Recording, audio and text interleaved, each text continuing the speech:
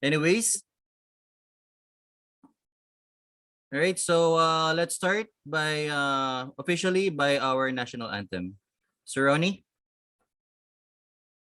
Yes, sir. Let me share my screen, sir.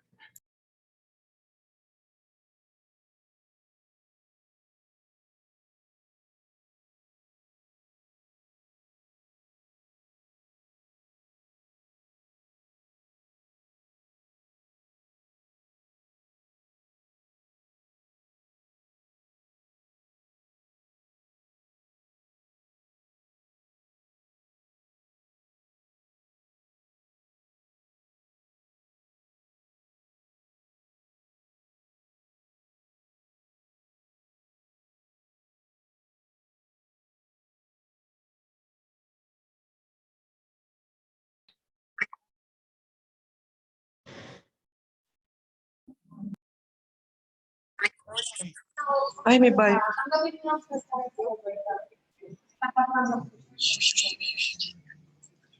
Ako na lang earphone.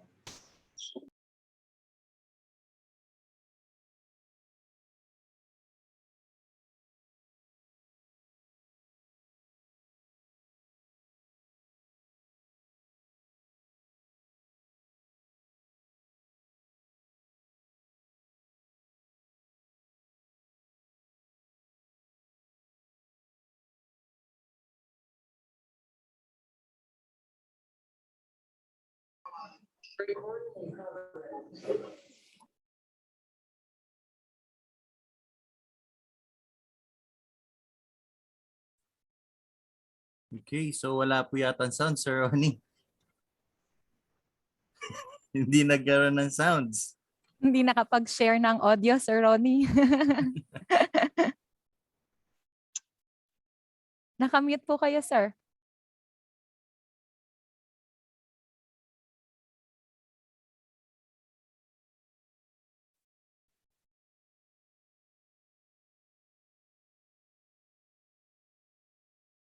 Okay, so should we proceed? Sir, Alright. are we going to share still the national anthem? Ready Sige, na po, okay sir. na po siguro yun, sir. Pwede na ba? Yes, Okay sir. na? Yes, sir. Sige, ulitin natin, sir. Sige, Sir, thank let me share you. the screen again, sir. Apo. Salamat. Okay. Teka lang ha. Proceed. Teka lang.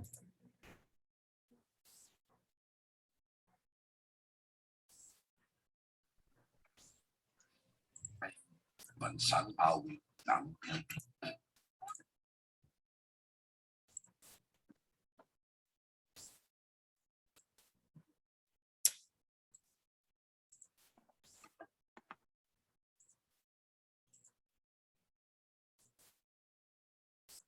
Sir, how's the screen? Nakikita po natin.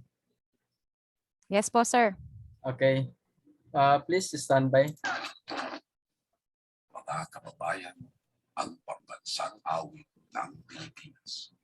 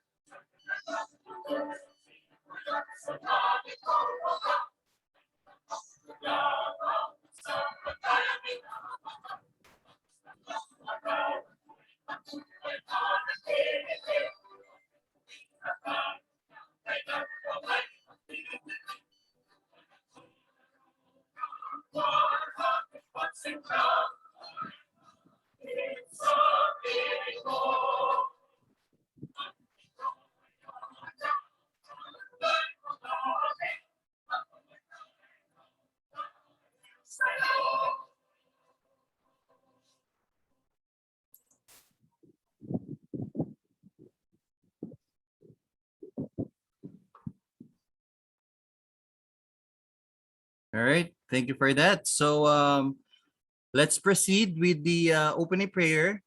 Ms. Shane Flores will lead the prayer. Thank you, Sir Jay. Let us remember Jesus Christ in our hearts and in our midst as we pray. Dear Almighty Father and ever-loving God, We glorify and thank your name. You have showered us with so much blessings, and your presence continuously remind us of your faithfulness and guidance. We humbly ask that you rain your finest inspirations on our speakers today so that they can offer the most of their knowledge and expertise, heart and soul to their respective topics. May we also acquire the priceless information, experiences, and put what we have learned today into practice. We hope that you would bless all of the committees in charge, that they will be able to carry out their duties properly, and that all of the goals they have set will be met. May us be living witnesses of your true love by the enactment of knowledge obtained through this activity with your unlimited grace. We ask this in the name of your Son, Jesus Christ, our Lord and Savior. Amen. Thank you so much for that, Miss Jane. All right, so welcome everyone again to our webinar. This is a work of our 4 sections, mga taga OTP Metro, OTP Makati, Metro Bulacan sections, then Bautista, Nevgen 1 and 2. All right, so we have 4 sections here from MBA, and the other section is the Advanced Transformation and and Organization and Leadership from the PhD class.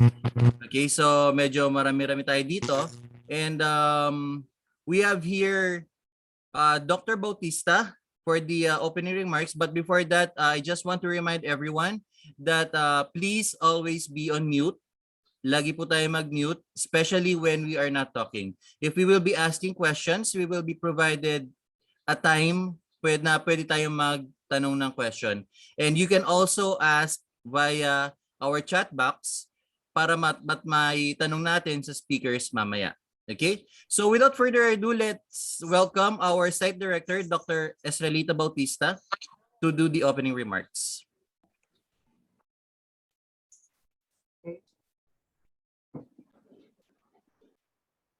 Good afternoon, everybody. Good afternoon, ma'am. Good afternoon, ma'am. Yeah, I'm glad I am seeing everybody again. How are you? Fine, ma'am. We're good. We're good, madam. Okay, I'm very happy everybody is here. Despite the rains, I'm having problem with my laptop. It's CLDTV Wi-Fi, very slow here in Bulacan. And I'm glad that we are now on our webinar for project management, construction management, and logistics. I'm very happy everybody has been here, prepared. Everybody has been responding well to the different classes despite the different schedules we've had. Welcoming everybody here. We have the 3rd section of the PhD group, House of Representatives. We have the OTP Makati MBA. Hello, you guys are graduating, might as well pay your fees. We have also here the Metro Bulacan. At the same time, we want to welcome also Jen here. And let us be attentive to our speakers. Let us listen. Let us contribute to whatever you guys have to say, particularly on construction management. Everybody who gets involved in construction, who is involved, who will be getting involved in construction, let us listen and let us contribute for the goodness of all students of this site. So I'm welcoming everybody in this afternoon website. You know very well, construction is very important. It's part of our life, especially during this pandemic. And we have to go on, move on. Just be inspired every time. No matter what happens, we pray to the Lord that we survive all these challenges of Delta variant, that we inspire our young people to live and be happy up to the end.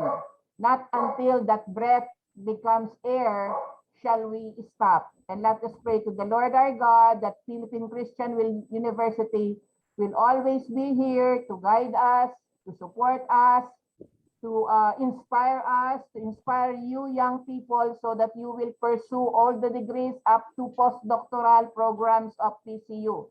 I want you to have full support to the Philippine Christian University, regardless of whatever things happen. Be there and take care. Always keep safe. Thank you very much to all our professors in all the different extension programs of my site, our site. Welcome to this webinar on logistics. Our speaker, Lasquite, our speaker, the engineer here, and all other engineers listening here in this particular site. Welcome to this project management webinar. Thank you, Professor J. Bautista. Thank you, Professor Diosdado Lequeron. Thank you, Professor Lasquite. Thank you, Professor Jan Placente.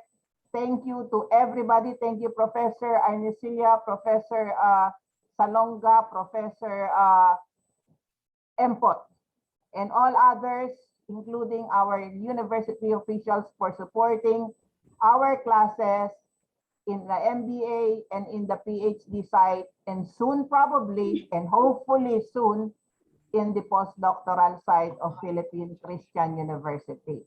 Thank you, AFP. Thank you, PNP. Thank you, BJMP. Thank you, NIVGEN. Thank you, Metro Bulacan. From the different people in Metro Bulacan coming from SSS and all other different government units. Thank you very much. Let us listen to our speakers and let us contribute for construction development, hoping that many of you will be successful in your project management in construction. Thank you very much. Let's start. All right. Thank you so much, Dr. Bautista. Okay, again, I would like to advise everyone to please be on mute whenever you are not speaking. So, without further, let me introduce the presenter who will introduce our first speaker, Mr. Alex Sagun. Mr. Alex Sagun, go ahead and take the stage. Hi, classmates. Hi, professors. Happy Sunday. So let me introduce to you our first speaker. So our first speaker is a graduate of Bachelor of Science in Information Technology in Systems in Technology Institute in 2015. He has Masters in Business Administration here in PCU, and he's currently taking Doctor of Philosophy in Development Administration, major in Project Management. He's currently working as a manager for IT service delivery at Seva Logistic. Let's all welcome Sir Ramelito B. Lasquite. Good afternoon, sir. All right. Thank you, Sir Alexander. Dr. Bautista, Sir Jay. Can you guys hear me? Yes, sir. Yes, sir. We Loud can and hear clear. Yes. Okay, excellent, great. You Thank can you so open much, guys. your camera, sir, para makita ka po nila. They're As looking for- much as I want to, I cannot. Maybe later on the question and answer portion, since I will be sharing my Okay. screen, so it may compromise the bandwidth. You know, here in the Okay, yeah, Philippines, yeah. I will be discussing that later as well. You know, All as right. one of the as one of the factors why why logistics in the Philippines is is already a is a factor, or is already a point that we need to look at.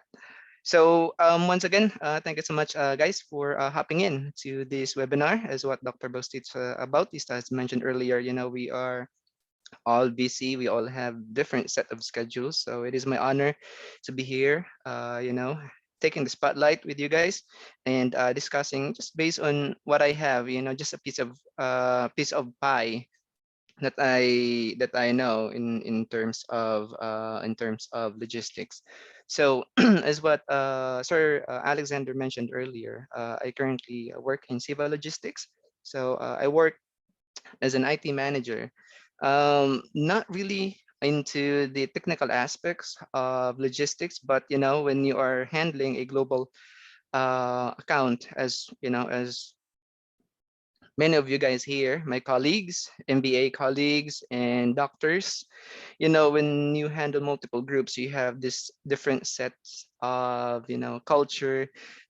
You get to enjoy, you know, uh, different different ideas, different flavors of what we do in our daily living, different businesses. So, it's just let me just just say it up front that taking MBAs, or you're taking your doctors or the postdoctoral.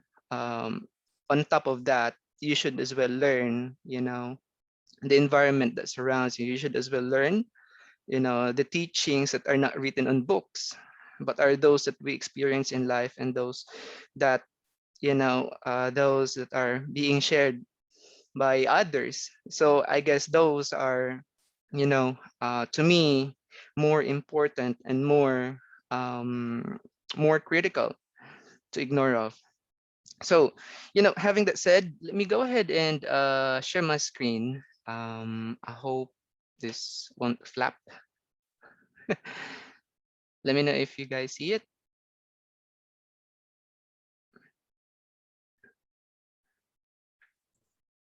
Sir, wala pa po, sir, please.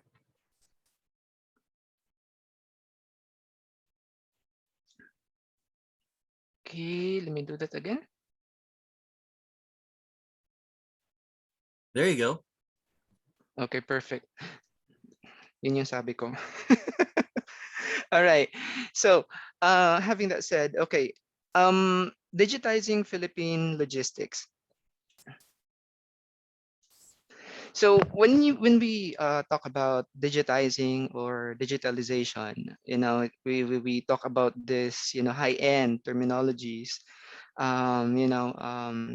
this futuristic looking graphics, futuristic looking industries when we talk about digitalization. you know in a world of in world of logistics, you know especially in this time of pandemic, it is very important and pertinent, critical, that your good, parcel, or any services is transported from origin down to its destination sa pinakamabilis na paraan, in the fastest way, in the most efficient and cost-effective way. And that's what digitizing is all about. It's not just merely, putting papers or putting actions or putting papers on your computers, or creating actions done by robotics or automations. We have lots of technologies that are already helping shaping not just logistics, but all sets of industries, as you are aware. If you are going to imagine logistics, if you are moving millions of goods from, into, and out of not just the Philippines, but as you know, the Philippine archipelago is composed of thousands of islands. Yeah. So transportation of moving goods from points A to B you know isn't just as challenging as we may be aware of, but you also have to consider the factors. So since this has been a challenge already, beginning, or starting off with the galleon trade back in the 16th century, it would be worthwhile to ask how are we doing with all these challenges, traffic congestions, roads, you know expressways, as well as fees if you are crossing, from points A to B, goods and services, especially in the maritime, or in the ocean free. So those are those movements or actions always incur charges. So those are to be considered, and how we are going to and how we could come up with an avenue to digitize the typical logistics that we are aware of. So if we're going to imagine, from self-driving cars to augmented reality, technology has quickly and surely affected our lives. But, do we see any advancements in the logistics industry, especially us? So we need to we need to identify the country's industry departed from, paper way bills or the receipts. So in order for us to answer these, questions, we must first understand the logistics in the Philippines industry. As per the study, the paper that I will be sharing with you was conducted last year, 2020, by a specialized group of professionals from the logistics industry. So back in 2019, the transportation, let me go ahead and move that. Okay. Oh, we will be discussing, apologies, we will be discussing the following agendas. So the Philippine logistics industry, the size, growth, as well as its drivers, the state of digitalization in the logistics of the Philippines, the issues that surrounding the manual processes, the e-commerce and its effects on customer expectations, and then lastly, the potential effects, key steps, and potential paths of digitalization. You know, when you're given the spotlight to discuss, sometimes you forgot that you have this structured presentation and then just go, make dal. Anyhow, okay, starting off with the size, the growth, as well as the drivers. So as what I have mentioned earlier, back in 2019, the transportation and uh, storage totaled at 19 billion US dollars, or that's around 4% of the country's GDP. So looking at the slide here, let me just hide this. I don't think I can. Okay, so I hope that you can see the top section of the slide. So this is a study on conducted on our Asian neighbors. So this is an ASEAN cross-country ratings or the performance index in terms of logistics. So as you can see, Singapore has the highest rating performance index. This is rated from 1 to 5. So 5 being the most efficient and cost-effective logistics. So Singapore has a total of 4, while the lowest is the Lao PDR, which is recorded at 2.7. Philippines is coming off 4th from the last, which is 2.9. So later on our discussion, we will be discussing the key drivers as to why we are on that position, as to why the Philippines is among the most expensive logistics and not so efficient in terms of moving goods compared to our Asian neighbors.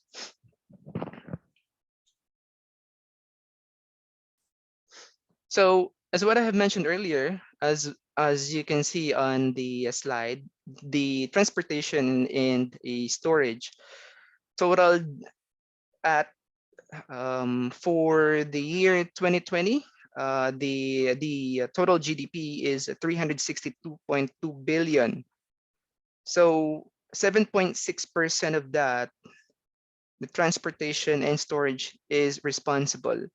So according to the compound annual growth rate, the rest of the GDP is 8.8%, while the transportation, logistics, as well as storage incurred 7.6%. So if you could just imagine, that's around 84 billion, a slice of the total Philippine GDP. So that's how big the industry is, and we are just starting.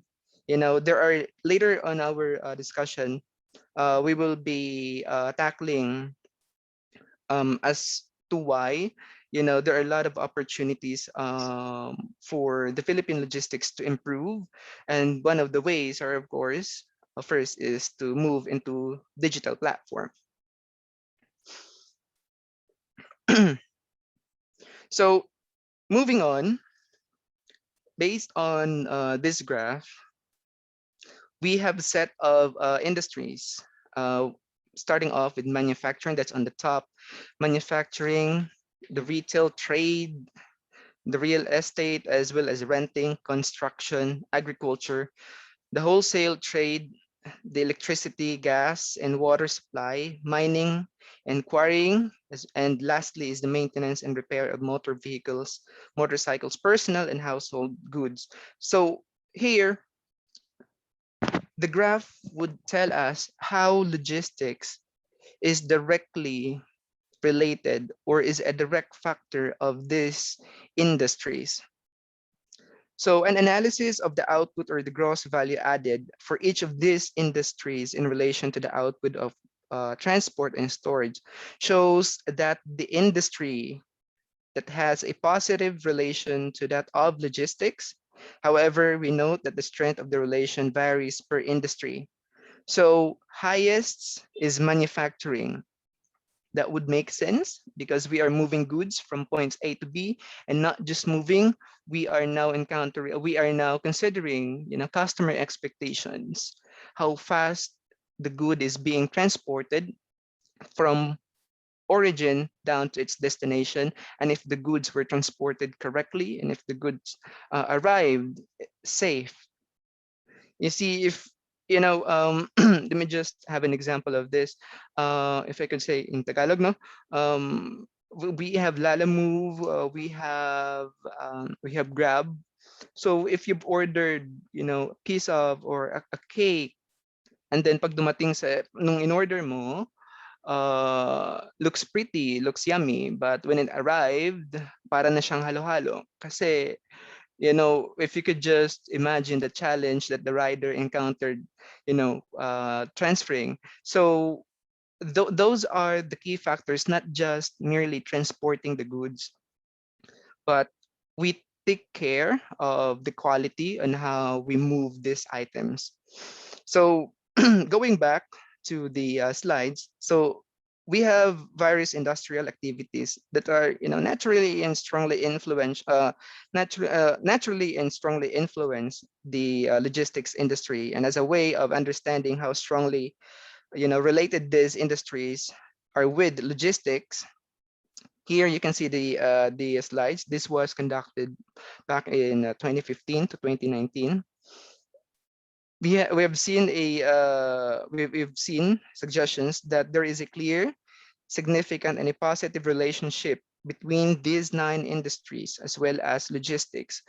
They are directly related or interrelated, intertwined to each other, because the more activities we see on these industries, then there is more of a logistics. The slower activities on these industries, the slower logistics is. And that's the same vice versa. If your logistics is moving pretty slow from imports down to its origins or down to the provinces, if you could just imagine receiving an item coming offshore, and then pupunta siya doon sa national doon sa international port ng Manila, it takes about or just a minimum of a week just to offload your item, and then kukunin mo pa siya doon sa mga offices. So those will account as to how fast goods are being transported, and to how fast these industries would depend on logistics in order to be effective or in order to progress.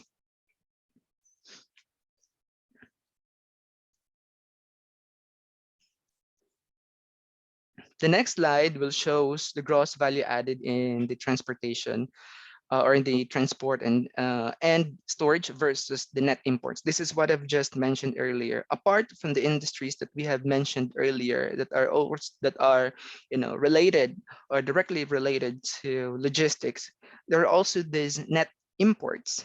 So what are the imports? Of course, those are the goods that are coming offshore. It has been found that to be closely related to logistics, in the Philippines, net imports of goods down from the last 10 years. Okay, we are seeing that the net imports of goods have grown at an average of 27%. That is year on year, or YOY. That's way back in 2019. So looking at the chart, we see that logistics has an output to be growing alongside with this growth in international trades volumes. And I can say, you know, from from 7.3 billion to 63.9 billion, that's a whole lot of jump. If you're going to consider why is that. First, I'll just have a brief discussion of this. It's because of e-commerce. You know, e-commerce simply plays a very critical role in logistics, not just domestic but international. If you can just imagine how goods are now being transported via air freight or via ocean or via land, that's totally different, 10, 20 years from now. So given that we have these factors, we are also, like I've mentioned earlier, we are also considering other factors, not just moving goods, but also the quality of roads that we have. So given logistics is heavily dependent on the available transportation sector or the infrastructure that we have. If you can just imagine traffic, ang lapit. Gaya dito sa amin, ang lapit lang ng I live in Alabang, and then SM South Mall is just 15 minutes or 5, 10 or 15 minutes away kung walang traffic. But if there is, it's be a total of 2-3 hours you'll be stuck there. So if you could just imagine you have a good being transported from this point. Parang ang tagal, mas mabilis pa yung eroplano makarating sa Leyte for just an hour, 45 minutes. So, like I mentioned earlier, we also need to explore relationships between the quality of the transportation infrastructure that we have. So there is a study that the quality of roads, bridges that we have, especially sa atin, we live in an archipelago separated by island, or separated by bodies of water. So we live in multiple islands. So transporting goods is very challenging, from the quality of roads that you have to the quality of ports, down in Matnog or in Batangas, and then from the receiving ports, and then going back again to the road, or kung nasaan ka man nakatira, or where is the destination is. All of those factors has to be counted, or will be accountable on how fast the delivery is. There is a study as well that was conducted by the Japan International Corporation Agency. So it says here that the traffic congestion in Manila, which is the country's economic center, accounts for around 38% of the country's GDP. That is just in Manila. Imagine that in Cebu or in the other metro cities that we have, or Davao, or in Pampanga. It has been, and traffic has been getting worse. Well, now at least we have the build project of the government, which eases at least the pain that we have. If you can just imagine, way back in 2014, kung naalala niyo, we have set of container vans na nakapila in Batangas as well as in Manila. Diba? So those, kung meron kang orders, paano na yung business mo, which is yung lead time mo is only a week, and then just transporting good from the Manila port would take more than 1 to 2 weeks just to be cleared. So it says here again that accounted for 38%. That's just in the Metro Manila. Okay, so the Philippines, per the study, the Philippines would stand to lose at around 106.4 million daily. That's daily, okay, in peso, or that's, well, that's almost, or I'm sorry, that's in US dollars, or that's almost 38.7 trillion each year by the end of 2035 only. That is due to the traffic, you know. So that is why, and we've been seeing this in news, not just, the institute or the JICA, you know, shared this as well to our news industries, that, you know, traffic is not just merely you sitting there, but you have to consider, you know, instead of you sitting 30 60 minutes in your vehicle, or a container van sits in EDSA for an hour or two, it could have been translated into a more um, productive, or a value added cost, or value added services or good, kung nakarating siya dun sa destination niya on time, but it's stuck there. So, you know, these are the factors that are also the key drivers to how, as to why we need to to digitize logistics. Saan? So, Oo nga. all right, moving on. So, since we have observed that there is a large and significant factors in the Wala ka, logistics isama tayo. industry, so there are, you know, three factors that could influence that will be influential. Firstly, as I've mentioned earlier, would be the commercial activities within the country. So logistics is closely related to other industries and sectors, from agriculture, manufacturing, construction, wholesale, retail trade, and, you know, retail or the real estate and renting. That's number one. Number two is that we have seen significant association between logistics and the country's net imports, as well as what the previous slides uh, displayed or portrayed. And finally, there is, you know, we see how improvements in the quality of transportation infrastructure are links to the output of logistics, which which can reach higher levels if, you know, issues that surrounds congestions can be resolved or can be addressed. Let me know if you have questions, or yeah, later I will be addressing questions. Moving forward is the next agenda for today. So that will be the state of, you know, if you're gonna ask, we've been discussing earlier digitalization. So what's the current state of the Philippines anyway? I only have one slide for this agenda, but this slide would entail, you know, the previous slides that I have just mentioned earlier. So if you could just, based on the slide, the horizontal are those of the activities that we have in logistics. We have, you know, we have the demand planning, the inventory management, fleet management, warehouse management, the transportation operations, the order management, and lastly is the customer service, where we involve highly in people. The vertical ones are the key or the KPI, or your key indicators. So we have, first is the capturing of data. Next, that's from the top. Next is your data analytics. Third is your software and hardware. Fourth is your people. And then lastly are the processes. So as you can see, there are tiles that are on gray. There are those in light blue, and then in dark blue.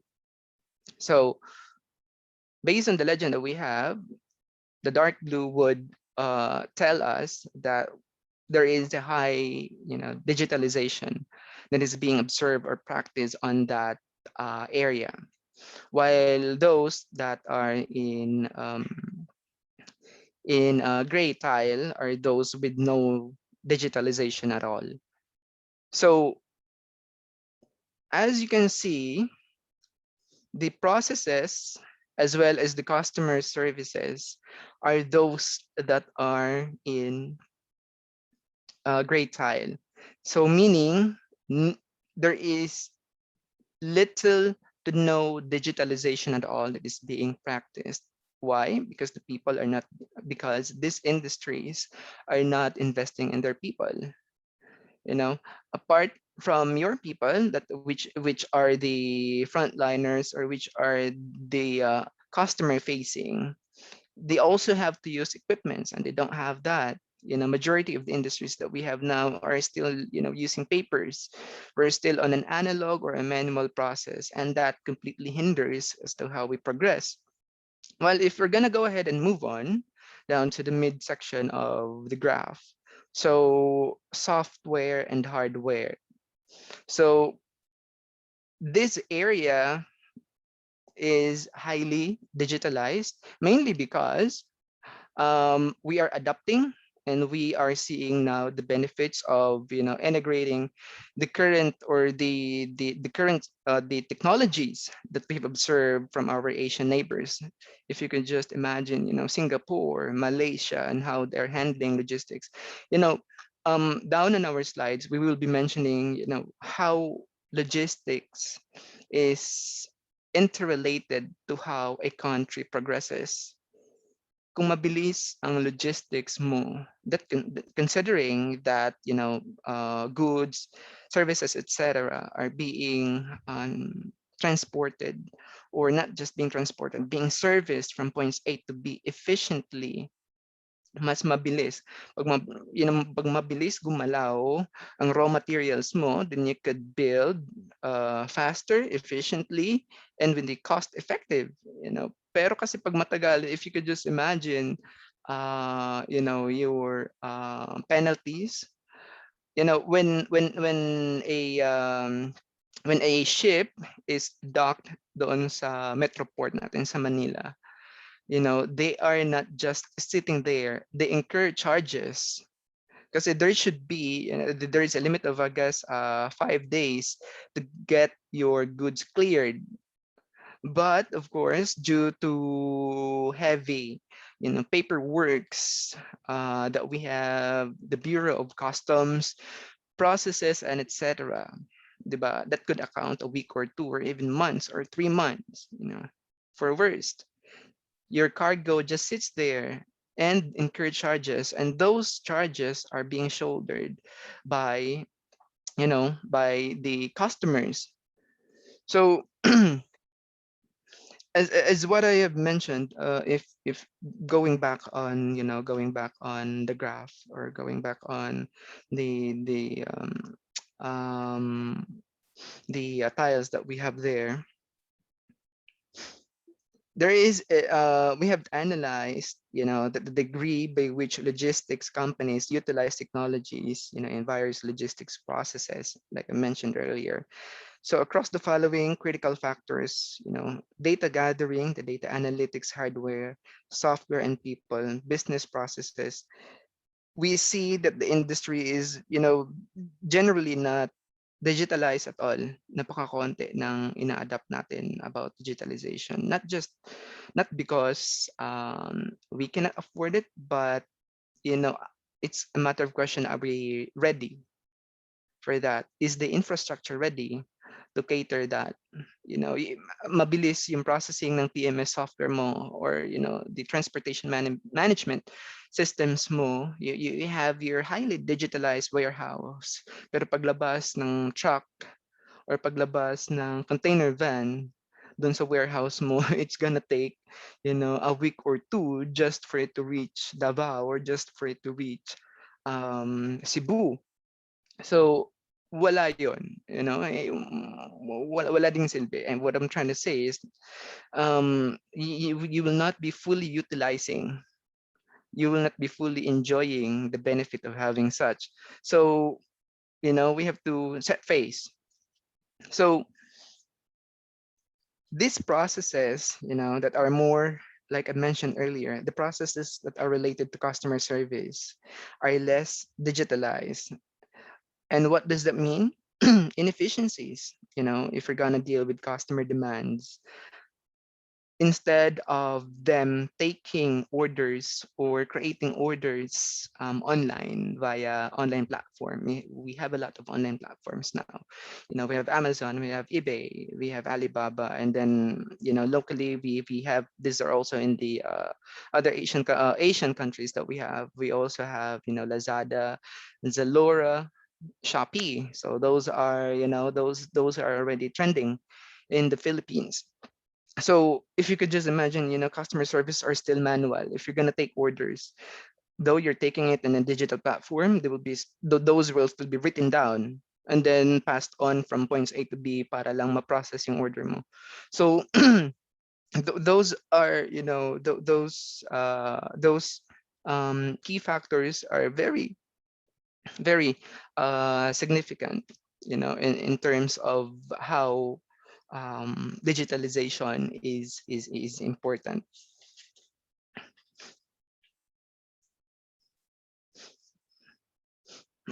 Moving on to the issues, we have mentioned that the manual processes hinders to how efficient, to how fast logistics is. We will be discussing those issues. Here you will be seeing a workflow. Now that's just a simple workflow from your stakeholders down to processes, and this is being captured as to how the customs are processing.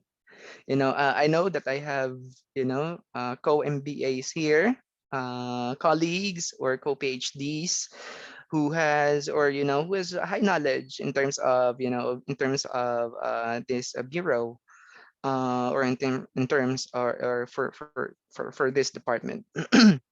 So, you know, before we harness the power of digitalization, which eliminates efficiencies, we have to understand that these inefficiencies are brought by the manual processes. So, and you know, th- in the logistics industry, there are already expectations. Abutan ko pa dati, LBC, if you're gonna transport a good, I lived in Leyte. So if you're gonna wait for a good being transported from Manila to Leyte, that's gonna take a week or two just to get there. And that's just a simple, just a simple appliance. So a week or two, if you could just imagine that. But now, there are already customer expectations. Nung pumasok ang Shopee and Lazada, we want, there is already this transparency that the customer expects. They want to know as to when the order, or as to when a parcel or a good is being transported from its origin. We need to know kung nasaan na siya, kung ano nang ginagawa, or if it's already good for receipt. So, and like I mentioned earlier, in logistics, timing is everything. If you have a visibility on as to what's the status of your good, or as to what the status of the order, then your process managers, your operations managers, your technicians will be able to handle it accordingly. Let us say there is a delay in Batangas port, and that good is critical to be transported in the next 24 hours. Then you can just simply, the operations manager or the supervisor can immediately tell or inform the receiving party that there is a congestion down in Batangas. If this is, if this good is considered to be critical, then it can be lifted, meaning it can be transported airways. So you already have this, you already have this option depending on how critical, goods is. Meron kasi ding iba, sanay nang na-delay, so it doesn't matter if it arrives, a week or two later from its early stated, date of receipt. So this these factors that we have, proper timing, proper timing allows the business to manage inventories, just as I mentioned earlier, inventories, cash flows, customer expectations. If you have a 360 view of those, it will be easy, for the technician or for the manager to address or to adapt accordingly. And how can you do that without technology? Wala. Usap-usap na lang. Goods that we have at least a cell phone, but that's not enough anymore. Especially right now that e-commerce is booming. You know, this pandemic is directly related to how e-commerce is booming. Why? Well, if you're gonna ask, the more you restrict people sa bahay nila, then what are you gonna do? Hindi sila makalabas, then they have to order it online. So the goods has to be transported, the processing of goods has to be done on a digital platform. So hindi ka makapunta ng mall or hindi ka makapunta ng hardware. So you order it kasi takot kang lumabas due to COVID pandemic. So you will have to have someone else do it for you. And paano mangyayari yun if there is no digitalization? Paano mangyayari yun if you could just imagine, you living 50 years from now or 50 years back and this pandemic happens, ano nang gagawin mo sa bahay? That's a good question.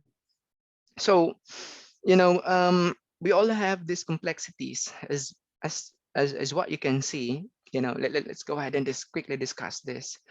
Let's go ahead and quickly discuss this workflow from your stakeholders down on your left, and then these processes that we have. Approximately it's going to take a week or two. Just for your process from your broker, you all have this accreditation, permits, documents, the preparation of your the lodgement, declaration, etc. Your taxes, your port charges, gawain lahat ng brokers yun. For your ship liners, if you're a part of the shipping industries, you're the logistics industries, you all have this. We all know this. We all have this submission of your cargo manifest. This will entail anong nakalaman or nung nakalagay doon sa cargo mo. You would have to declare kasi lahat yun may tax. Lang dineclare mo, these are just apparel, pero nakalagay doon or vehicle, luxury vehicle. So, edi huli ka. So you all have to declare kasi meron yung corresponding fees. You all have this insurance. And then of course, from our brothers from the Bureau of Customs, you all have these processes. Saan nagkakaroon ng inefficiencies? When there is a person handling a specific process, when there is an analog or there is a manual process. You know what I'm talking about. Those are when the inefficiencies occurs. You get tempted. If you want this cleared right now, well, you have to pay this and that.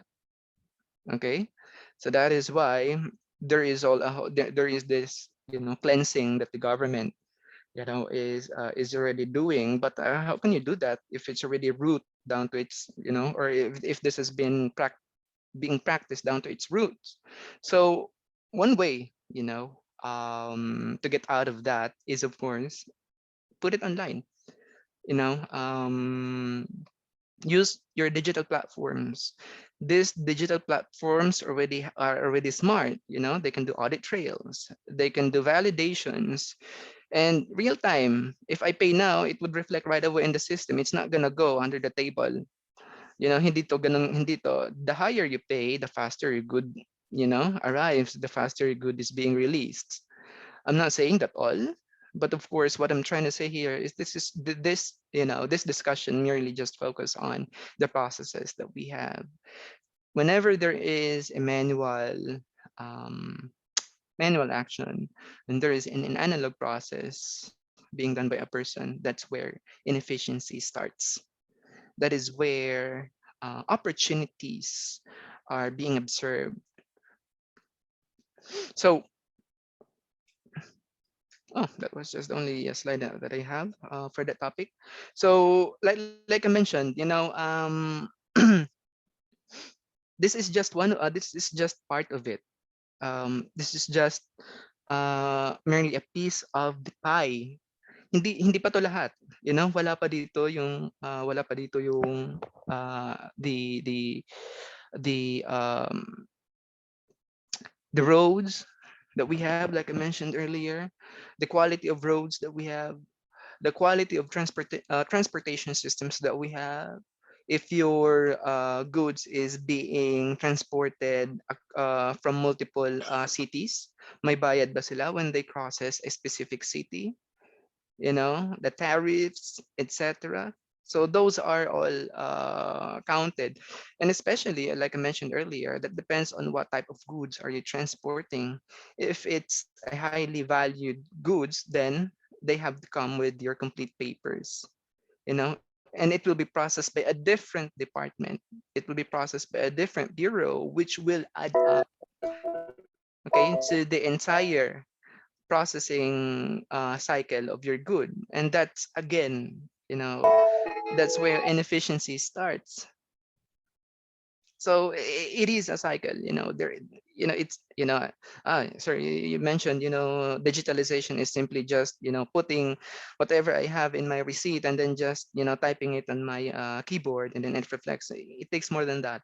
you know you have to study everything. The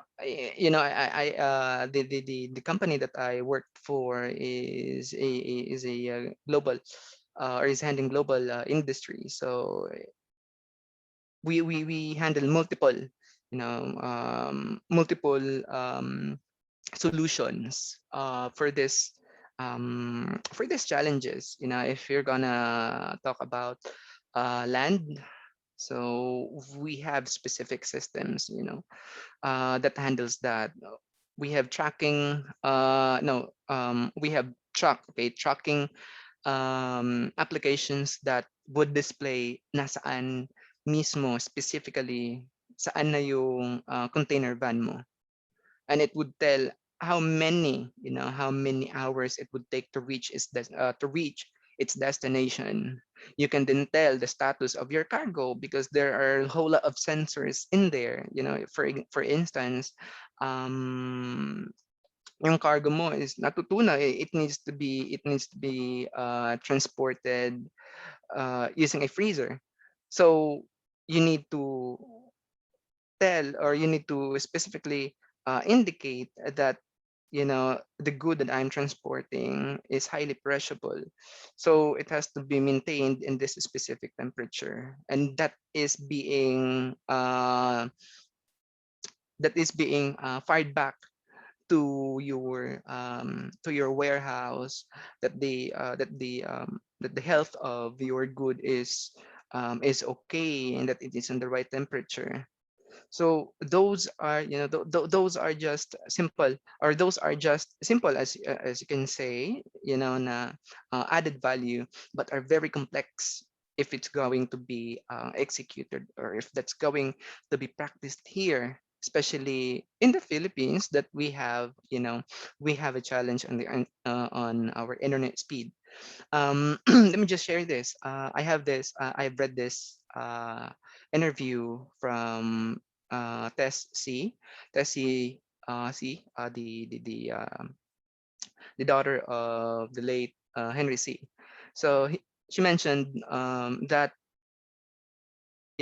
having a slow internet in the Philippines is not merely really bad.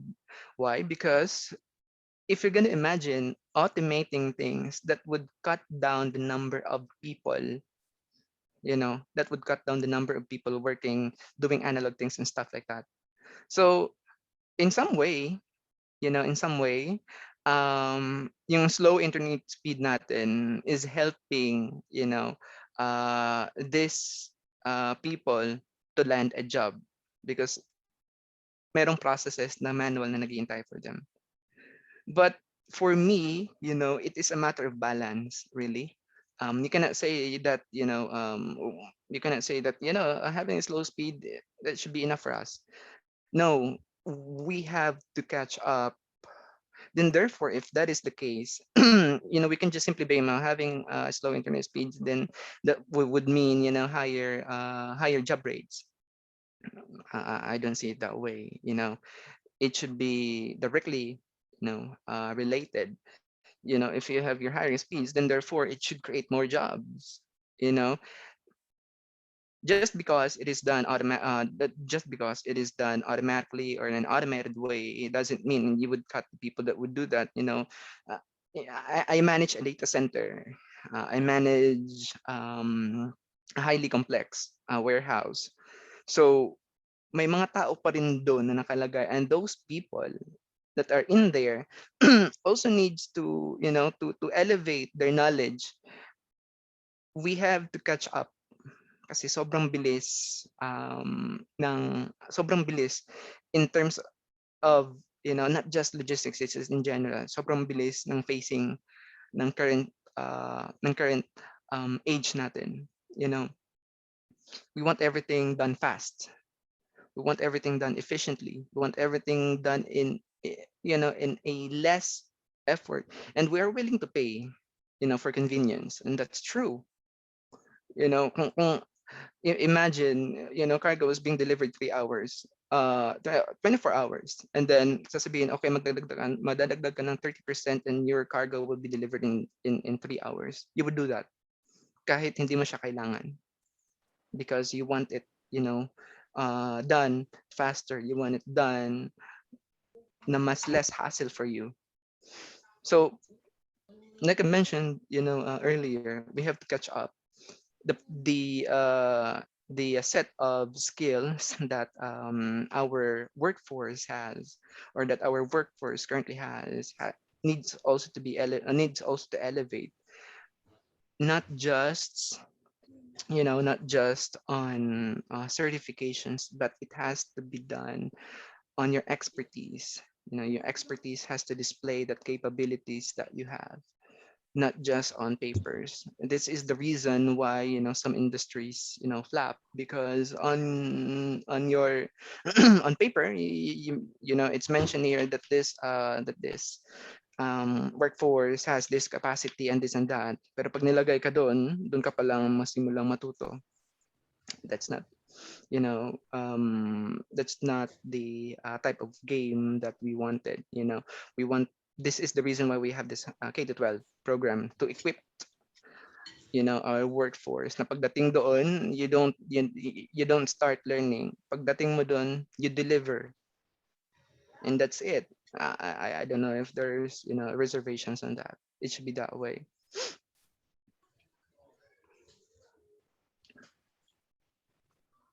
Let me know if you have questions though.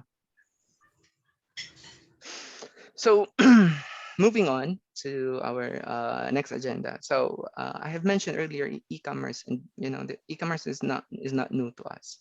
We know e-commerce. Add to cart, guys. Okay, we all know this. Pag malungkot ka, add to cart. Pag masaya ka, add to cart. Basically, add to cart everything. So what would be its impact to customer expectations, and what's going to be its impact to logistics, and its impact to the Philippine industry as a whole? There you go. So these logos are very familiar. As you can see, I have some very important bullets there. Internet population in the Philippines have grown by the rate of 530%. That's just over 5 years. If you could just imagine that 530% nakababad ang mga Pinoy sa internet. Okay? And majority of that are not really being really productive. I have not done a full study on that, but if you're gonna think of it, what we're gonna do, instead of you doing just Facebook by just having it 80% of the time, how about having it in a more, productive and a value-add way? Next is that we have e-commerce growth rate at 101.4%. That's the recorded value. That's just between 2016 and 2020. So that's 104%. you know, that, if you could just imagine, how colossal, e-commerce has become, especially like I mentioned earlier, especially now that we are in these times of pandemic, the retail industries are crippled, but it's not dead. It's just crippled because of this. But businessmen, all this is why they're called businessmen. They know how to adapt. So they are now moving, or they are now, improving their processing capabilities via online platforms, and that's where the busy times are. You know, for those, let us say, for the food industries, before, uso lang dine, napaka konti for those who takes out, because simply because yun yung available, or yun yung most convenient way. But now the most convenient way, since we are stuck in our homes, you have it delivered, just like I mentioned, just earlier. People, are willing to pay for convenience. Of course, the discussion as to how much, that's a different story. But if you have, you'll be willing to pay, rather than compromising or jeopardizing your health. Pag lumabas ka, you'll get Delta in there. So have it delivered instead. Yeah. So next bullet, the e-commerce in the Philippines is seen to top by 12 billion. That's just in the next 4 years, 2021. That's in 2025. That's 12 billion. So for the guys, kailan ba yun? Yung nagsimula yung pandemic, if you could just imagine, lahat nagtitinda. Right? So everyone else that you see in Facebook are selling.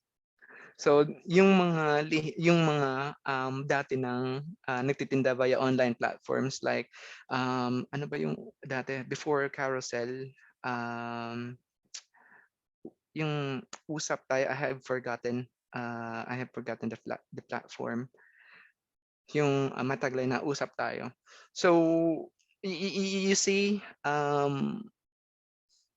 in every crisis, opportunities arise, and that's what Filipinos are good at. We flex depending on to how much we can, we can extend.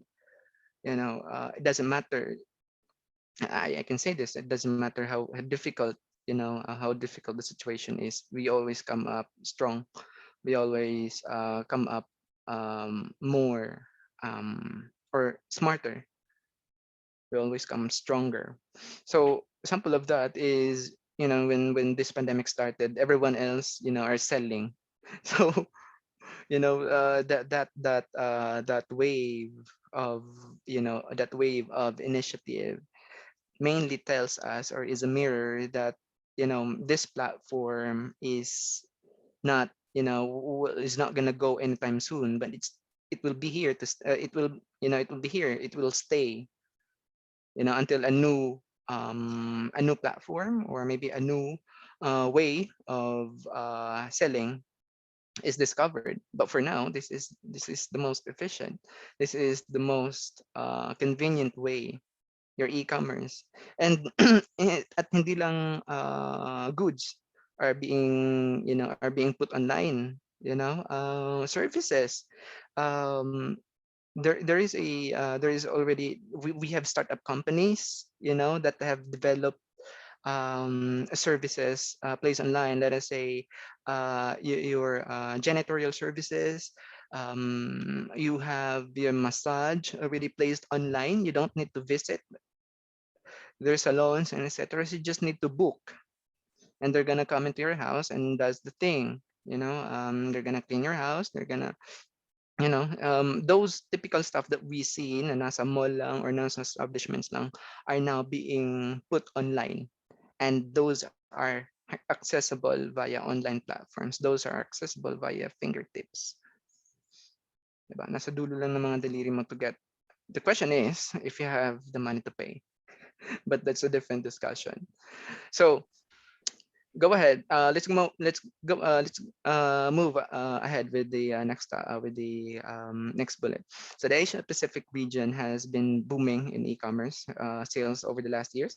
Yes, and this is very important. You know, everyone else, lahat nata, kahit yung mga nasa bundok, they already have their smartphones. They already know how to use smartphones. Before, when I was in high school, I've experienced a cell phone, the 3210 fourth year. Call and text lang. But now, ang kabataan natin ngayon would want, you know, their good iPhones, their high-end Samsung, their high-end, you know, iPads. So, and what they're gonna do with that? You know, it is beyond socializing. You know, the company that can adopt or that can sustain these changes are those that survives. You know, if your company is not yet digitalized, if your organization is not yet digitalized, we're gonna see that 10 years from now when everyone else is already transacting or doing their transactions online. When you pay your through Gcash. You know, when you transact, you pay via credit card. Diba? Majority of these transactions are done online. So, you know, industries has to adopt this fast moving, okay, this spike, you know, of technology. So, and with this, you know, everything else has to come along. Anong relasyon nito sa logistics? Well, that's a no-brainer question. Yeah. Um, Logistics is like, you know, is like your lifeblood. You know, if you're gonna consider your body. Yeah. Nutrients are being transported from your toes down to the tip of your hair, and if this blood stops moving, that specific part of your body dies. And that's also happening in our industry. Imagine cutting a supply on a specific island, it dies. But if you have the access, if you have the capacity, if you have the infrastructure, that island booms, that island progresses. On our build program with the government, you know, those areas that before we don't even that we're not even aware of are now already accessible. Nakita lang siya sa Facebook group. Oh, there is a good, you know, there's a good place down here, down in let us say in the northern portion of Luzon. The next day you'll be there. You already have your T-Plex, you already have your ACTEX, you already have your expressways. You know, this infrastructure are responsible, you know, in developing developing the industry of the area. Okay, it doesn't end in logistics, but of course it starts with logistics because transporting, you know, your mechanical equipments there. Sino magta-transport noon? Logistics, 'di ba? Hangga't magkahiwalay ang kontinente ng mundo, logistics will be there.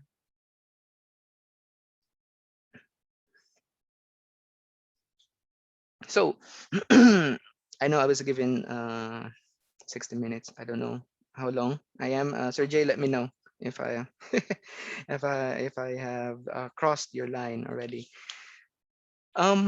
So let's go ahead and move on to the next agenda. So what are the potential effects, the key steps, and what are the potential paths? We've been discussing digitalizing, digitalization, etc., etc. So what are the key steps in moving on to that platform? I only have one slide here. I guess I have one. Yeah, I have two. Sorry. So like I mentioned earlier, you know, the e-commerce thing, you know, that's very critical. I know Sir Likiron is an expert in e-commerce, is developing a website.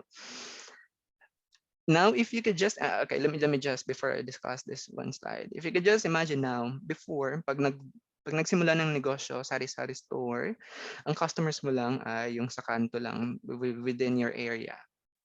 Yes? So that's already a business, you know. But now, post it online, post it in Facebook, post it in your digital platforms, in Shopee, in Lazada. Your customers is already global facing right on day one. Diba? Day one ng negosyo mo, your your market isn't just, you know, your kapitbahays, but the world. Everyone else sees your item there. It's just a matter in introducing that item to your customer or to your target customers. So how is digitalization affecting the logistics industry? We've been discussing that, like I've discussed earlier. On the demand side, the consumer expectations, the lead times, of course, you want it fast, diba? Gigil ka na eh. You know, if for the guys here that are, you know, that are fun in online games or uh, in building their computers or in building their hobbies, if they ordered it online, they want it now to arrive. Or if they ordered it online, they want it now. Andun ka na eh, you can't sleep. Once you place your order, you cannot sleep. You know, once you have that added to your cart, gusto mo na siya makita right away. And I don't know. I don't know really. There is really this difference between purchasing an item from a retail store between receiving it or doing it via you know, via online platforms, let us say Shopee, or via Lazada, Zalora, etc. You have this excitement, no? I don't know if this is just me, but you have this excitement in receiving your item, and then, you know, if you get the wrong item, yes, of course, you get irritated, madidismaya ka. But in time as Pinoy, you would just make fun out of it. So uh, we change, we adopt, you know, in accordance to what is currently available, and like as mentioned earlier, to what is more convenient for us. Next one is, you know, the order status or the transparency. You want it monitored. You want to know where is your product, you know. You've seen it. I know that other like DHL for the for your last mile, we call it last mile in logistics, for your last mile transport. So, you know, you can definitely see from the warehouse, okay, it's already moving to this process and this and that. So that's part of your order transparency. You know what is declared, in there. If it's 350 pesos, it should be 350 pesos na dumating sa'yo. Yeah. If it's ordered 3 pieces, then it should arrive 3 pieces. So those are the factors on the demand side. Those are the effects that we have. You know, if you're gonna discuss digitalizing your logistics, again, your expectations, the consumer expectations, the lead times, and how fast the move is being transported, and your transparency of order status. Down on your right side, which is the supply, the supply side, the challenges. There is a disruption of the traditional supply chains. Like I said, if there is an influx of orders, who's gonna deliver that? But mayroon tayong mga nakikita sa Facebook that, you know, um, one of your last mile industry has this pile of orders sitting there, diba?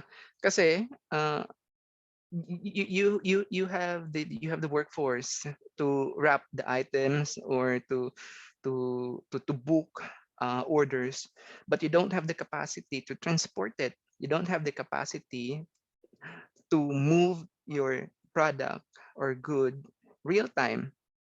Okay, so that influx alone you know would really disrupt, you know, as to how the traditional supply chains, you know, that you have to wait. Diba? Dati, if LBC says it's 1 week, you have to wait for 1 week. There's nothing much that you can do. But now you have options. You can track this and that. You have visibility, and you can then, you can then go to your local supply chain and say, I see my parcel, I see this order, and that it should be here already. Mas alam mo pa yun kaysa sa um, dun sa customer service na kausap mo. So see, so if you could just imagine how that impacts the logistics. Again, it's your lifeblood. You know, if these nutrients are transported freely, then that part of your body will get all the nutrients it needs. It will be healthy, and that's the same in the industry. So the rise of a technology driven of the new entrants, yes, of course, definitely. Lala Move, like I mentioned earlier, Lala Move, you have your Ninja Van. Um, um, what else? You have Transportify. These platforms, these new entrants are already adopting a technology-driven workforce. Their workforce are highly equipped to understand these processes and not just the manual read and write. The way order is being handled are done via automated. And when I say automation, they say, robots. These are not the robots that you see um, in movies. The robots that I'm pertaining here are those mechanical arms that does the work instead of a human. You know, um, we have a site in Netherlands. I don't know where specifically, but we have a warehouse there that instead of people that moves a box of parcel from the warehouse, from the far portion of the warehouse to the area where it's being already transported by a trucks for the last mile. Hindi na tao ang nagpipick ng orders. There is this process that we call picking. If you could just imagine a whole warehouse, and then andun yung let us just say this, computers. Let us say there's an order of 1,000 computers with hundreds of different, or let us just say, yeah, hundreds of different components, and this component sits in a different portion of your warehouse. If you're gonna do that manually, it's gonna take days for you, hundreds of orders.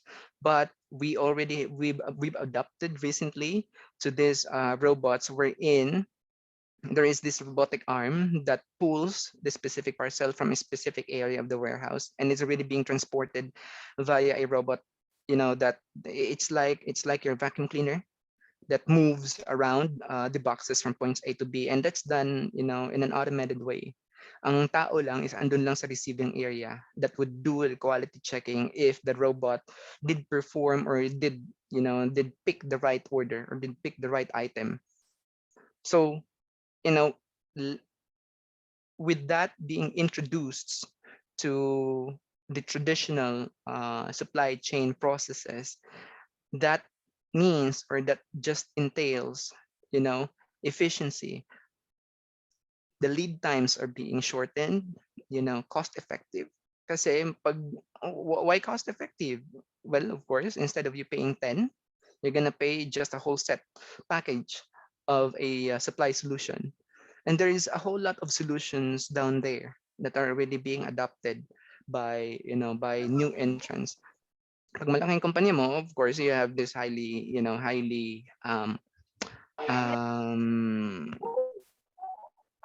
highly driven or highly technology driven platforms or technologies. But if you're new, then there are also free or open source, as we call it.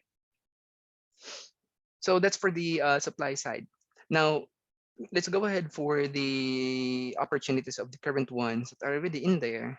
There you go. Just like I said, shorter lead times by digitalizing the manual and analog processes, and enabling transparency by utilizing this integration technology. Integration, boy, this is far way complex as you could imagine. If you're integrating, when you integrate a process from a supply chain alone, if you're going to discuss supply chain alone, that's already complex. But if you're going to discuss putting that online and integrating that with different sets of other technologies, that's where the spaghetti comes in. you know, and of course, if you're already, if your company or if your organization is already a key player, then you have the capacity to adopt, to adopt these technologies. You have your SAP, you have your TIBCO, and what I'm trying to say, what I'm saying are just solutions. You have your WMS solutions, or the warehouse management solutions. You have basically you have everything that's in there. Eh, para tong let me just put it this way. I know that BPO is not new to us, so i- if imagine that our colleagues in that industry are um, processing services offshore, you know adapting a technology driven technology, or a technology driven ticketing system. So instead of you taking orders via phone, the typical ones that we have, of course, there are still those that does that, they manually call, but now automated na, tatawag sa'yo, robot na. And all you have to do is to, select keys to respond to the robot if you want to. So, that's what digitalization can do. And that's what logistics is, from a complex industry down to a more complex, you know, um, processes if it's done in an online platform.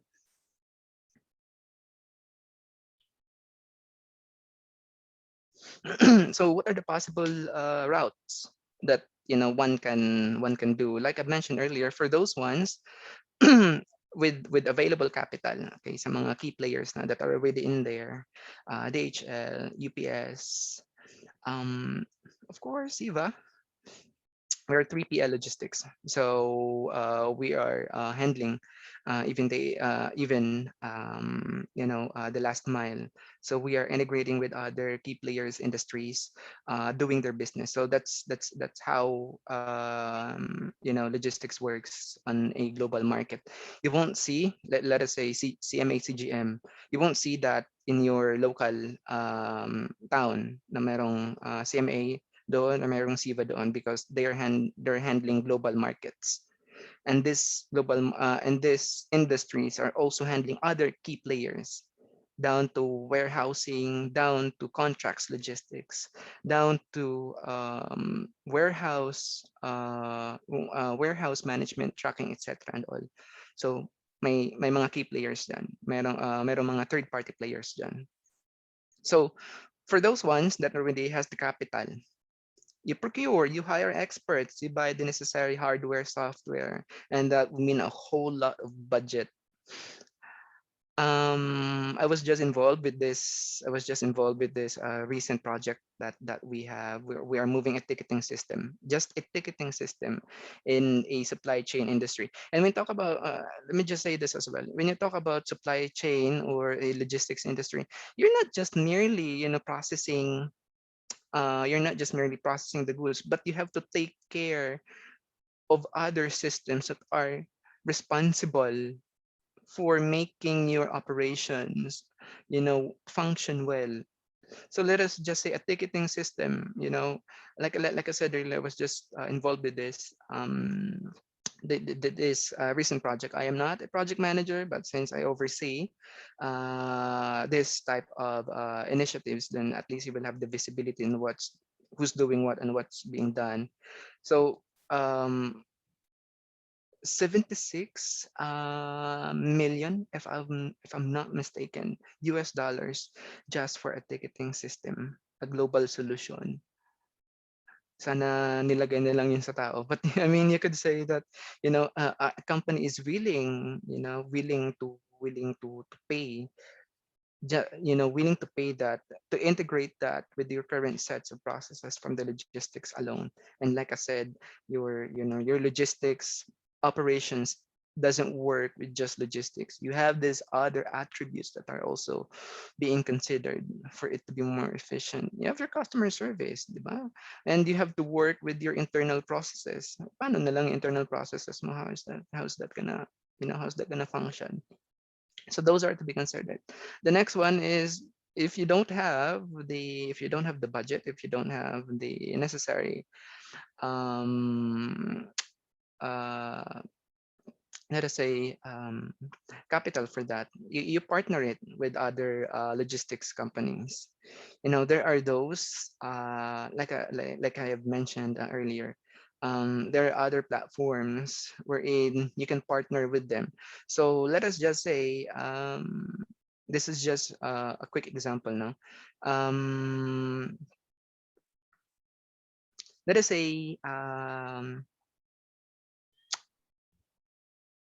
not DHL, because DHL is a top company. So let us just say that company A, company A doesn't have that much capital, but company B has the right amount of resources, has the right amount of capabilities. Then they go ahead and partner, with that company B, just for that specific task. If company A has less riders, has less last mile available capabilities, then they partner it with those two tasks. Diba? So you do it with partnership, and with established partnership, your company could adopt this digitalization processes. That's one of the available routes or avenues towards digitalizing. And what I'm trying to say, it doesn't just end there. If a specific, let us say, may maliit ka na company,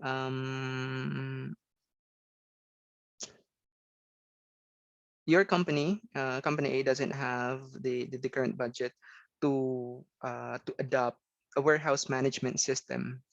That warehouse management system is responsible in just aligning everything, and responsible in tracking everything in your warehouse that gets in and gets out. So if you don't have the capacity to buy the whole set of technology, then just partner it with other companies that has. Okay.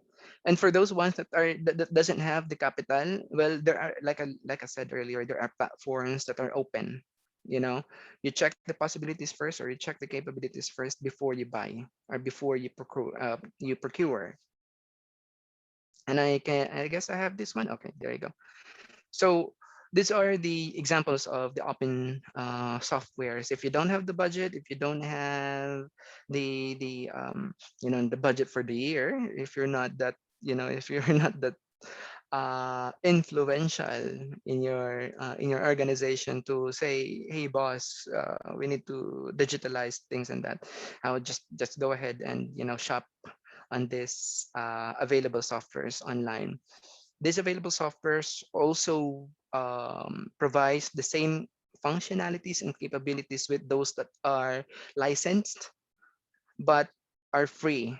It's just that it's open source. You still need to have people that would maintain it. You still need to have experts that would maintain it. You can just simply you use it for free. Nothing is for free, especially in this industry. Kahit sabihin mo, okay, open siya, open software. Down the road, of course, if your industry grows, then you would have to pay this already. Okay, it's part of marketing strategy, people. We're MBAs here. Okay, we're doctors here. So let us say, you can have, or you can enjoy our service for a 30-day free trial, but after that you'll pay. Or you can enjoy our service for a limited of 14 sessions only. If you're gonna surpass the 14 sessions, or if you're gonna surpass the 14 number of IDs in the system, you're gonna pay. And of course, you have to pay. Yeah, because you already started to realize that having this set of, having this technology is more efficient, would help. Just imagine this, even Globe already has the solutions that you can track orders. It's not just a telecom, but you already have the solutions, business solutions that you have. The faster you adopt with the solutions, the farther your business will go. It's just a matter of how you're gonna manage it. It's just a matter on how good you are in doing business, and it all boils down to customer service. And what customer service is: lead time, transparency, and convenience. Those are just the three that I have for you. I guess I'm down to my last slide. Taking so much time. Yeah. Um, Logistics is far way beyond to what we have, especially now in pandemics. In the pandemic that we have, especially now, scarcity of food. You have to be transportation, the foods sector, and the energy sector, healthcare sector. It requires logistics. Without logistics, there is none. Sino magde-deliver niyan? Paano yan mamove? Especially now, let's just put it into an example. The vaccines that we have. You already have your first dose, but your second dose is delayed kasi merong problema sa logistics. So, see, that's very critical. It's not just simply moving goods, but you're moving live, saving, diba? Foods, energy. If we're gonna discuss energy, your solar panels, your windmills, those are imported. Those are not manufactured locally.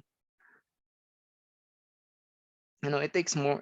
Logistics is not just what it's not just merely transportation, but it is transporting life-saving items or goods and or services. And who are we doing those for? We're doing this for the people that are already in the silver lining, let's just like what Kat said. Yeah. Logistics, not just like I mentioned earlier, it's your lifeblood. Imagine being logistics as efficient, then you get to have this, your build projects. You get to have this transportation infrastructure possible because of logistics. The recent activity that we have for the Department of Transportation is that we are doing a tunnel, just like what we have in foreign countries. So they already have these boring machines, that just arrived. So we will have this. We will have this. I was thinking if we could have a bullet train in there, but I guess that's gonna take years. But like I said, logistics is being responsible. You don't just simply transport, but you help this type of people: fishermen, farmers, students, market vendors. Without your logistics, their products will go nowhere. Ano kukuha ng 30, wala Yeah. pang ang sahod namin. Yes. Nakadepende sa palitan. So, ito nga, mura lang tuition. Diba? Oh. So that's just about it for me. When you do things beyond to what you have signed up for, do this for these people.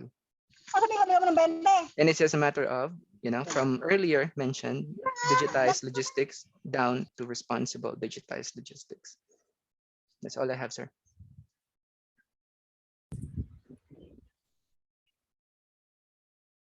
All right, thank you so much, Sir Lasquite.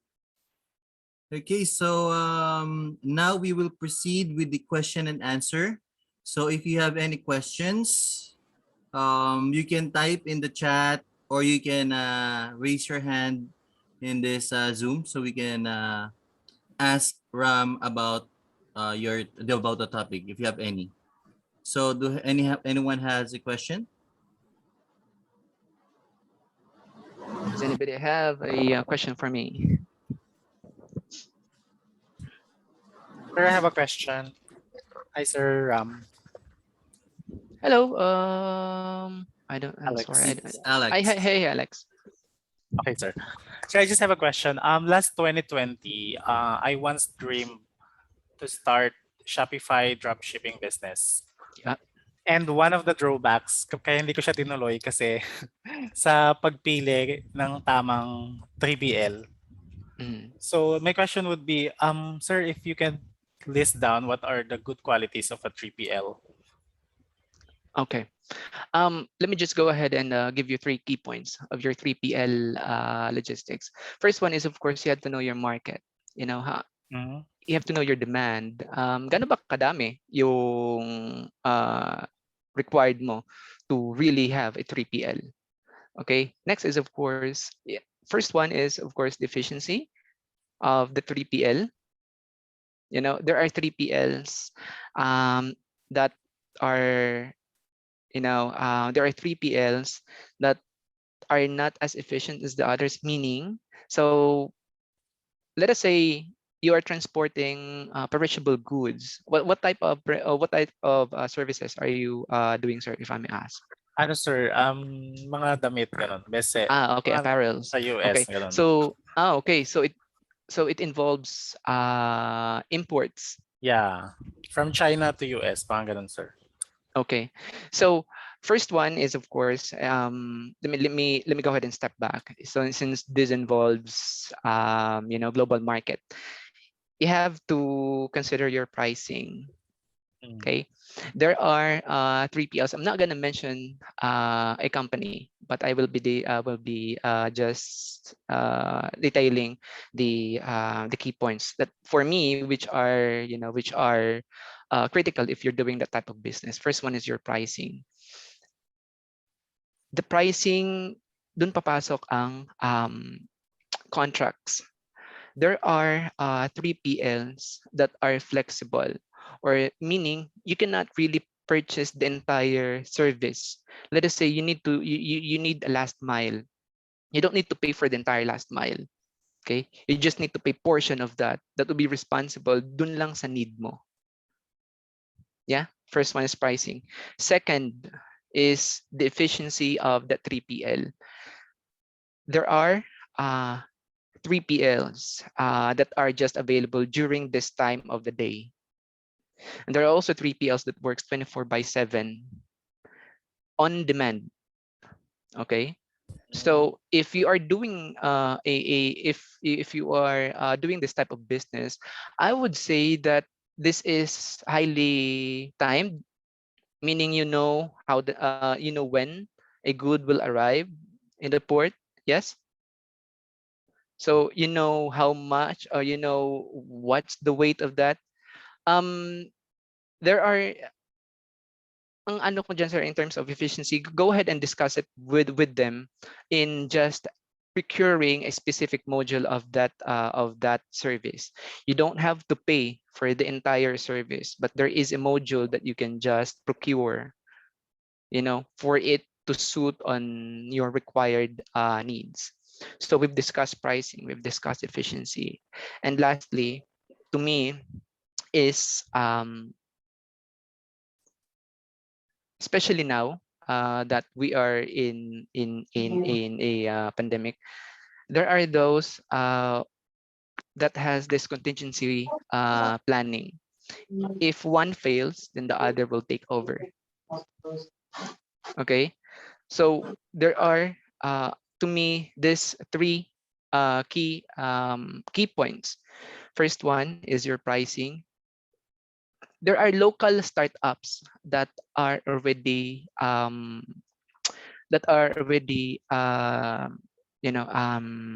offering this type of solutions, sir. That they provide digital platforms wherein you can monitor your parcels from the origin hanggang dumating siya sa bahay niyo, hanggang dumating siya sa establishment mo. Go ahead and seek for that. It doesn't have to be expensive. It just need to be efficient and exact. depending doon sa required ng company mo. Okay, you don't have to go mahal agad. You know, you don't have to purchase the entire solution. Part of the solution should suffice. Okay, and then you would have to lastly, ang na-mention ko, the last key point for me is the, you know, the contingency planning.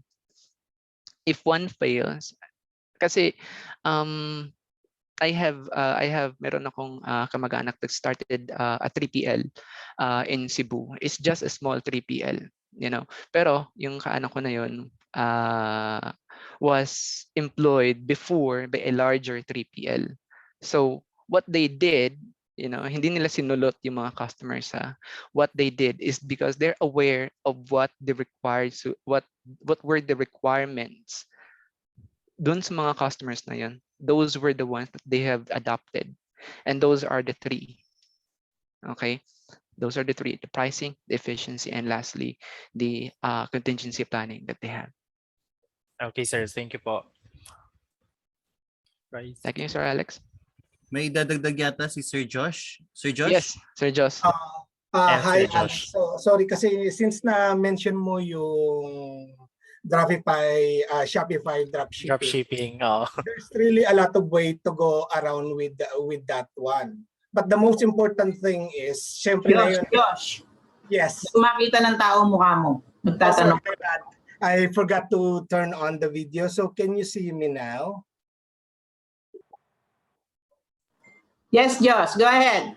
So Alex, Yes, sir. I think sa Shopify dropshipping kasi, yun yung pinaka major concern is yung logistics. Pero you don't need to find a 3PL for that to happen. Kasi nga, you could easily integrate your Shopify to AliExpress or any other platform na kung saan meron siyang fastest way of sending goods from China to the US. So may iba kasing configuration. And then at the same time, what you could do for now, ang pinaka-best approach mo kung gusto mo talagang maging successful ang dropshipping mo is you need to find a partner, supplier in the US directly.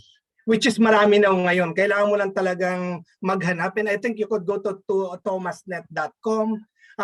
Doon maraming list ng mga supplier na US. So you just need to really negotiate with them. Kasi ang good thing if you find a US supplier is that yung shipping time mo is really advantageous compared to the other. Kasi nga sobrang bilis. You could at least 1 to 7 days nandoon na sa customer mo. Pero ang tanong, are you gonna do it by a private label dropshipping or just unbranded dropshipping? So any of the two, I think right now, yun yung pinaka-best approach, especially yung mga damit. At masyado siyang critical kasi prone sa return ang damit. Oh, returns. Pag hindi tama yung sizing background, it could be a disaster. That's why what you just need to do now is you could either find a US partner. You don't need to find a 3PL right away to start your drop shipping.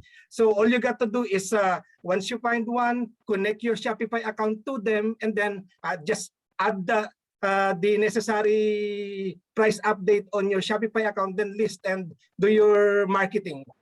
Pero then you could also go with a lot of private drop shipper in China, which is mas mabilis, mas efficient, kasi you're gonna deal directly with them.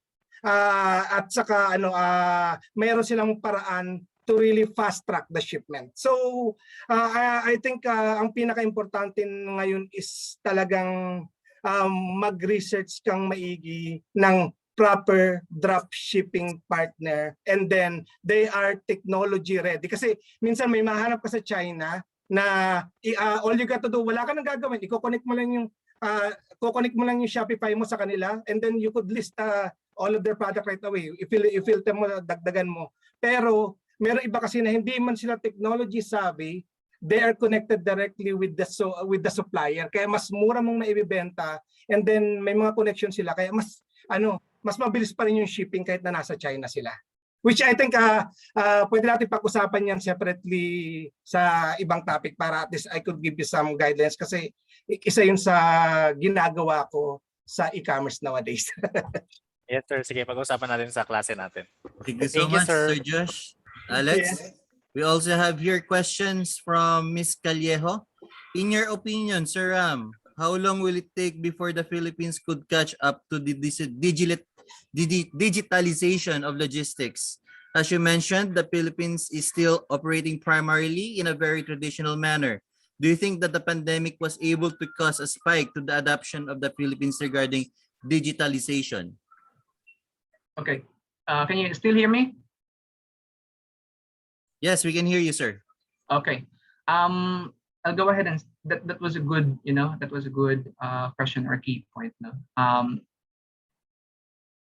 For me, I would ask the government, kasi it's not just merely, the private sectors. The private sectors can of course kickstart this, this initiatives, and of course the government has to play a key role in doing that, or in replicating that with the other agencies being handled by the government. Because I just like what I mentioned earlier, just simple bit of Bureau of Customs is already a key player as to how fast move your good is being released. Don't support with the current standing that we have now with the country. It's gonna take another 10, 20, 25 years. Malayo pa tayo doon. The e-commerce industry just started just in the late 2000s. Kailan Sir Josh? 2016 pumasok ang Lazada, or pumasok ang Shopify, or I'm sorry, ang Shopee. So that influx alone is a wake-up call, for the other sectors. And like I mentioned, the private sectors, and of course in addition for the government to adapt. Kasi hindi lang sa logistics kailangan mong i-improve, but of course the infrastructure. Do we have the infrastructure to support? From your online infrastructure, meaning to how fast your internet speed is, down to your road infrastructure, to your bridge infrastructure, the RORO that transports items, kasi you have to consider these are inter-islands, kaya medyo mahirap sa atin yung pag-improve ng logistics. Inter-island kasi tayo, hindi tayo katulad ng Singapore, maliit, Malaysia, di ba? Na isang isla. As napakadaming isla natin, and our major cities are scattered. Okay, so those are the key hindrance that are to consider. So with that consideration, to me, I don't know. I have not really conducted that deep study as to how long we could at least catch up to the international market, or to the international logistics index. All right, thank you for that. Okay, so we also have here a question from Raquel Cruz. Can you open your camera, Raquel? And you can start asking the question to Sir Ram. Thank you.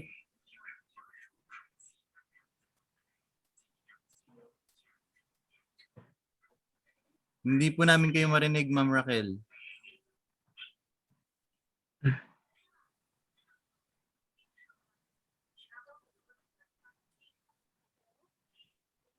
Wala po, hindi po namin marinig.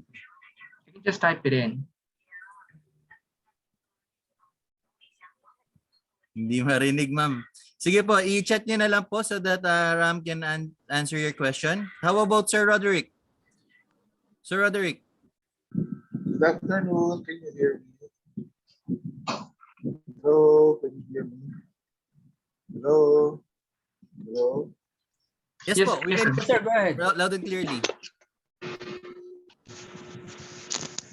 Yeah, can you hear me? Hello, sir. Yes, we can hear you, sir. We can hear you. Okay. Pasensya na po kasi hindi ako MBA, ako ay more on government procedure, NGM. But the way I look at it, tama po ba na pagdating sa ating logistics laging inconsistencies and fragmentation ang mga nagiging problema?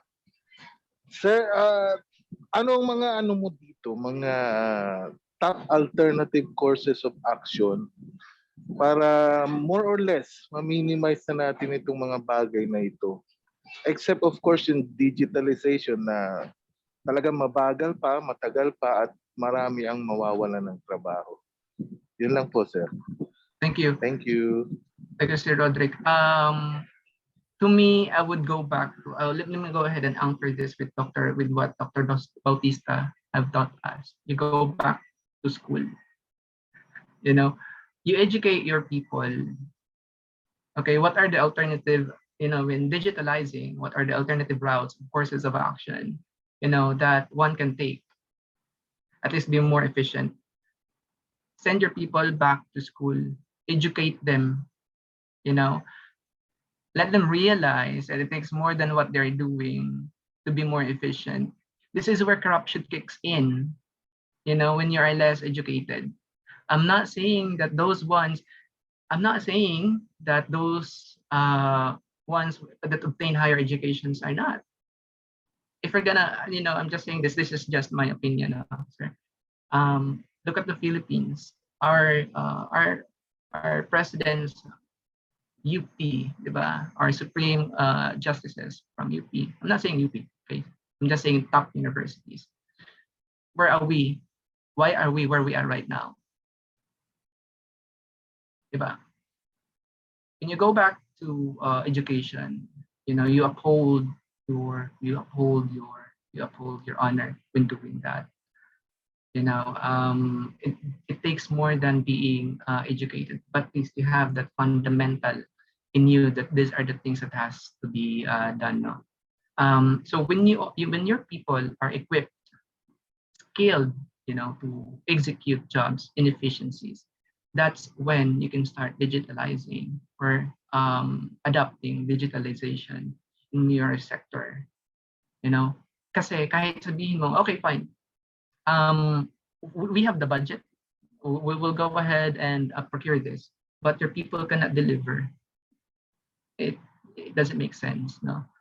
You have to educate your people because by the end of the day, it will still be your people that drives the companies or the organization's success. Thank you, sir. Thank you, sir. Thank you. Ram, can I butt in? Yes, sir. Yes, ma'am. Of course. Yes, actually, one of the problems that we're having now is one of the biggest problems is internet. No, just a few hours ago, before this webinar started, I have having problems here in Bulacan. So I have to go from one computer set to another just so I could get into this webinar. And I think the same way, it has been the problem of many of our fellow citizens who want to learn about digitalization, that the internet has been so slow, no matter how much we are paying for it. You just get a lot of headache going to PLDT or to Globe or whatnot. But the same way ever, I think this is one of the biggest problems of the country. I think this is where the president should lead, that internet would be as fast as any other country in the world, not only in terms of the number of Mbps or the money that we are paying, but in terms of actual real operations. The moment we get some rains, I get lost here in Bulacan with my students because my internet always becomes very unstable. But no matter what we do, I really think this should be a national effort that we should always try, okay? And I think the president should really look into the department, the national agency that looks into this internet system. So imagine the frustration of the department secretary when she said, Secretary Briones, when she said, many students are now actually dropping out of schools Many are no longer interested. And who wouldn't be? It's not only money that is their main concern in terms of buying the internet, paying the internet, but the internet system itself, Globe, Smart, Converge, blah, blah, blah, they should all really work for this country. I think it will be the command of the president that will make all internet systems unified, all with the efforts of helping our fellow citizens. Because going to school is not only the solution. The problem is you're already in school just right now, and yet the connection is still very difficult. So what more for those who are in business? That's why those who are in business should also try their best. Digitalization has been a problem. In fact, a few minutes ago, I was just talking to your professor before, Sir Picasso, and he was saying that even the digitalization of the system in the senior citizens payments in Manila has a problem. All right. So just the inputting of data has a bigger problem. What more of the collection of data? The same way goes with all other parts of the Philippines, I would say. Because if Manila is ahead, everybody else's would be ahead because Manila is the capital, the center of the Philippines. It should be the center of digitalization. So if you want all the sports to be really efficient, internet must be really working. And there goes, the never-ending motivation of our schools, the never-ending motivation of our universities in inspiring students to enroll, to learn more about digitalization, everything that concerns the internet, the computers, name it, anything that concerns e-commerce. And I think by doing that, with us putting all efforts together, regardless of this pandemic, because always remember this pandemic will not stop in the next 2 years. Oxford Studies had said last year that the clouds will not be brighter, probably not until after 10 years. So expect the worst. Now, in my experience, talking about, all these shipments, the logistics and everything, way before, in the late 90s, on the shipment of chromite in Zambales, where I was one of those in the team that audit chromite in Zambales shipping. I remember this in Palawig, what's this port? In some was it it's letter M. What's that place? Letter M in Zambales. I am forgetting. Masinloc, madam. Masinloc, maybe? Masinloc, yes, exactly. Where you have the international ship, German ships coming in to get the what do you call this, the chromite from being mined from Zambales. We were one of those first. My boss was one of those first at the time. We were paying $100 per hour for every delay in the shipment. That was way before pandemic. So imagine these things did not improve much since the 90s up to the present. That's why I really think, Sir Nagal here is from the Navy. I really think even the Navy can talk a lot about this, all right? Logistics, digitalization, and all this. Because the Navy suffers a lot too when they encounter delays. What more in the private sector? And that's why when I was looking at the questions in here, I would be asking Commandant Arugay, are you there? Where is Commandant Arugay from the Navy? I think he is just here. Will you comment on this, Sir Arugay? Adrian? Sir Arugay, hello. Go ahead. Sir?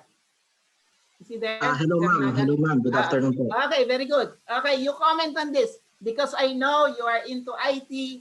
I know, just like the rest, they are also students of Picasso. I know that you are in the Navy. You are more aware of what's happening to this. Will you help us? Will you enlighten us some of those things that you can share to these students here in MBA and PhD? With regards to the logistics part of what, ma'am, yung Yes, na-comment yung on time. Hmm. Ma'am. Logistics. Of course, ma'am, kasi by nature of course sa amin sa military or sa navy is every activity is very interconnected do sa overall objective namin. So kapag meron kaming operational plan, of course, everything is well planned na one delay would really cost yung malaking delay sa part so sa overall mission namin.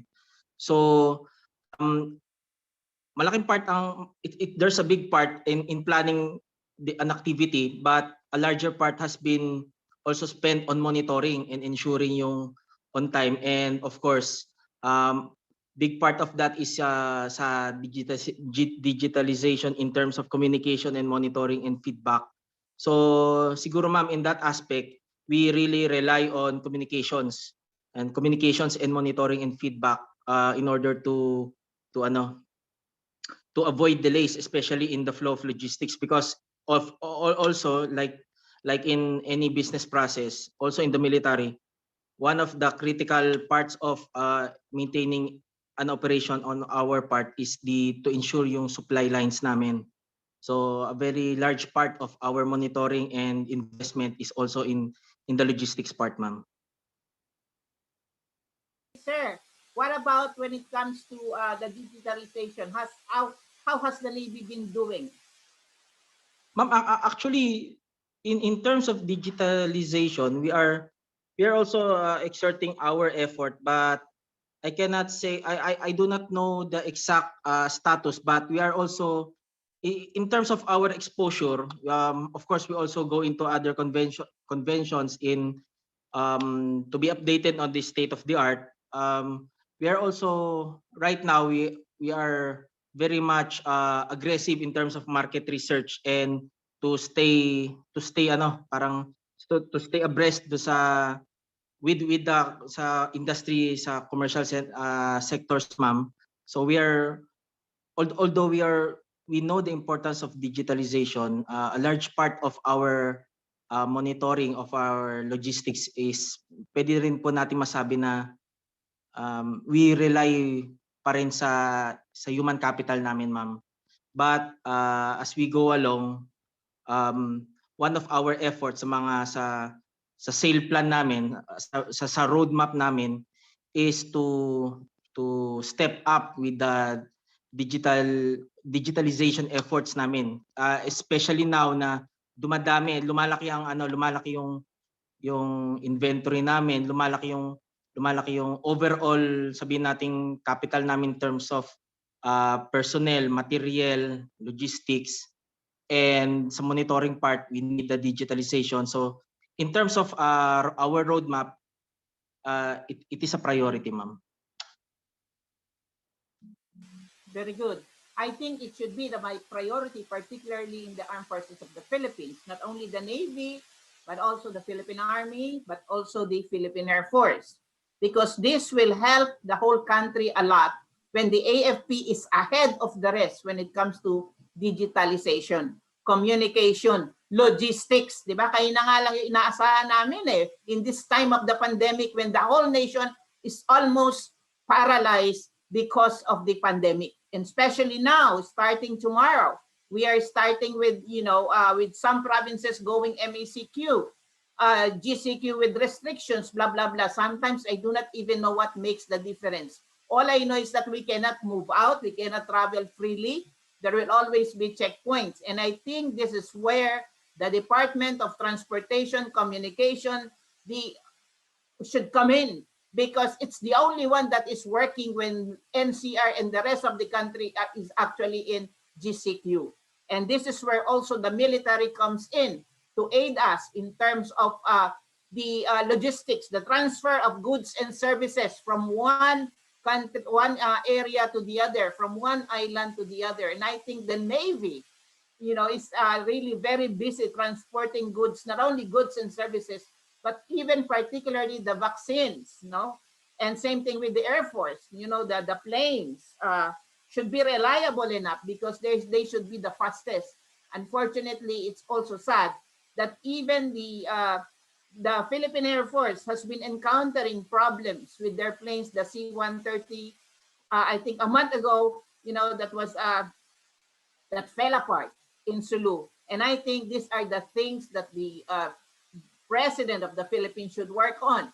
Make sure we have the armed forces of the Philippines all working for a very efficient transportation and delivery of goods and services from one part of the country to the other. The same way with communication. Communication is the only thing that is left for us to be able to really communicate from one part of the island to the other. And if this communication, the internet is always failing, then I think it's gonna be really sad because we can no longer freely move from one place to the other, especially when our NCR is already on ECQ. All right, go ahead, Jake, call for All the right. others. Thank you very much. We also have here a question from Sir Dan de Tablan. Sir Dan, naka-raise ng hand din si Sir Dan.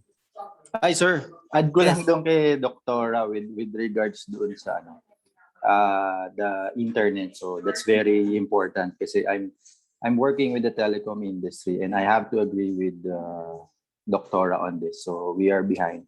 But in a different perspective, what we would like to have is the customer experience. At the moment, the current administration had helped the telecom industry that much already, including the introduction of the third player.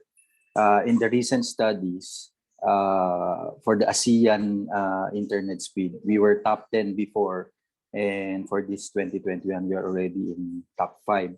But again, if we focus ourselves on customer experience, I think we're not yet there. Simply because this type of improvement for our telecom industry, specifically for those fixed lines that was mentioned for the PLDT and Converge, it really takes time. But I believe it is really the most important at the moment. That's why Doctora was pointing out that communication and logistics are very important, especially during this pandemic. I would say we are not yet there, but we should be getting there. Maybe in the next 5 years, siguro. Yun lang, Sir Jay. Thank you. All right, sir. Thank you, Sir Dan. Okay, and we also have here a question from Z. Z. Sir Jay, sorry. Yes. Sorry, Sir Jay. Sorry. Let me also add up to that. Go on. For yes, we've discussed that earlier that the internet speed is a key role in moving things up, or in at least in catching up with the rest of our Asian neighbors. Ang problem kasi natin, or ang ano kasi natin dun sa internet, yung archipelago kasi ng Pilipinas, we're separated by bodies of water. So organizing this infrastructure, your oceanic cables, in for technical terms, are very challenging. So that is why, as much as we wanted to speed up the process of, like I said, the question earlier was as to how long are we going to catch up. It's going to take years, because it's not just merely the logistics processes, but you have to consider the infrastructure where this processes sits. Yeah, so okay, fine. So one of that is yung archipelago natin is we're separated by bodies of water. So mahirap mag lay down ng mga oceanic cables to transfer, or to communicate one island to the rest. Next is, of course, we're gonna do satellite or di kaya towers. What about the rights? What about the legal aspect? Pag hindi ka naman pwede magpatayo lang dyan basta-basta, ng mga towers, you have to consider legality. So all of these factors will constitute to how fast we could come, or how fast we could expedite things, or how fast we could catch up with with the other Asian countries in terms of internet speed. Thank you, sir. Sir Jay, go ahead with the next question, sir. All right. So as mentioned, thank you so much for that, Sir Ram. So as mentioned by Z earlier, do you think decentralization of warehouses to be placed in other highly urbanized cities and utilization of international ports outside Metro Manila can alleviate the issue at hand? Good topic. That's a Nakakatulong yes. ba yan? That's a yes, sir. That's a big yes. Kasi right now, congested na sa Manila. That is why we have ports in Subic. We have brand ports in Davao, and we are in the government, as you can see, is into really decentralizing, the main hubs or the main economic hubs, not just in Manila. Manila sits on these trenches wherein if a disaster happens, then all hell, everything else will will fall apart. Yeah.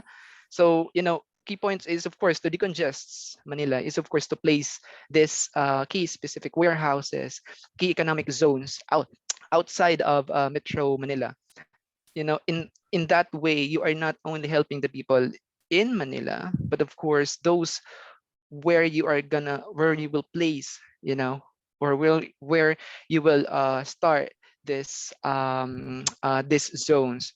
So the more scattered it is, the happier. But again, you would have to consider things in the Philippine archipelago setting. It's very, having that is very strategic in terms of moving goods. Imagine if you have an item, you live in somewhere in Mindanao, and then the ports is just in Manila or in Cebu. It's gonna take days for it to reach you, unless, diba, or unlike kung may port ka dun sa Davao International Ports, then it would be very strategic for you to just send it there directly instead of having it placed somewhere else in the country. But again, let us consider the factors in having that, kasi political factors play a very critical role in doing that, as to where, as to when. So those are the key factors. But to just answer the question, it's a big yes, and now is the right time to do that. Thank you for that. So may follow-up question daw si Z. Can you, Z, can you Yes, sir. ask the question na?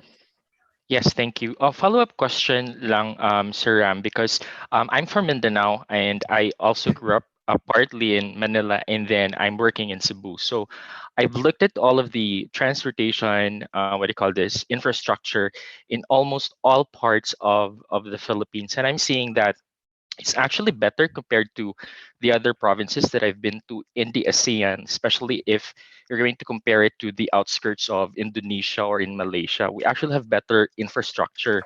And looking at the ports, we actually have a lot of international ports. Like, say, in Mindanao alone, we have one in Nasipit, and then in Davao, in General Santos, in Zamboanga, and in Iligan, but they are hardly being used. And we have lots of spaces where we can, build warehouses. But I'm not saying that there's really a teeth when it comes to the government really wanting to utilize the spaces and utilize the many available resources, and has been really focusing on developing Metro Manila as a big metropolis. And they forgot that there's actually a lot of people who's been waiting for aids in other parts of the country. So it has always been a scapegoat. Now, my follow-up question really is, when it comes to building infrastructure, and we are focusing on building a better internet service, why are we waiting for Manila to start big, and then from there we're gonna look after other cities? And why not pan out all of our resources and efforts in all parts of the country all together at once? Why is it that the government really didn't have any teeth, when in fact the administration of Arroyo, if I remember, has a 10-point agenda, and one of that agenda is really decentralization of Metro Manila? That was a good key point, sir. If I remember, if I to add up with Gloria Arroyo, she started the BPO sector. And part of that is, of course, decentralizing Manila as the main economic hub of the Philippines. So I have to be honest with you, I'm not really interconnected on what's the strategic approach as for the government. But in my opinion, it has to do with political factors. When you divert resources from Manila, it has to do with politics, sir. imagine, all of this, resources, funding goes somewhere else out of Manila. And you have to consider the constituents that are responsible, or that are leading on that area. So part of that is, of course, has to play with with political party. And I'm saying this, there are a lot of factors behind on what we know per the study. It's not just infrastructure, it's not just, like I said, ang dami nating lupa, ang dami nating ano diyan, bakit walang dumarating, walang nadadivert diyan? Of course, it has to play with with political. Kung kontrapartido yan, ba't ko divert diyan? Di ba? I diverted somewhere else, so that will stay in power. Di ba? This is why, in my opinion, you have to educate people. You have to educate people, and beyond educating, you have to have that. You have to have that integrity with you. You have to have the honor with you. Kasi it takes more than that. Ang dami nating ports, hindi nagagamit. Ang dami nating warehouses, blanco, walang namang nakalagay doon. Syempre, if I am a governor, and if I am the governor of the area, and then the administration is not aligned with me, then because politics in the country is very strong and influential on everything. Just having the third party player for telco takes a whole lot of doing, di ba? Pinaliti ka pa yun. So with Dennis Uy, so if you could just imagine just having that, just having that factor. So those are the ones that we have to consider. We can, it's not just a simple tip of the iceberg that you can say, oh, that's the reason why. There is still a whole lot of things that goes behind that. All right, thank you so much for that. Can I just say something? Thank you, Doc. I just want to say that we do not have to wait for Manila. But you see, if Manila is the capital of the Philippines, and it is behind all other cities, then let it be changed, that it should no longer be the capital of the Philippines. Because if you talk of a capital city, it should be ahead of all other cities in the country. And that's why we say Manila, Philippines. When you say Manila, you're referring to Philippines. When you say Bangkok, you're referring to Thailand. That's basically what I'm trying to say. And the same way that you should always remember, you guys, all the technical things are there, all the equipments are there, but the political will of the leader, of the head of government, is the most important thing. Politics and economics can never be separated from each other. And politics plays a greater role in the Philippines. Knowing the Philippines, everybody has become very political. Okay? That's why, well, I'm seeing here, Sir Randy, probably you can help with your knowledge on digitalization. Sir Randy, he's actually one of the accountants who has had exposure both to the private and the public sector. Sir Randy Nunez, sir. Good afternoon. Go ahead, Sorry, sir. I just arrived. Yeah, so how's everybody? Well, when we're talking about the digitization for for the entire Philippines, I think we have to start with the local government unit. Mostly our local government unit are not really that much techy. Let's say, for example, Manila. Manila has tried many times, during the past administrations, to automate the system. So they have lots of sponsorship, even donors, just to digitize the records of Manila. However, it failed, a number of times. And what could be the reason? Dr. Bautista said it's too politics, too much politics in there. There could be some records that they don't want to touch, to digitize, because eventually it will be exposed, and they will realize how the corruption has been has been spreaded on this particular LGU. Now the question is, what will be the exact time, or what would be the kind of administration that is willing to let the system be digitized, and that will be answered if the next administration or whoever will be the next administration is willing to undergo the digitization of the whole system. Now when we were and I was in private school, of course they're willing to do the digitization. Actually before the cloud computing arrived in the Philippines, and it was started in the BPO industry. One of the private schools that I was teaching, they're willing to open their system into this new digitized world. But the government, man, I tell you, the gig, it's not yet digitized. Well, University of Makati, they don't want to. The local government did not want to to give the blanket authority for the University of Makati to do the full digitization of their system.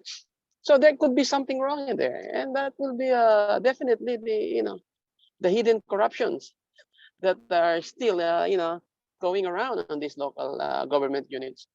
So it will be still a long way before we could tell our government to fully digitize. Because I know one way or another, the digitization of the system will prevent corruption. Do you think so? It will, because everything will be there. Absolutely, Especially sir. if we avail the cloud computing. Definitely, the moment you transact, let's say for example, the procurement, the bids and award committee, while they're hiding their committee to public, while they're hiding the open bidding, so the public may know which one will give you the best price, the reasonable price, and the best quality. It's not being practiced. Why? Because sabi nga, yung kaugalian na, it's been a practice, by this local government or any other government unit. The 20% will be aside, as their kickbacks. And that will not be eliminated, man. I been around, for a number of years. But when I was in Guam, this kind of digitization is well accepted by by the private and public sectors, because they knew that when you deal with the government, it's plain transparency. So that's why whatever it comes, whatever new technology that will be introduced in our government, definitely they will just say, hey, okay, you're welcome, but definitely they will not accept it for as long as the corruption is still in the government, for as long as the 20% will be kept by the government. Nothing, they cannot accept the fact that even it will expedite the system, of transactions and everything. No way, they won't accept it.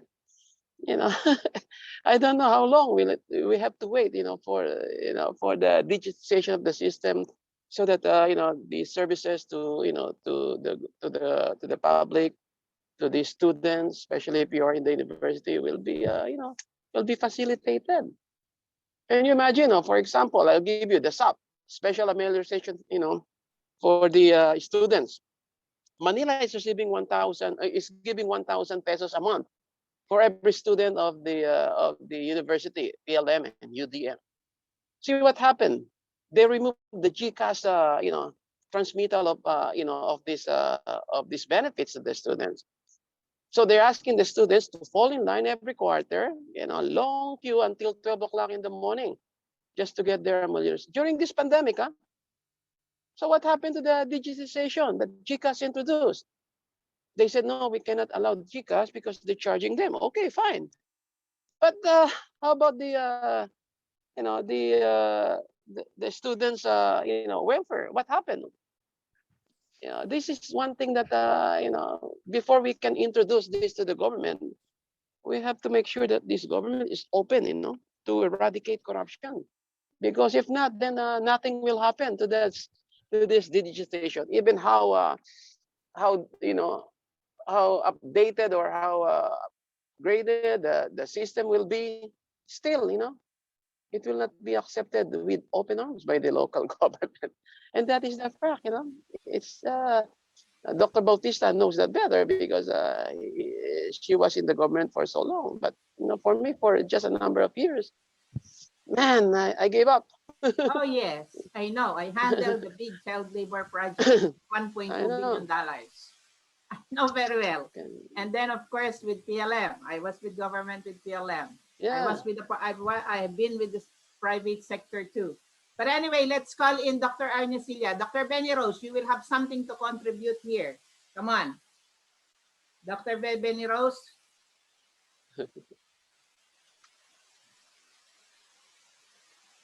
Go ahead, Ma'am Benny Rose, contribute. Here is already Sir Randy here.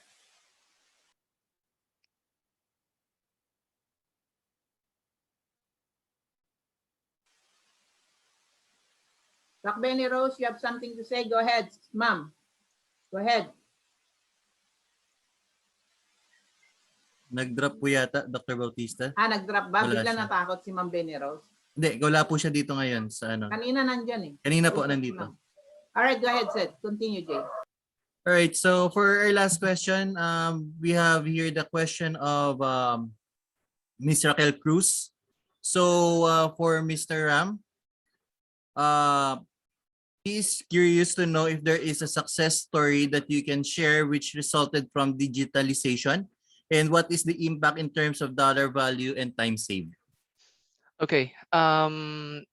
Thanks. Thank you for that point, Sir Jay, Ms. Raquel. As what we've discussed earlier, Ninja Van. That was they adopted digitalization that started in Singapore, if I'm not mistaken.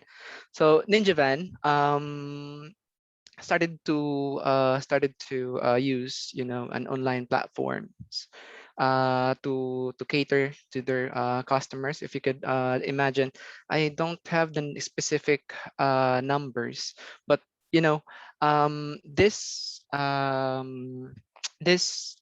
industries, Ninja Van, your Lala Move, or Transportify, all of these are really not a key players, or these are not the major key players in terms of logistics, but they have adopted technology platforms in order to at least catch up, and are now continually growing. Okay, they are now continually expanding their market because of that, because they embody digitalization within them, and they're doing that. They have all this key factors, because all we want is, of course, we want transparency, and also they all have that. We've just discussed that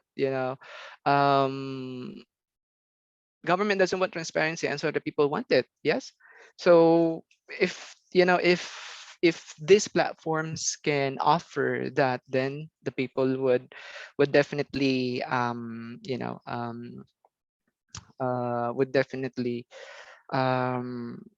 integrate themselves towards that. So let me just have that, because you were asking about how much did it contribute to the economy. Okay, I have it here. Okay, as for Ninja Van, the study that was conducted in 2014. It has around 170 hubs and 8,000 vehicles.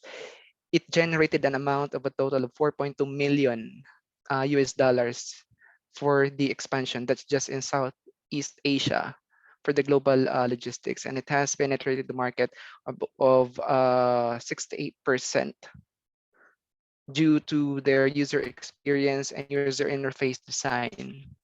So that was the amount that it contributed. So these are the new entrants and are continually growing, that are adopting this platform. Thanks, Ms. Raquel. All right, thank you so much for that, Ram. All right, so at this moment, let me call on Alex. to present Mr. Lasquite the certificate of recognition. Sir Ronnie, you can start sharing na po. And certificate of appreciation is presented to Ramelito Lasquite for sharing his knowledge and expertise as a guest speaker during the webinar on logistics, operations, project, and construction management that took place today, August 15, 2021 via Zoom. Given this 15th day of August in the year of the Lord, 2021. Signed, Professor Alejandro Bautista. Signed, Professor Josdado Lequiron. And signed, Dr. Estrelita Punzalan Bautista. Thank you so much, sir. Having here with you guys is really, just having the spotlight, just even for a second, for a moment, is really an honor to be talking with all this, professionals across all sets of industries. So having that said, thank you so much, guys. All right, thank you so much, Ram. And now let me call on Mike Soledad. He will be introducing our next speaker. Go on, Mike. Thanks, Jay. So our second speaker for today's webinar is a licensed civil engineer, a sixth placer on the CE licensure exam last January 2008, and an alumni of the University of Santo Tomas. He's currently working as a project engineer for the Joint Corporation. Some of his notable projects are the Ross Agana Shopping Center and the Coast 360 Federal Credit Union. Let's all welcome Engineer Nemar Obod. Engineer Nemar, the floor is yours. You're on mute, sir. Oh, yeah. Good afternoon, everybody. Good afternoon, sir. Good afternoon, sir. Good afternoon. Good afternoon. Thank you very much po sa pag-invite din dito. Actually, yan, kaibigan ko po yan si Professor Alejandro nyo. Kaklase nung high school. So, na-invite niya ako, sabi, pwede raw mag-salita dito sa mga MBA students. Sabi ko, okay lang ba yan? Ako mismo, wala akong MBA. Sabi niya. Pero yun nga, so, na-invita lang mag-share ng mga experience nga sa construction. So, di ko naman alam na ganito napaka-intense naman pala ng mga discussion. Sana kapag plancha ng polo bago sana nagpakita sa inyo. Okay lang yan, sir. Kidding aside yun, yung topic ko nga, so share ko lang yung yan.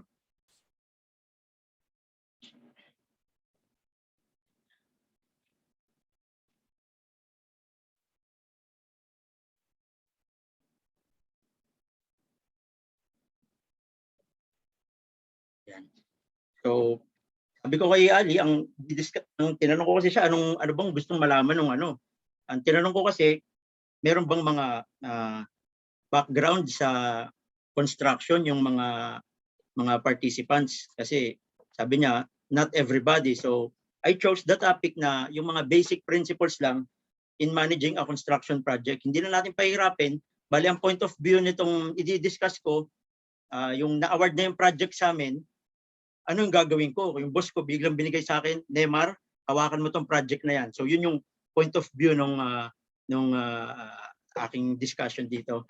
So tsaka bakit basic principles lang? Syempre hindi naman natin ma-in-depth. Tsaka ang totoo niyan, yun ang motto ko sa buhay, yung gawing basic lahat lang ng bagay. To relax para mahirapan, ayoko na i-stress, kaya yan ang aking naging motto sa buhay, gawing basic lahat ng kahit anong ipagawa sa akin. So simulan natin. Una, tatanungin natin, paano nga ba nagkakaroon ng project na construction? Bakit ba biglang magkakaroon ng construction project? Siyempre magsisimula yan sino? Kay owner, di ba? Si owner, meron siyang something. Ano yun? Meron siyang naisip, meron siguro siyang pera, meron siyang gustong investment, meron siyang goals o kaya needs na gustong i-address, kaya magpapagawa siya ng isang project. So sabi niya, let's say gusto niya ng bahay, gusto niya ng gumawa ng building, kondo. Kakausapin niya si arkitekto. Si arkitekto, yan naman yung, yan, kaya laging ano yan close na close yan si mga arkitekto tsaka owner talagang ano. Yan ang mga magkadaupang palad talaga yung mga ang laging ano, yung mga magkakasama sa golf, sa mga ano, yan ang ano yan talagang close contact nila yan. Architect talagang ano yan, mga inaalagaan na network nila yung mga owner ng mga businesses. So yun, si owner pupunta kay architect, yun nga, sasabihin niya ni owner yung mga kailangan niya, kay yung kung ano yung gusto niya mangyari, basically yung dream niya, ano yung gusto niyang mangyari, bibigay niya kay arkitekto. Si arkitekto, siya magbibigay, hindi pa ng final design, conceptual design pa lang. So nandiyan pa lang kung ano yung itsura, kung gaano kalaki yung mangyayaring ano, yung area nung lupa siguro na gagawin nila. So nandun pa lang sila sa concept niyan. Magpapalitan din yan, back and forth, kung magustuhan ni owner, may gusto pang ipabago, hanggang sa yan.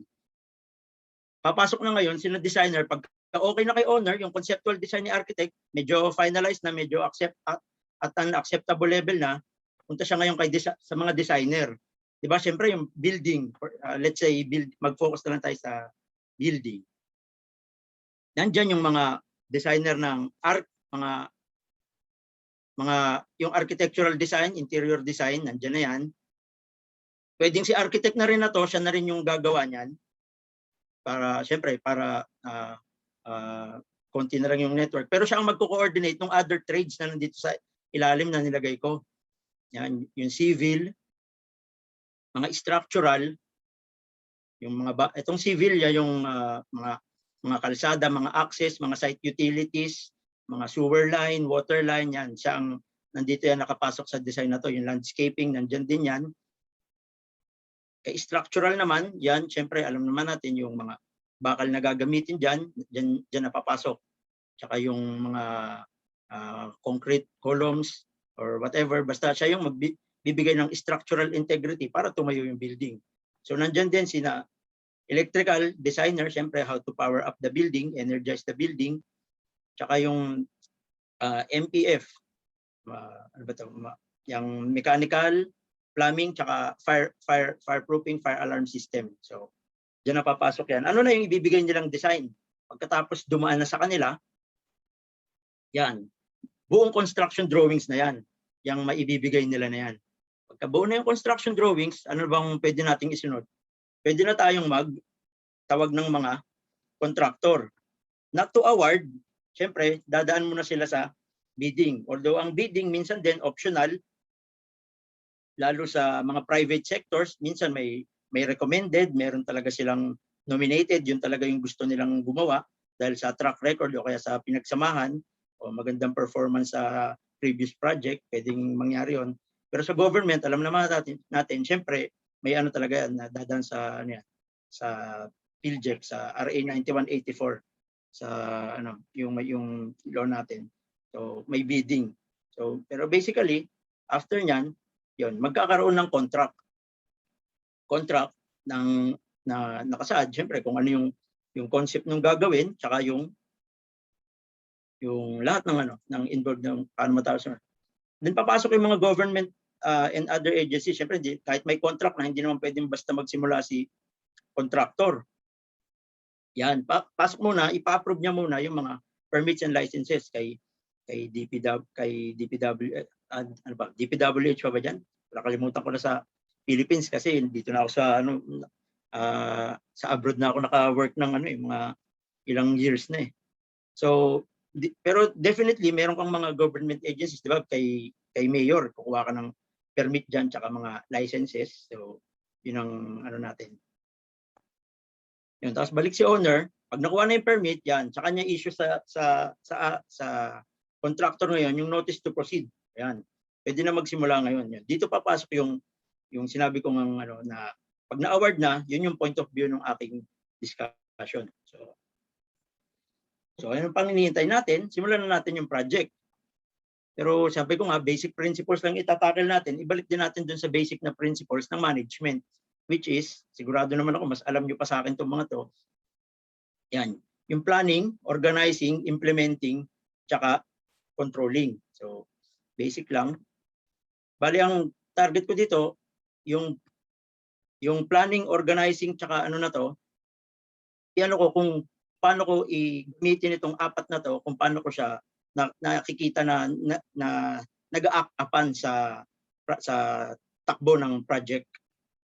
So, simulan natin, sabi planning the project. Siyempre, ano naman natin yan, failing to plan for the project means planning to fail. So, anong uunahin mo kapag binigay, sabi ko nga, pag binigay na sa akin na i-handle tong project na to. Yan, simulan natin, mag-review ka na muna ng mga contract documents, di ba? Kasama na diyan yung contract document, yung contract mismo, contract proper, yung mga specifications, drawings, plans, mga addendum, yan, lahat yan i-review mo. Tapos kung may mga kulang, tapos i-review mo rin yung sequence ng hierarchy ng mga documents. And also yung scope of work, yun talaga yung magiging definite na kailangan mong i-review. Kung ano yung kailangan mong dun sa pinirmahan yung contract, kung ano yung kailangan mong gawin. Lalo sa buildings. Sa mga buildings kasi, ngayon, ang ginagawa ng mga quantity surveyor sa atin dyan, hinihiwalay nila yung superstructure tsaka substructure. Yung substructure, siyempre sa ilalim, tapos yung superstructure. Hindi nila sabay na ina-award yun. Siguro to save time, to save din sa mga yung drawing para i-prioritize nila yung mga nasa yung yung substructure kasi siya yung foundation hanggang sa mga 5th floor ng building, mga ganyan, 4th. Basta siya yung hahawak dun sa superstructure, kadalasan yung typical na pataas eh. More likely nga sa mga bagong design nila nga nakikita ko siya yung mga ginagawang sa mga buildings, residential buildings sa taas, pero itong ginagawa siya yung mga mall, halimbawa si Light Residences, yan ganun yung mga niya mga style niya, yung mga building ni SM, ganyan kadalasan ng ginagawa niya. Hiwalay na ina-award yan sa nakikita kong practice nila ngayon. So mamaya sorry. So yun nga, so maging lang, kahit naman siguro ikaw, di ba? Kung ano lang yung pinapagawa sa iyo, syempre yun lang muna yung kung ikaw yung may kontrata, talagang ang focus ka lang dun sa scope of work mo. So yan, i-review mo rin ngayon yung methodologist mo na sinubmit kasi kadalasan naman ipapasubmit dun sa contractor kung paano mo balak gawin yung building na halimbawa nga yung building na pinapagawa sa iyo, ano yung mga balak mong methodologies. Tulad na lang kung sa forma ba, sa mga formworks gagamit ka ba ng conventional, magpa-plywood at saka yung plywood tsaka kahoy, or gagamit ka ng mga steel forms, o gagamit yan. Kailangan na ipasok mo na rin sa budget mo yan yung mga gagamitin mong methodologies. Kailangan i-consider mo rin yan. O tapos, pagka siyempre nandyan na yung drawing, ito magka-quantity take-off ka na. Ano yung quantity take-off? Parang gagawa ka uli ng estimate mo. Pero itong estimate na to, mas detailed na kumpara sa guesstimate na ginawa mo nung binibid mo pa lang yung project. Kasi nung binibid mo yung project, siyempre, pagka meron kang hindi maklaruhan, sige, ibabudgetan ko na lang ng konti, baka lalagay ka na lang ng mga contingencies. Which is dito, more stringent na dapat yung mo dito, yung estimate. Bakit? Kasi ito na yung mga actual mong bibilhin eh. Actual mong bibilhin na kung ilang plywood, ilang hollow blocks ang bibilhin mo, ilang semento, which is ang sumobra, alam naman natin, losses na talaga yan kapag meron kang biniling materials na hindi mo naman kailangan. So, kailangan, pag dino-double check ko rin kahit minsan may mga tao kung nag-estimate pa rin para sa akin, pero dino-double check ko pa rin. Siyempre, two pair of eyes, medyo better talaga siya na isa lang yung pag walang checking.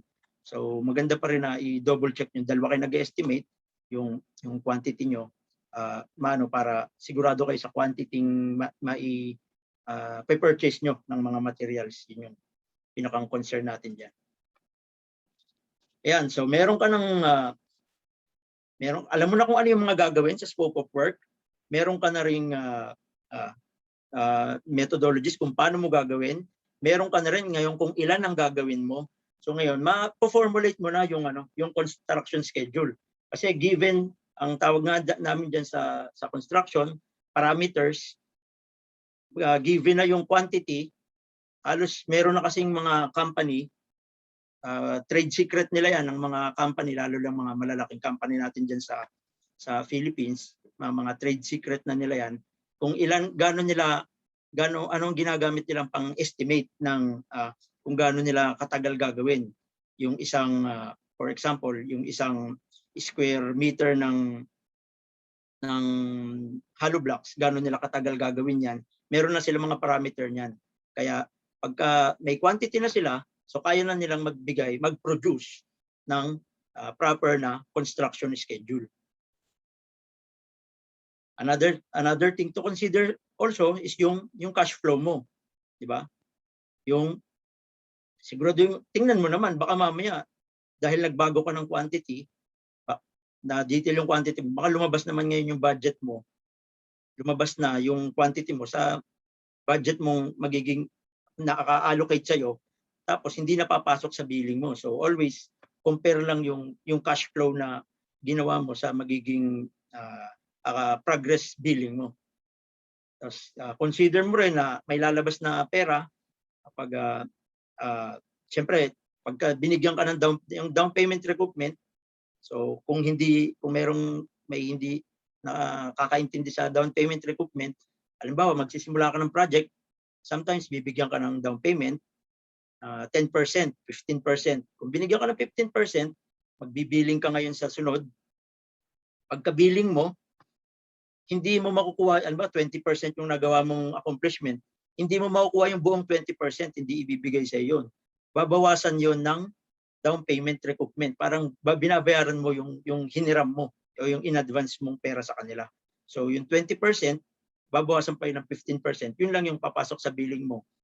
Which is babawasan pa nitong next item, yung retention. So to compute lang yung cash flow, siguraduhin lang na maisama mo tong itong dalawang items na to, kasi minsan nakakalimutan nila, doon nagigipit. Minsan hinihingi na itong retention, kasi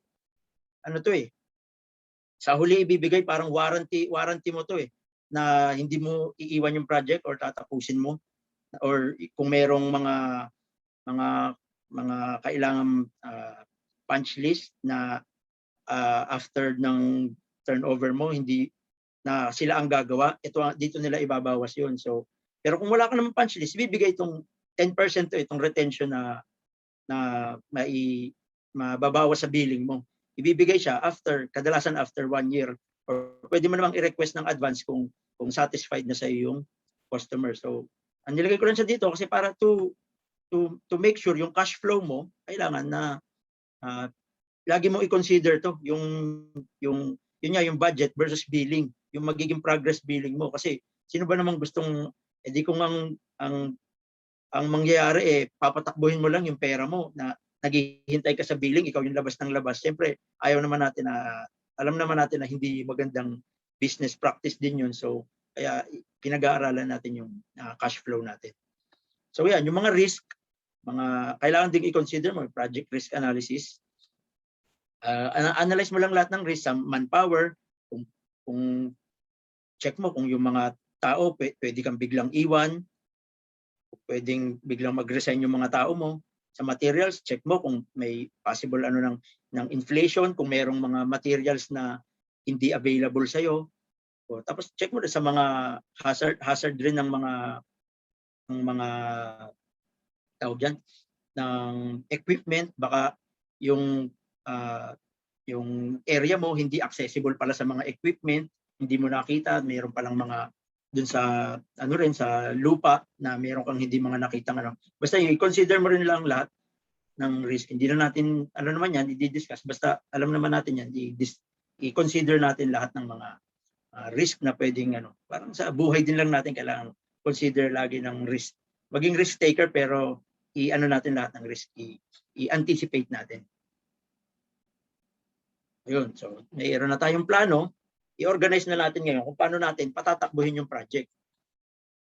Sabi ko nga, yun, Siyempre, critical talaga yung tatlong bagay sa yung materials, yung equipment, tsaka yung manpower. Yan yung tatlong resources talaga na kailangan mong i-manage pagka ikaw yung hahawak ng isang project.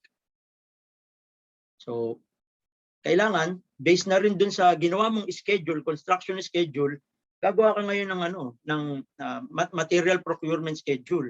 Dahil nandun na yung schedule, alam mo na kung kailan mo mapaparating, kailangan mong maparating yung mga specific items. So nandun na, pwede mong hihingin mo ngayon,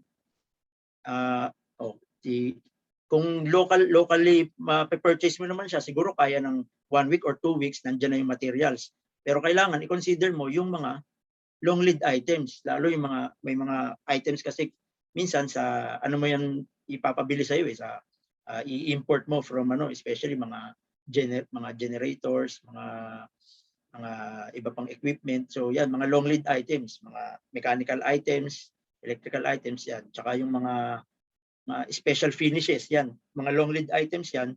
So kailangan mo i-consider na ma-order mo talaga siya, maparating mo siya sa job site kung at least maging one week before yung kailangan, maparating mo na talaga siya. So isa rin yung equipment, kailangan magawa ka rin ng schedule as katulad din nung sa material, makikita mo na yung mga activities. I-list down mo na ngayon yung mga equipment na kakailanganin mo sa kung kailan mo rin siya kakailanganin. Pero ang magiging tanong mo naman sa sarili mo yun dyan, kung magre-rent ka ba, kung meron ka, good. Kung meron ka na ng mga equipment na yun, lalo kung matagal ka ng contractor. Pero kung wala, yun ngayon yung magiging tanong mo, kung mag-compute, ka na lang, simpleng maka-canvas mo naman yan, yung renting versus purchasing. So sa renting, syempre, alam natin, instant, nandyan na yan. Tsaka yung maintenance, hindi mo na hindi mo na iisipin kasi yung kay rental, siya na yung pag masira yan, talagang either palitan niya yan or i-pull out niya yan sa job site. Which is yung purchase, kailangan, kung iisipin mo mag-purchase, yun din ang isipin mo. Sigurado naman, mas mahal yan pag mag-purchase ka. Pagka mag-purchase ka, sigurado rin, lalo kung malalaking equipment, kailangan mo ng yarda na pagpaparkingan yan, which is another gastos na naman. Yun yung mga kino-consider kung mag-purchase ka. Hindi siya ganun kadali na dahil kahit may budget ka, yung na basta bili lang dahil na-afford naman. So yun pa rin, kailangan lang pag-aralan kung papasok pa rin sa budget yung Pero kadalasan din naman, hindi naman pagka nag-purchase ka, which is ang practice naman sa mga mga contractors, hindi naman nila china-charge yung buong halaga nung bibilhing equipment dun sa project na yon. Minsan 30% o 50%, depende na, bahala na sila kung ilan ang i-charge nila. Hindi nila i-charge doon dahil nga gagawin nilang fixed asset.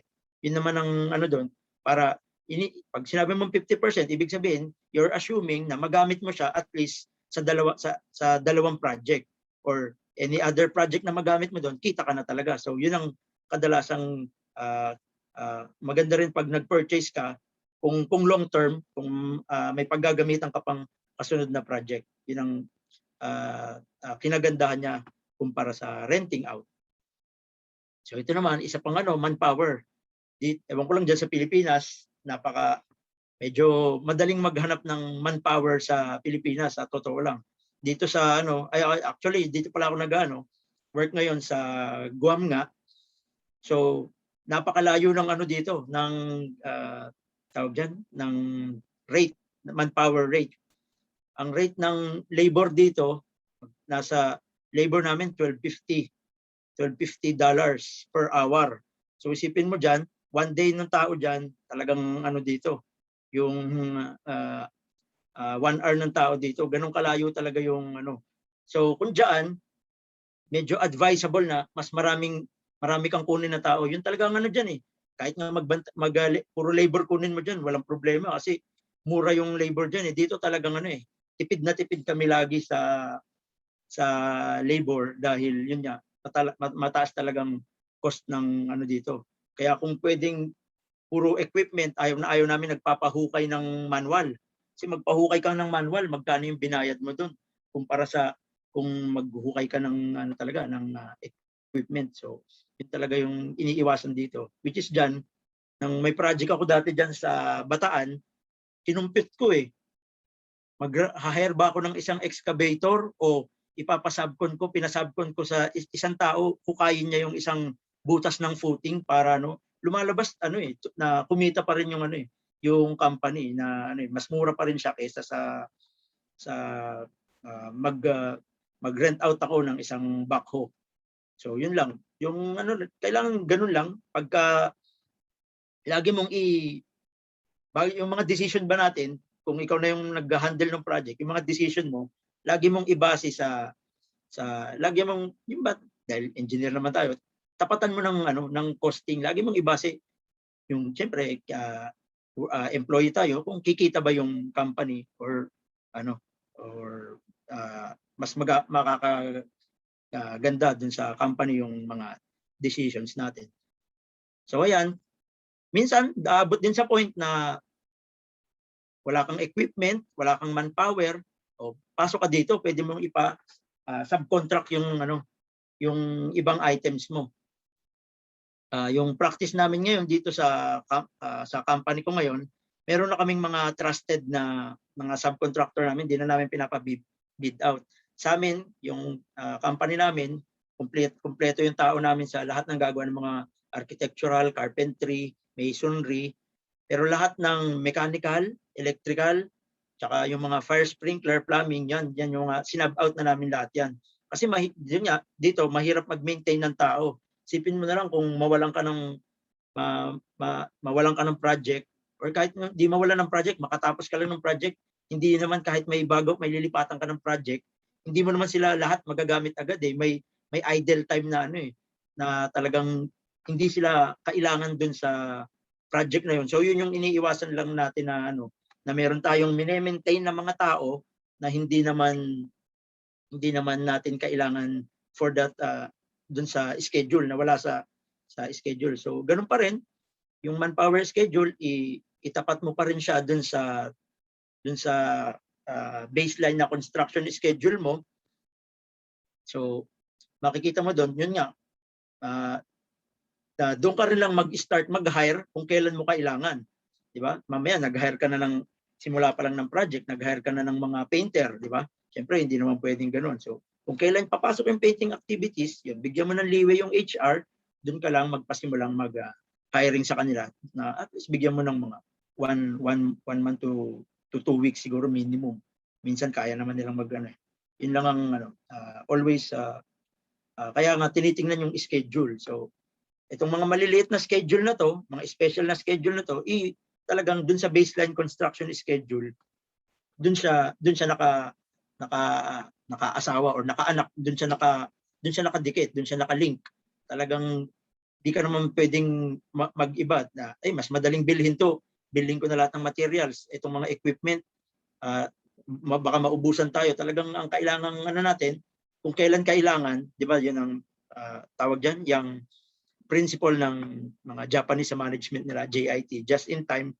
Talagang kung kailan kailangan, dun mo paratingin yung kasi tipid na tipid sa pagwe-warehouse, tipid sa walang idle time. Yun talaga yung pinakang malaking doon. Ayaw mo nang may idle time kasi And yun nga, yung subcontracted items, yan medyo nagiging yan, yung subcontract din medyo ligtas ka na rin Pag pinasubcon mo yung isang scope ng trabaho, ipasubcon mo yung electrical, medyo labas ka na, mawawala na rin yung sakit ng ulo mo. At least hindi na ikaw yung mamumroblema ng productivity ng items na yun. Nung pinasubcon mo kasi nasa kanya na yun talagang sigurado ka bibilisan nila yun Yun nga rin ang totoo, hindi ko rin isa sa nakaka-wonder pa rin sa akin kahit na ako medyo may 14 years na ring experience sa construction. Bakit ang tao iba ang performance niya kapag subcon nila yung item or kapag sinwelduhan mo sila? Talagang medyo nasa ano siguro tong ano na 'to eh, nasa psychology na yung makakasagot dito more than sa ano lang eh, sa technical ano, hindi siya sa technical na aspect siguro yung ano eh. Pero yun ang talagang siguro kahit kayo magkaroon ng ano sa mga maliliit lang na construction, pansinin niyo pagka sub out niyo yung items, talagang ano eh, ang bilis nilang tapusin eh pag pinapakyaw niyo sa kanila yung items kumpara dun sa swelduhan mo sila ng daily. Talagang mapapansin mo yan. Minsan, variable din eh. Kasi alam naman natin, yung manpower, itong material, sure ka na sa gagastusin mo dyan kung ilan talaga yung kailangan ikabit. Yan eh. Konting wastage lang eh. Equipment, yan. Yung ano, kung ilang oras mo siyang kailangan, yun din lang yan eh. Pero yun yung productivity niya. Pero yung manpower, di ba? Yan yung pinakang volatile, pinakang nagfa-fluctuate sa lahat ng ano eh, ng mga resources na to. Siya yung hindi mo masisigurado yung ano eh, yung productivity. Pwedeng at this day, at this week, bigyan kanya ng 100 square meters na per 100 pieces, mailalatag niyang hollow block sa isang araw. Pero kung may problema yan, next week, baka mabigyan ka lang yan 20, baka absent ka pa, hindi lalong wala kang ano. So yun talagang ano eh, nagiging ano ng manpower, kaya pinakang critical, kaya siya ang isa sa pinaka kailangan niya. Kaya nga may HR eh, para mag-invest ka rin dun sa paano mo i-empower din naman yung manpower mo na to stay sa'yo. Yung retention program mo, kailangan ma-i-in-place mo rin. Kailangan, yun yung suporta naman ng HR dun sa mga HR dun sa construction, dun sa sa site, para maano naman sila, ma-empower. So yun. Pero pagka wala talaga, marami naman subcon talagang ang isa sa nagiging solution namin dito kapag kulang na kami sa tao, pag nahihirapan din kami mag-hire. Nagiging solution na pumapasok talaga sa consideration yung ipa-subcontract ang mga kahit yung mga items na mayroon na kami pero kulang lang ng manpower. May mga pintor naman kami na hire pero medyo kukulangin, medyo kailangan mo mapabilis. Pwede mong ipa-subcontract sa kanila. So, yun talaga ang nagiging solution dito. Kahit dyan sa Philippines, naging ganyan nung may hawak din akong project niya sabi ko nga, yun sa Bataan, nung kailangan ko rin ng mga mag-hollow blocks. Yun, yung mga nagtatrabaho sa ibang yung mga gustong mag-part-time, yun, mga kinukuha, ko sa kanila kung ilan square meter malatag nila sa isang mga mason. Bayaran ko na lang sila per day kung ilan yung So, nakatipid ka sa hiring process na achieve mo pa yung mo. Parang nagkaroon ka ng extra manpower. Yun yung mga nagiging call na nung project engineer o project manager sa site. Yun yung mga hindi mo na kailangan parating ipa-review pa agad sa mga higher ups mo, sa mga boss mo. Yun yung mga dapat na de-decisionan mo na sa basta kaya mong sa akin ang diskarte ko sa ganun, basta kaya kong i-depensa na nakatipid yung company, na may savings yung company, napabilis ko yung trabaho, na naman kaya mo namang i-defend yan, hindi ka naman nila diyan kahit na take your matters into your own hand. Pinahawak sa iyo yung project so ganun talaga dapat. So yun doon na tayo sa gawin na yung project. Implementing the project habang ginagawa na. So habang ini-implement yung project, ito naman yung tatlong factors na kailangan mong i-consider din. Si productivity, si quality, tsaka si safety. Unahin na natin yung si dito, huli na natin si productivity. Sa quality, bakit kailangan, di ba? Talagang yan eh. Yan yung yan yung bentahe mo eh. Yan yung bentahe mo, yung quality mo. Diyan ka makukuha, diyan ka yan yung face value ng company. Diyan makikita kumbaga yan yung character mo, kung maganda ka magtrabaho o hindi. O sumusunod ka sa mga specifications o bara-bara ka magkabit, yun. So kapag may ikakabit ka, siguraduhin mo yung lahat ng i-install mong materyales according sa specification. Paano masabing according sa specification? Papasubmittal muna yung isasubmit, check mo sasubmit ka ng mga submittal sa ano ba, sa owner, sa owners o kaya sa owners representative, papa-approve ka ng mga submittals. Tatanungin nila, parang ila-line up mo kung ano yung mga gagamitin mong materials. Yun ang pinakang ano niyan purpose, para alam nila kung ano yung i-install mo. Kung payag sila na yun yung install mo according dun sa specifications na pirmado nyo rin naman dun sa contract. Yan yung pinakang ano ng ano pinakang basic principle nitong specification natin tsaka ng mga submittals.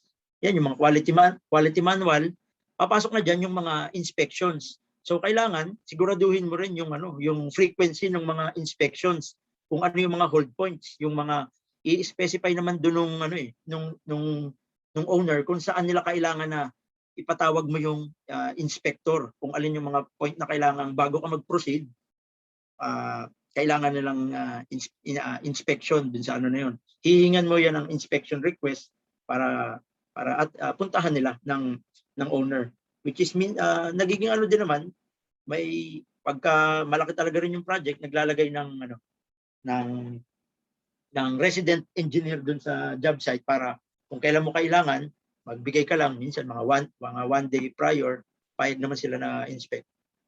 Pero paminsan, pagka madalian, kahit na ora mismo, kung maganda naman yung communication ninyo, minsan napapapayag naman na mag-inspect na. Pero kadalasan dyan, i-submit mo ngayon para yung inspection para bukas, para ma-schedule naman niya ng kasi may yung baka may mga meetings din siya or kailangan puntahan para ma-advise ka niya kung pwede siya. So another is yung safety. So ito naman, ang importante nito, talagang syempre lahat naman dapat makauwi ng ligtas kapag pumasok sa trabaho. So meron kang isasubmit ka ng safety manual.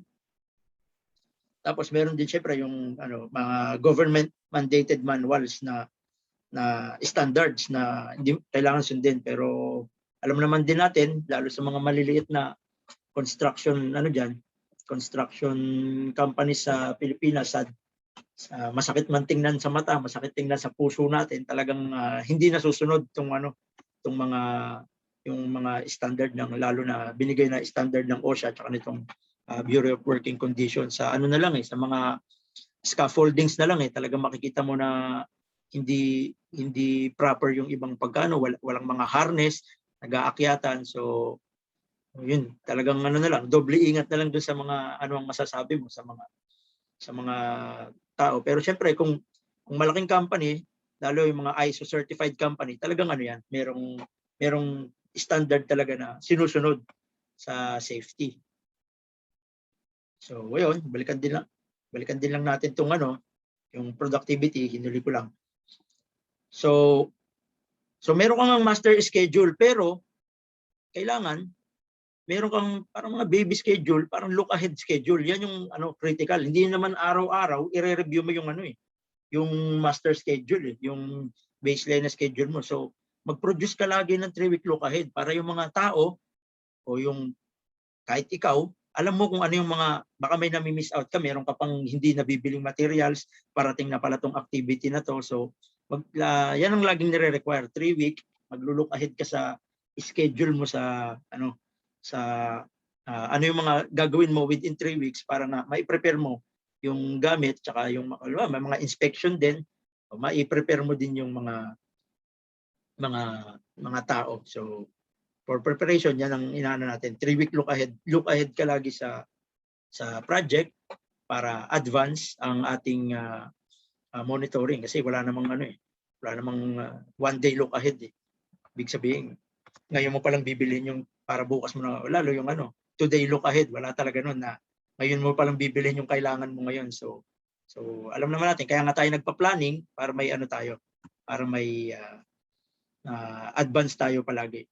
So isa ring itong daily reports. Sa daily reports, ang lagi kong dyan, nakitang magandang format ng mga daily reports, talagang yung kung ilan yung na-produce nyo nung araw na yun, lahat ng mga activities nyo nung araw na yun, ilang manpower yung pumasok, ilang anong equipment yung ginamit nyo nun, anong materials yung na-consume.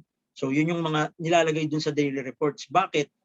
Kasi lalo pag magbibid ka ng panibagong project, magagamit mo, pwede kang tumingin dito ngayon sa mga daily reports mo. Ganito pala, yung ganito palang kalaking square meter ng ng hukayan, ganitong cubic meter ng hukayan, ganitong 7 days palang tatapusin ng isang backhoe. So pag ginawa kong dalawa, magiging kalahati. So yung mga ganong aspect, pwede mong, kung maganda ang pagka-prepare mo ng daily report, pwede mo siyang gamitin for future bidding or yung future mong estimates, quantity estimates.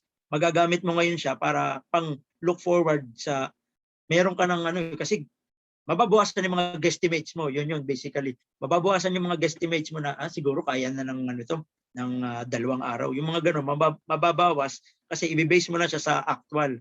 Pero take note din lang, yun nga, sinabi natin kanina, yung manpower, napaka-volatile na, nagfa-fluctuate ang performance niyan. Huwag mo ring ibase dun sa sa mabilis. Mo talaga siya sa average. Yun yung mo. Or minsan pa nga ang ginagamit namin yung mabagal para para talagang hindi, kasi minsan mabagal talaga yung yung production mo. So minsan pwedeng yun yung gamitin mong pang-estimate para hindi sigurado ka rin doon sa hindi ka madedelay. Kasi dito rin pala sa daily reports nandiyan din kadalasan, which is hindi pala dapat talaga ilagay mo rin yung weather condition, dahil minsan naantala yung productivity mo due to severe weather disturbances. Kung sa loob kayo gumagawa, okay lang kung may bubong na, pero kung nasa structural part ka pa lang, yan talagang yan, kasama talaga sa binibilang na na non-work na ba yan? Pwede mong ihingi ng extension of time yan na hindi ka nakatrabaho ng araw na yan sa pag humingi ka ng extension na wala kang production ng araw na yan. So isa rin yung mga subcon, lalo kung kumuha ka ng subcon, kung hindi lang isa o dalawa, kailangan mo ring i-monitor pa rin yung productivity nila. Alam natin hindi ikaw yung magmo-monitor na, hindi na ikaw yung magsasabi na kailangan bilisan nila or no. Hindi na yun yung trabaho mo. Ang trabaho mo lang na walang maaantalang ibang activity dahil sa trabaho ng iba, or walang naaantalang activity dahil naman din dun sa trabaho mo. So yun yung purpose ng mga itong subcontractor coordination meeting, which is usually ginagawa weekly rin para parang din 1 week naman kayong look ahead kung anong target nyo for the week. Yun ang target natin sa mga actually hindi ko nga rin nailagay yung yung daily huddle din, tsaka yung yung daily huddle rin pala ng mga kailangan mo rin. Pero ako hindi, kasi ako nagde-daily huddle na sa mga tao ko. Ang para efficient din, sa na ako nagta-target mismo sa foreman. Yung mga foreman, yun yung kinakausap ko. Sila na lang yung yung nagbibigay ng nagko-close contact lang ako sa foreman, kasi hindi rin naman karamihan yung mga foreman namin, 3 lang naman. Doon na lang ako nagko-close coordinate para alam nila yung yung gagawin. Tsaka hindi na nila kailangan umattend sa mga meeting na to. So ako na rin lang, basta ang ako yung nagbibigay ng direction sa kanila sa job site, which is sa lang yun, sa settings lang dito sa work ko dito, kasi kadalasan naman lalo sa mga malalaking company, marami kayong engineers. So kailangan talaga mag-coordination meeting kayo lagi, kasi hindi pwedeng isa lang yung yung nakakaalam nung gagawin . Kaya mas kailangan dalasan to kapag mas malaki yung project. So mas lalo pa lang detail dapat itong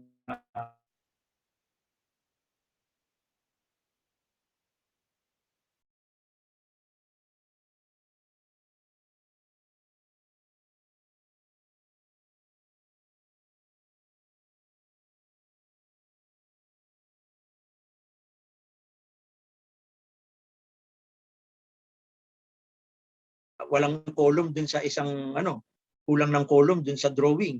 Alam nga namang hindi mo gawin, di ba? Siyempre, kailangan gawin mo pa rin siya, pero papile ka lang ng change order.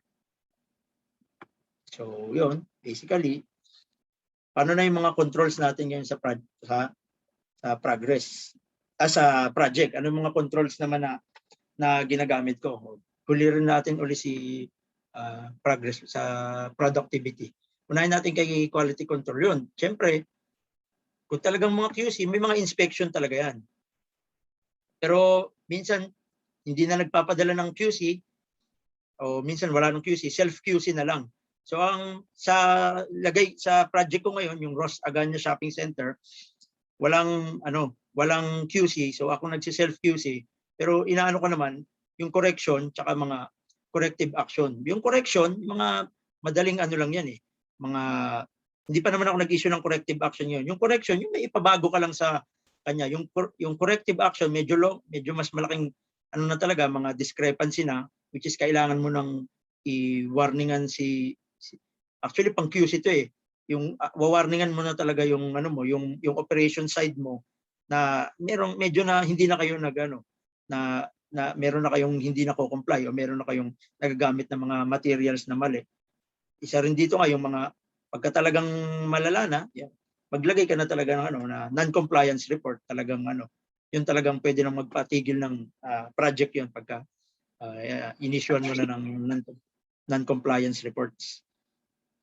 So sa safety naman, so yun, maintain mo lang yung yung mga, kung may incident, i-maintain mo lang yung mga incident reports. Kung wala naman, so ang hinihingi lang dito yung mga minutes ng mga safety meeting namin, yun, safety huddle, yun lang ang kinikip on record dito, tsaka kung ilang dito hindi naman gano'n sila sa safe man hours, parang hindi ganong inaano dito eh. Yung days lang dito kung ilang araw na accident free yung project.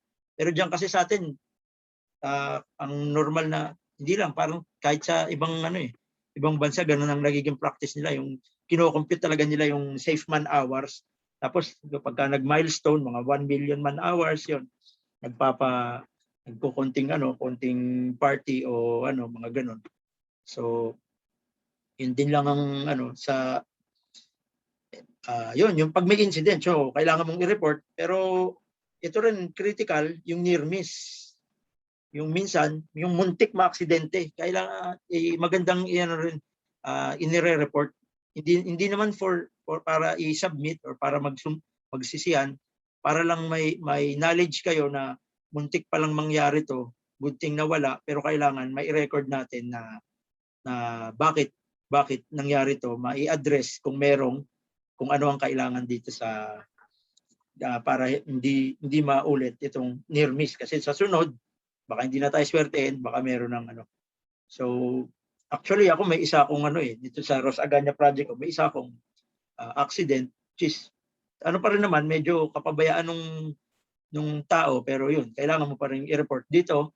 Pagka ni-report, babayaran naman ng niya, yung ng insurance, yung niya, yung tawag dyan, yung araw niya,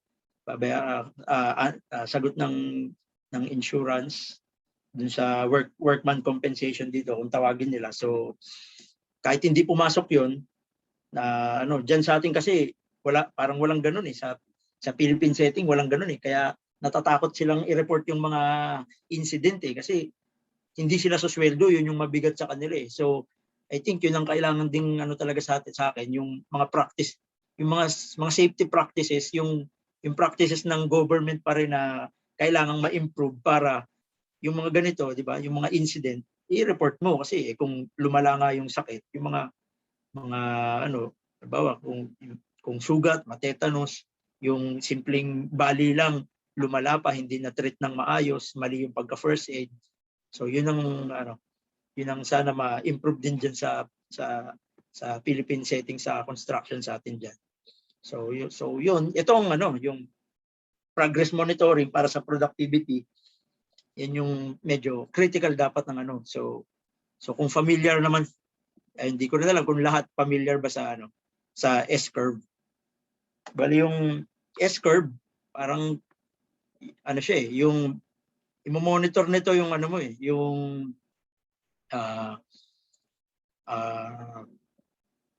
yung actual mo, yung projected mong yung projected mo na accomplishment, mamomonitor mo versus dun sa actual mong accomplishment.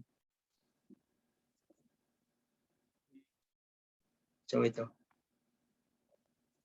So gumawa rin lang ako ng simpleng para lang mapakita kung ano. Halimbawa ito, January nag-start yung project hanggang December. So ito yung yung projected mo na accomplishment mo per month. Ito lang naman magsisimula yan. Yan yung tinatansya mong accomplishment mo per month.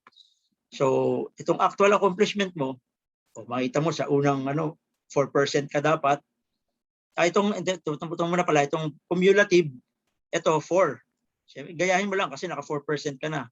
Sa February, itong 10 na to, itong 6 na to, naka 6 ka sa February, i-add mo yung previous, yung 4. Kaya ka naging 10. Sa hindi lang nakakaalam, ito lang ko, basic lang sa inyo to eh. So yung 16, yan, 6 plus 10. So yun nga, cumulative para hanggang matapos mo yung 100% na kailangan mo. So dyan mo ngayon mamamonitor. Dito makikita mo, sa month of January, medyo mabagal ka sa simula. 4% yung target mo, 2% lang yung na-accomplish mo. Siguro hindi mo na simulan agad, may mga permits na kaya nangyayari yun eh. So ngayon, alam mo na ngayon na kung meron ka nitong S-curve, ito na pala yung kulang ko. So kung ilan yung kailangan ko sa sunod na buwan, kailangan ko pa palang dagdagan. Kaso inalat uli. Yan, 3% lang ang nagawa niya sa buwan na to, which is kailangan naka 6. Lalong lumaki na yung variance niya ngayon. 10 minus 5. Yung 2, naging 5 na yung variance niya. Lalo na siyang na-delay ng konti. Pero ano naman yan eh. Lagi naman yung S-curve, kung titingnan nyo rin tong curve na to, natural naman yung shape yan, talagang mabagal ka sa simula. Kasi kahit rin di ba? Ang learning curve, parang ganun din naman siya. Ang learning curve natin, din naman eh. Medyo mabagal ka mag-pick up sa simula. Tapos rin. So dito naman, hindi naman siya basically parang learning curve lang. Dahil dito, ang magko-control dyan, yung paglalagay mo ng resources. Kung yan, nakita mo na nga, delay ka. Pero makita mo dito. So 6, ayun, at least humahabol na siya, natabla niya na. Hindi na nadagdagan yung variance niya. Yan ang niya. At least pagka ganyan, lagi mo nakikita kung saan mong i-improve. Pwede mo pang i-detail to eh. Per activity. Yung target mo per activity sa week, sa month na yon. Halimbawa, i-breakdown mo pa to sa concreting, steel, at saka sa earthworks. May kita mo, dito pala ako na-delay sa aspect ng project na to. Dito pala ako na-delay, dito pala ako ahead sa to. So alam mo kung saan ka hahabol using itong mga simpleng S-curve lang, which is itong S-curve naman kaya itong i-generate nung sinabi ko nga may mga tools naman din na advanced na na pwedeng gamitin dito, which is usually ang ginagamit MS Project or Primavera. Actually na ginagamit ko Primavera P6, pero hindi para dito sa S-curve. Sa scheduling ginagamit ko siya, pero sa monitoring halos di ko rin gamay, nag-Excel na lang ako dahil mas pero kung talagang kung yung mga planner talaga, scheduler, tsaka mga project manager, yun talagang kaya nilang gamitin yung pang-monitor itong natin, itong yung Primavera P6. Ano ba?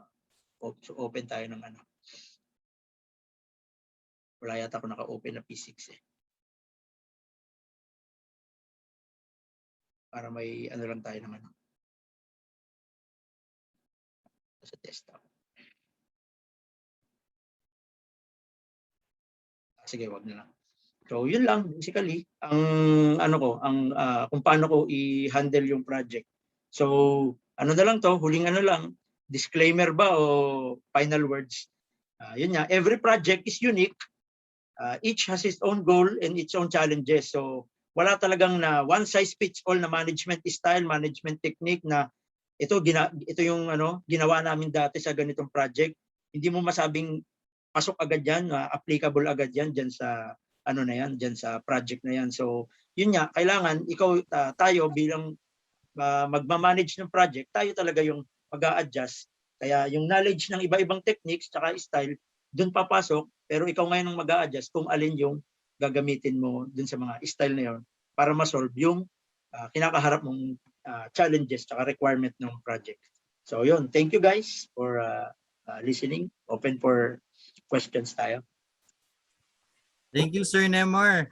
Thank you very much. I'm really proud, ha? Yung makulit na group ng Mater Carmeli, sila Ay, nagle-lecture. matin pala kayo, ma'am. Of Mabait na course, po ako ngayon, ma'am. yung makukulit ay very successful na ngayon. I'm really happy for that. And from UST and being a board top notcher, you are making it now in Guam. You know, we are really very proud of you guys. Good engineers na dating makukulit, pero pinakinabangan yung pagiging makulit. Kayo yung pinakamakulit na klase na batch ng Mater Carmeli. Alam ko yun. Alam ni Sister Ludi dito yun, di ba? Ganun ba? You see, it is because you guys are always curious in doing things, in perfecting things, and you're always trying your best to find what, you know, what could be really for you. Anyway, engineer, I'm very happy for that, and I'm really happy that we have shared something to Philippine Christian University graduate students. All right, here. Now, My pleasure, ma'am. Yes. Nang minention mo yung yung sa tao when you're talking of people, where usually the problem actually comes in construction. You know, why is it that when you get a subcon, it is a lot easier for you to get that project finished, no? A first portion of work done. Why is it that sometimes when you have your men working for you, you know, salaried workers that you have, sometimes it takes a lot of time for them to really be working.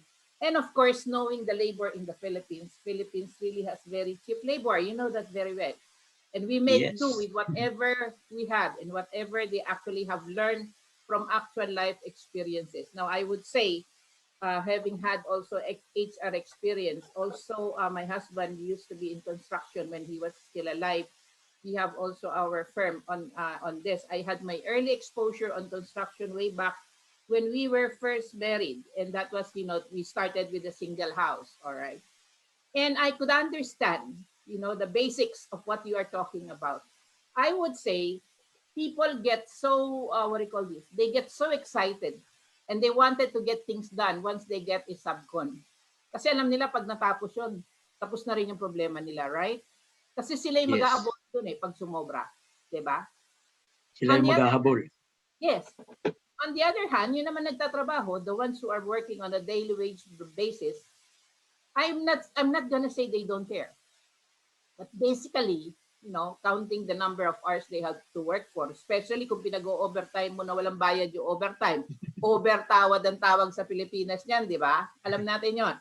Being exposed to a lot of these projects that I've seen, because the side of my husband is all in construction, civil engineering with DPWH. We know very well how much people work hard, but because the income is so low, the tendency is also to prolong the work. Kung matatapos ko, wala na akong trabaho. Diba? That's another thing. That's another concept. At the same time, all right, when you talk of government, alam mo naman ang government ito rin yung sinasabi ng ibang mga engineers. Pag na-permanente yan, wala nang pakialam yan. Kasi permanente na siya, nakaplantilla na siya. So yung performance niya, hindi masyadong maapektuhan kasi permanente na siya, nakaplantilla na siya. Whereas kung bago pa lang siyang engineer at maghihintay siya ng plantilla, talagang magpapakita yan ng bilis, ng galing, etc. Alright? And this goes also from one president of the university who told me the same way. Pag pinarmanente kasi natin sila, ang bagal na nila, hindi na sila susunod, marami na pasaway. I guess it's values. Okay. At the same time, of course, we do understand, especially now it's pandemic, we do understand the difficulties that we have in construction. I'm really happy. The detailed discussion that you had, anybody who has not had any experience in construction would really understand what you really talk about. And I'm really happy that you are there in Agana. In the meantime, I'll give the floor to Jay so that he could still call on others. Thank you. All right, thank you, Dr. Bautista. So now let me open the floor for question and answer. Sir Nemar, ito po, may mga Okay. question na po. So first question from JC Ramones. In connection to the safety, do we include insurance as part of the project management? I noticed that it is always the workers are left short-handed after the occurrence of certain accidents or death. Oftentimes, the employer merely offers a measly sum of family to the deceased worker to compensate their loss. Ulitin ko na lang na ano, no, kasi dito hindi ko na talaga alam yung practice sa ano, pero alam ko niya syempre yung SS tsaka ano, naka-insured, yun yung insurance ng mga ano eh. Kung mayroon siya ng mga ano, yun yung magko-cover sa kanya eh, tsaka ng PhilHealth, yung mga ano. Alam ko, nakalimutan ko yung exact sum, parang 100,000 ba pag namatay, which is talagang hindi sapat. Yung ano, yun yung nakita ko lang na pero meron. If to answer the question, yes, sa mga company na legitimately nag-file ng mga benefits ng mga tao, yun yung in-include na yun. Pero dun sa yung sa mga maliliit na construction company, yun yung mas nakakatakot eh. Yun yung mga maraming nang violation ng ano, ng safety. Yun pa yung talagang hindi nag-file ng mga ano nila, mga benefits, mga SS, mga ano, which is sad to say. I'm not proud to say nakapagtrabaho ko sa isang ganung company, na try ko lang. Pero hindi ako tumagal eh. 3 months lang ang tinagal ko sa kanya. Ayun, nag-abroad na lang ako. Yun na yung yun na yung nagpasuko sa akin na ano, talagang sabi ko, in addition to that, hindi ko na sasabihin yung agency, government agency din yung ano, yung government project. So sabi ko, parang hindi naman sa sumuko, pero ano na eh, babalik na lang kapag may makita na akong hope. So to answer nga, yung insurance, hindi do we include, dapat talaga included. Yan, hindi yan optional eh.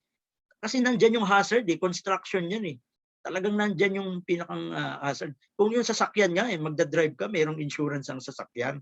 Yan pa kaya magtatrabaho ka, mas mataas ang exposure. So sa akin, talagang government mandated is included siya, hindi lang napapractice. Yun yung tingin ko answer dyan sa ano na yan, which is yun nga, kailangan siguro din i-visit yung amount ng sum.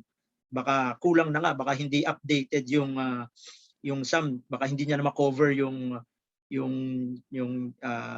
loss talaga na mararamdaman ng pamilya, yung immediate na mararamdaman ng pamilya kapag may na-aksidente. Yun. All right, thank you for that, Sir Nemar. Another question from Persheline. Sir, based from your experience, have you encountered when you have completed the project but the client is unhappy with the results and refuses to sign off the project? Paano niyo daw na-handle yung sitwasyon? Hindi daw tinanggap pagkatapos makumpleto. Hindi naman buong project, siguro na yung ayaw niya. Yung mga ibang parts ng work, lalo sa painting, medyo yung painting, medyo yan eh, medyo iba sa mata mo, iba sa mata niya. Which is, ang kasi dyan, ang nangyari din, yung project ko yan dyan sa Pilipinas pa noon, sa Engr, medyo babae yung bantay, medyo iba ang mata ng babae, iba ang mata ng lalaki. Yun sa akin, maganda na yung feeling ko, naayos ko na, maganda na yung pagka-pintura ko. At saka, binabagay ko siya kung ano yung mock-up, kasi yung 6th floor, kasi siya, 63 floor, kung ano yung nandun, kasi dumating ako, may mock-up na eh. So yun yung gagayahin ko, sabi, ito yung mock-up, ito yung ginagaya ko lang na standard yung kasi yung hinihingi niyang quality, medyo, sabihin natin, imbis na 2 beses mo lang, 2 coats lang ng pintura ang binudget mo, yung hinihingi niya, medyo pang mga 3 coats or more, kaya, syempre, iniisip mo rin yung budget ng Pero, syempre, pa rin, client satisfaction, yan pa rin talaga yun, dahil una, hindi ka nga mabibiling. Ang pag-handle ko lang sa ganyan, subukan mo talagang dalhin dun sa contract. Ibabalik mo pa rin siya sa kung ano yung napag-usapan. Sinasabi nga namin, ma'am, ito lang yung napag-usapan namin ito lang yung budget namin. Pangalawang quote na namin ng pintura yan. Whatever po na may ano pa yan, may mga patches, ay ita-touch up na lang namin, pero hindi na siya ang gusto niya kasi pinturahan uli ng buo eh. Yun na lang yung naging ko sa kanya noon. So kung ano man yung ita-touch up namin lahat ng So basically wala naman yung buong project siguro na hindi siya happy na hindi i-sign off yung project. Certain activities, oo, meron. Marami kang may encounter na ganyan. Kahit sa bakal yung mga structural pa lang yun, hindi na aesthetic ang inaano doon. Parang yun nga, iba yung interpretation niya doon sa plano, iba rin yung interpretation mo sa plano. Pagka mga vague nga yung yun medyo magkakaano kayo. Discussion din lang naman ang diyan, ang magiging sagot diyan ipaliwanag mo. Pero kung minsan aabot din sa point na ba't ka pa makikipagtalo? Malulugi ba ako kung gawin ko yung pinapagawa niya? Kung hindi naman malaki or kung naman, minsan talagang sundin mo na rin lang yung client. Sabi nga, customer is always right. So, yun lang sa akin. Thank you for answering that, sir. From Alex, bakit daw pag malapit na eleksyon, maraming road construction project? Ayun lang. Alam mo na, sabi ko nga iniwan ko na nga yung politics dyan sa Actually, kahit ako hindi ko butas ng butas talagang hindi ko rin masasagot yan. Medyo talagang politically inclined na yung question mo. Talagang hindi na technical, talagang wala na rin akong dyan masasagot. Siguro kung may taga Department of Public Works and Highways, baka siya ang mas makasagot niyan, o kaya from mga LGUs natin. Talagang sa akin Malamang hindi nila sagutin. So talaga. Ayun lang. Sir Alfaro, may question, Jay. Pero to add lang din dyan, hindi din naman talaga lahat. Yung iba kasi, ang nakikita lang natin, akala natin binubutas dahil sira kaayos pa yung kalsada, sinisira. Minsan din natin naiisip, baka mayroong sewer line na aayusin po doon. Yun yung aayusin, yung may nagbarang sewer line doon, hindi yung kalsada mismo. So to be fair din lang minsan ganun din siguro kaya baka iniisip natin na laging sinisira lang yung kalsada. So better rin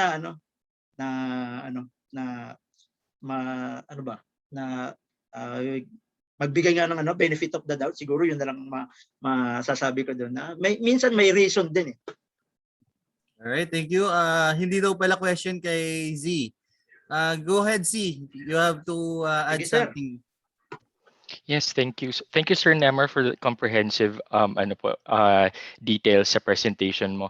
But to add to the question of Sir JC and then Ma'am Freshelin, one of the reason kasi in construction, this is me talking on the perspective of a project manager kasi nagsa-sideline din ako, and I experience project managing a construction. Though I have very little knowledge in engineering, but I have more knowledge on project management.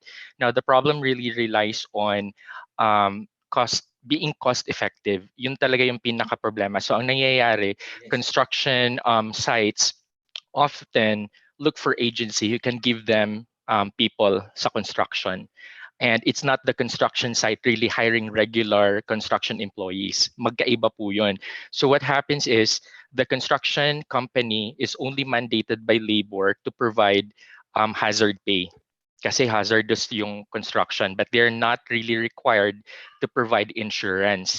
Tactics din po kasi yan ng project management, I need to be honest. Part ng mitigation ng risk, yung pagta-transfer ng responsibility. So I'm going to transfer the responsibility of providing insurance to the construction workers to the agency na kung saan ko kukunin yung mga tao ko. So yun yung nangyayari. Kaya ang the company is really, or the construction company is really not obliged. This is the sad part, no? Really not obliged to give monetary compensation to the what do you call this, to the kung sino man yung God forbids yung mga na aksidente, but it's really the agency kasi dun sila galing. Kaya nga pag nagsara yung construction kasi hindi natapos or whatsoever, ang magbabayad ng redundancy pay nila, it should be the agency and not the insurance company. That's the sad part. Anong nakikita lang kasi ng mga tao, kung saan na-aksidente yung construction worker, dapat yung construction company yung nagpapakonstruct ng building yung magbabayad, which is not necessarily the case if you look at the legalities of it. Oh, may Yun yung agency. sad part. Correct. And then also, add ko lang din sa question ni Ma'am Fershilin. Ang nangyayari kasi ngayon, ma'am, in project management, medyo wais. No, wais na rin yung mga project managers. So what we do is we look at the project into may pinakita kasi sa Sir Nemar kanina yung parang progress report. So ang ginagawa namin, every progress may bayad. No, yun yung pinaka offer namin na hindi kami magpo-proceed sa next part unless bayad na to. So, makikita talaga namin that you should be happy all the time para ma-continue namin yung project. Kasi yung project, pag natapos siya according to the specifications and the engineering team or the construction team was able to satisfy the contractual obligation, the company, whether or not they are happy, is really mandated to pay. Kasi yun yung yun yung kasulatan, yun yung contract. But then again, we're looking at the customer satisfaction, kaya meron lagi tayong consultation kung okay ba to, ano ba tong mga specifications, and if they want to do any changes, meron naman pong change control board. So pag-uusapan po yan if kaya ba ng construction company or kaya pa ba ng budget, kaya pa bang ihabol sa timelines and all that.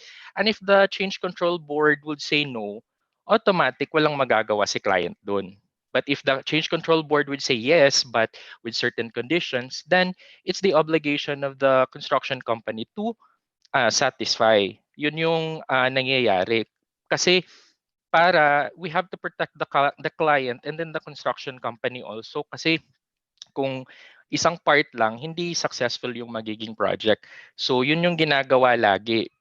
Percentage of completion, dapat may equivalent bayad yun. So pag 90% na siya, then ibig sabihin 90% ka na ring bayad.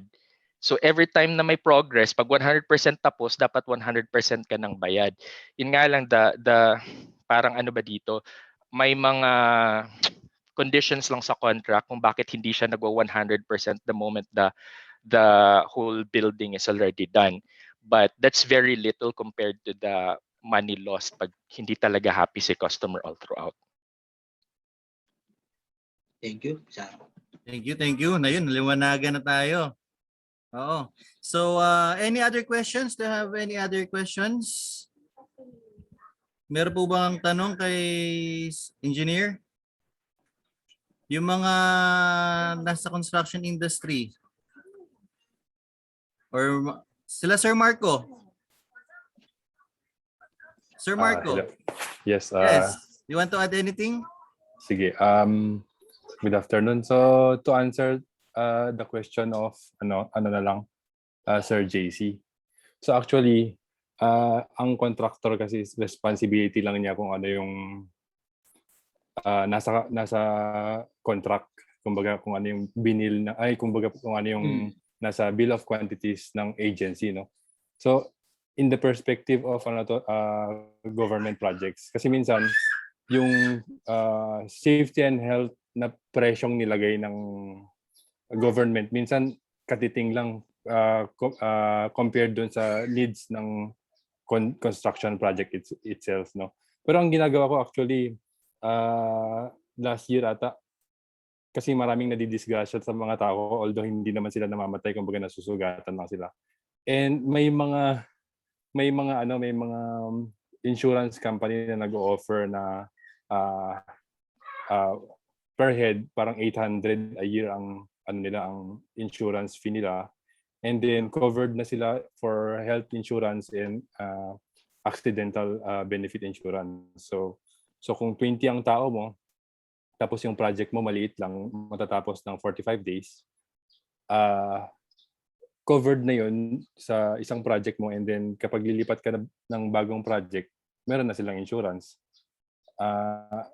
Kung maliliit yung project. And then dun sa yung question ni Miss Shelin. So depende kasi kung ano yung kung bakit unhappy yung client mo, no. Sa government project kasi minsan iba ang case. Minsan sabihin natin nasa project, pero minsan pwedeng read between the lines na lang kung ano yung ibig niya sabihin, kung bakit hindi niya ina-accept. Yun. So, yun. Tapos yung kay Sir Alexander Sagun, usually kasi may mga nabasa ako na mga article na halimbawa may mga construction project, may mga road construction na ginagawa kahit maayos pa yung nasa taas.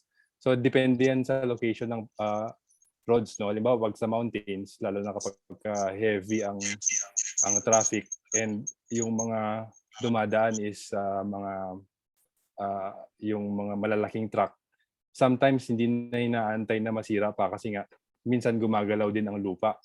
At minsan may mga times na bigla na lang silang nasisira, yung walang warning, bigla silang nabibitak, ganon. And then doon sa mga iba naman, meron din akong nabasa na about sa donation ng JICA, ganon. So parang every couple of years, parang 25 years, 50 years, nagdo-donate sila, and ang purpose lang niya is for the construction project. For the road construction. Hindi mo siya pwedeng gamitin sa iba, so gagastusin mo lang siya sa roads. So para lang ang ginagawa ng government, para lang makuha yung pera na yon at magbe-benefit ang Filipino people in terms of labor, sisirain tapos gagawin ulit.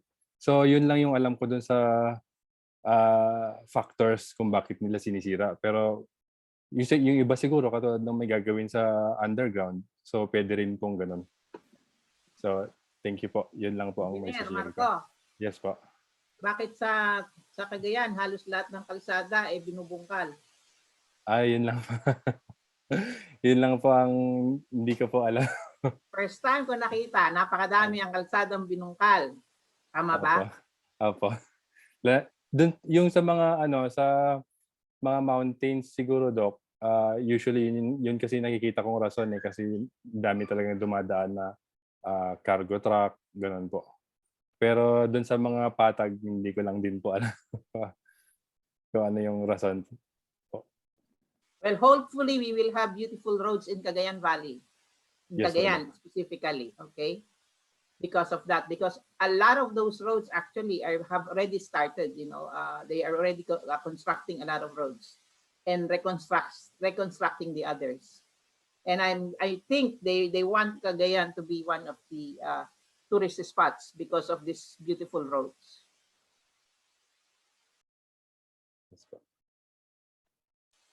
There's Riel. Where's Riel? I saw Riel Gomez. Riel. Yes, Doc. Oh, go ahead. Engineer. Ano ba? Give insights now, sir, about the topic. Ano naman, actually, in terms of construction,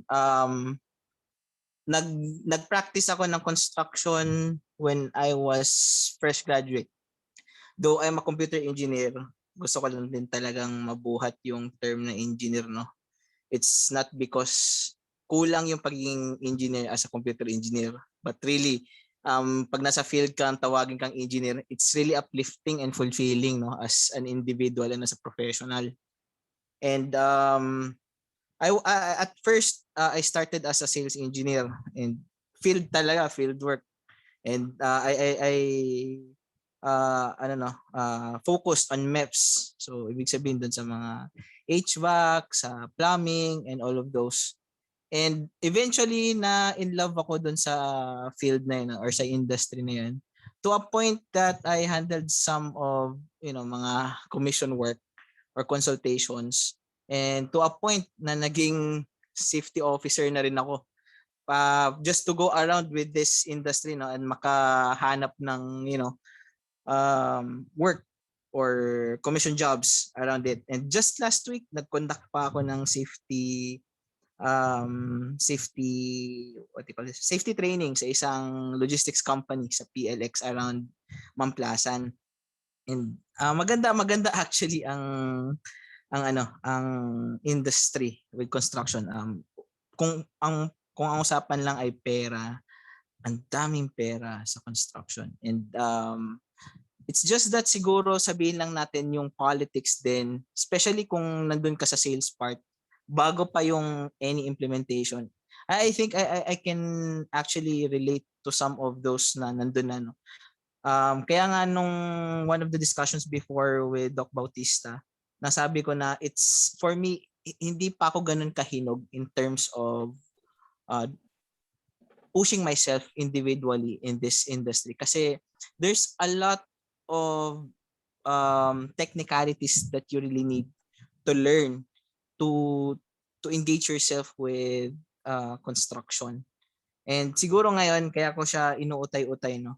I started na lang muna focusing only on the safety kasi ang hirap talaga if you are trying to get involved with the whole construction industry. And then siguro HVAC ngayon medyo bumabalik ako sa HVAC, so air conditioning.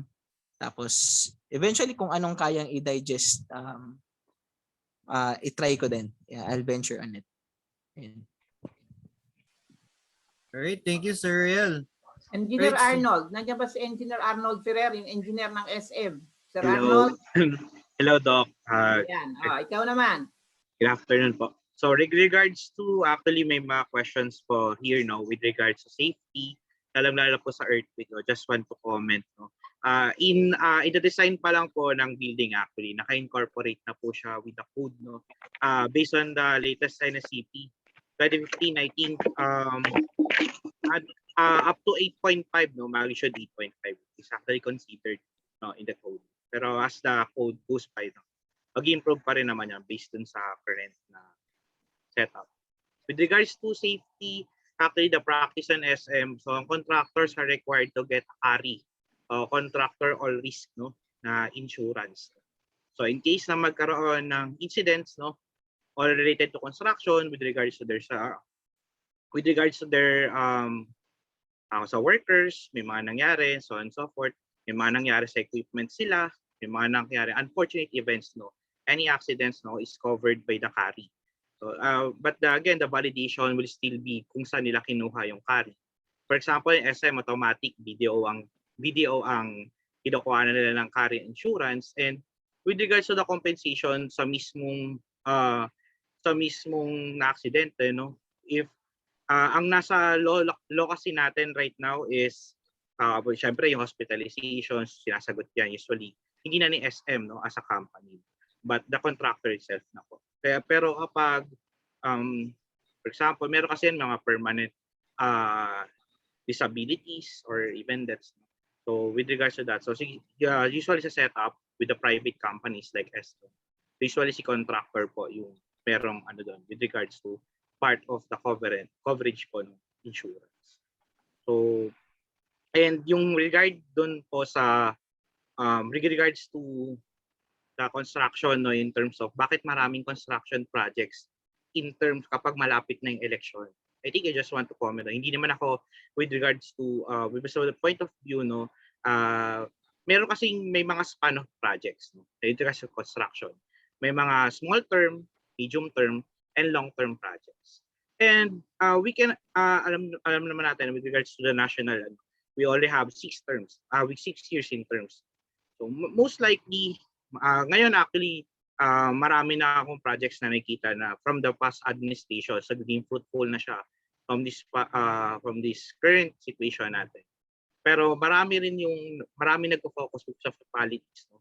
Nagpo-focus on the short term, kaya mapapansin yung halos nagkukumahog din with regards to and yung timing kasi ng awarding din kasi, no, mas madaming na-award na projects kapag malapit na, no, yung because of the timing, no.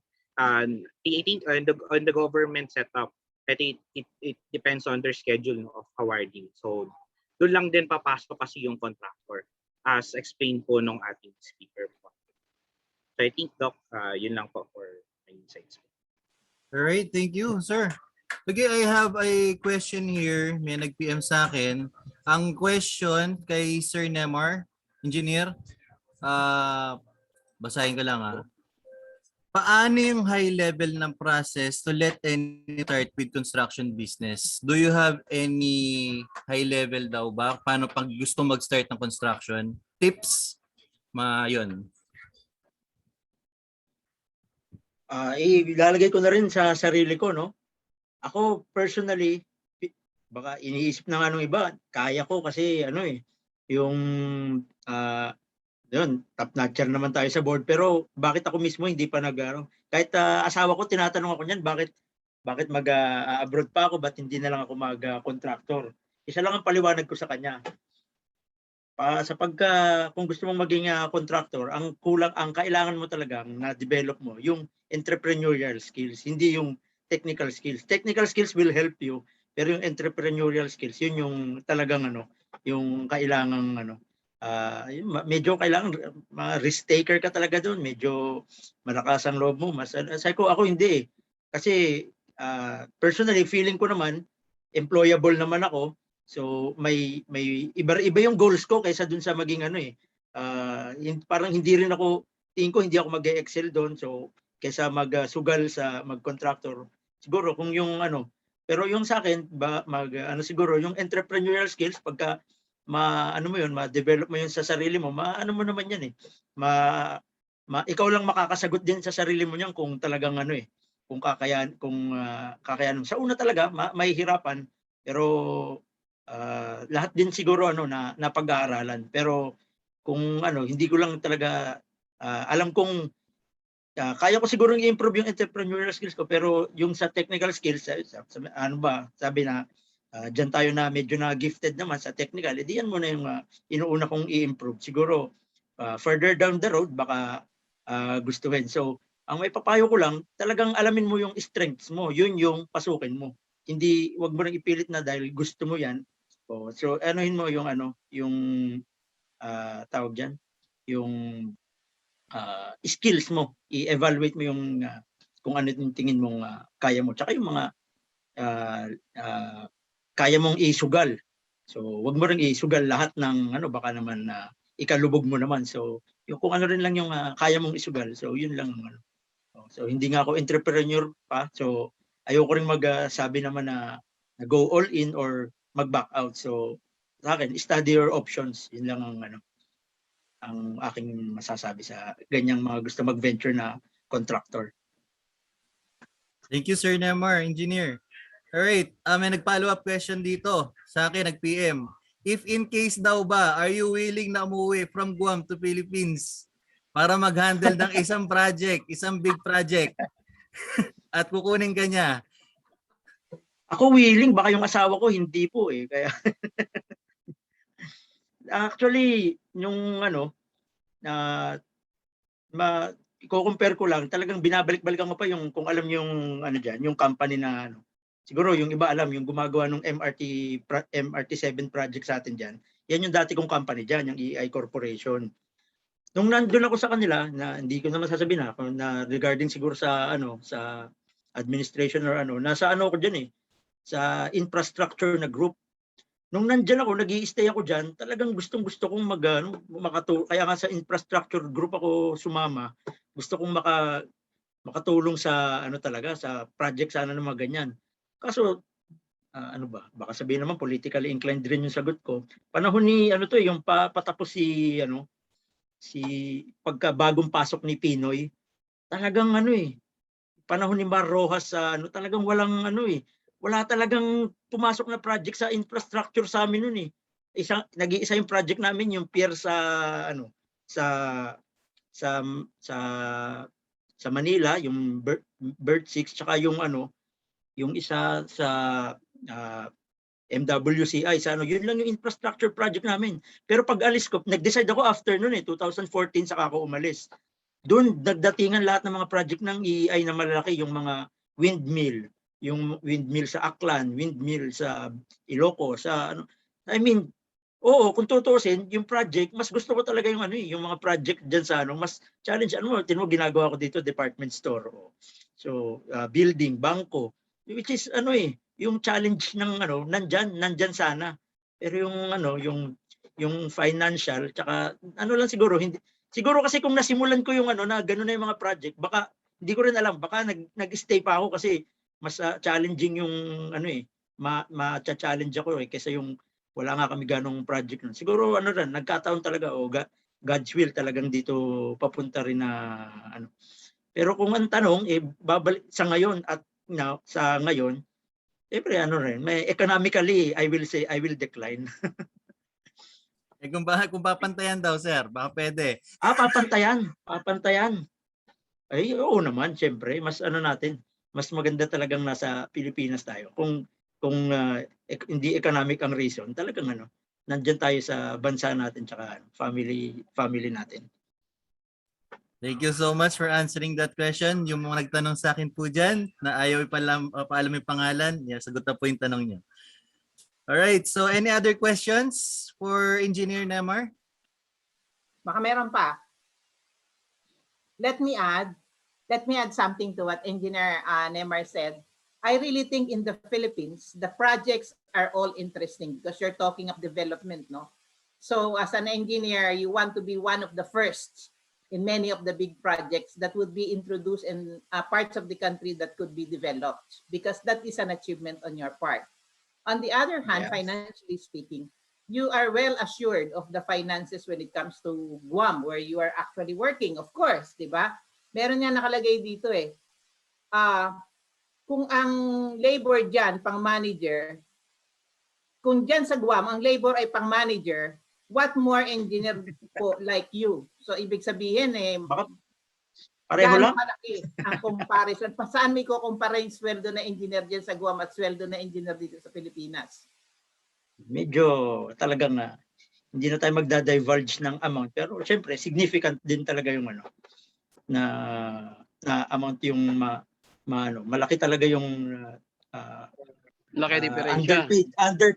Underpaid yung mga professionals natin, which is hindi lang naman sa engineering yan, sa lahat naman ng trades, tingin ko lahat ng profession talagang underpaid Si Randy, yung mga accountant, professionals. sasabihin niya. Si Randy, sabihin mo nga magkano sweldo.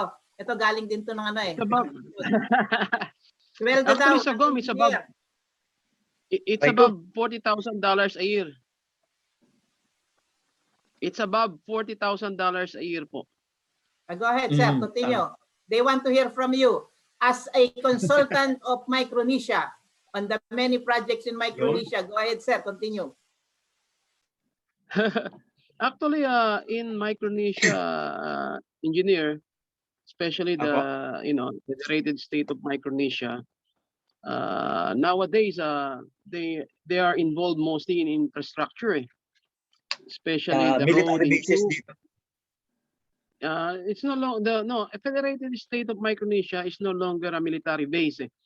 They pulled out their bases years ago, but now they are they are giving money. The federal government, the U.S., is giving money to Micronesia to build their roads. Right now, they're building their roads in Chuk alone. They're building their roads, and it's a big project. And mostly the subcontractors are only Filipinos. Of course, U.S. got the major contractor. So the infrastructure projects now in Micronesia are going on. They're the only country that was not affected by pandemic. Kaya lang lockdown pa rin. So going back to the question of Dr. Bautista, the professionals are of course getting $40,000 a year in Guam, and of course considering that it is good to work there because the corruption is controlled, unlike here 20% na kagad goes to the to the owner of the project, di ba sir? Kaya medyo disappointing, very disappointing magtrabaho dito eh. I tried that when I came back from Micronesia. Halos lahat ng kikitain mo sa government na eh. So sa mga, not the government, to the government workers eh. Kaya paano ka makipagsabayan kung maliit ang PC mo sa mga major contractors dito sa Pilipinas? Actually, Talagang mahirap dito unless your projects are coming from the private entities. Pero pag government, sir, talo tayo diyan. Unang-una, malaki talagang ang kita nila kaysa sa atin pa, 'di ba? Yeah. Agree. So, yeah.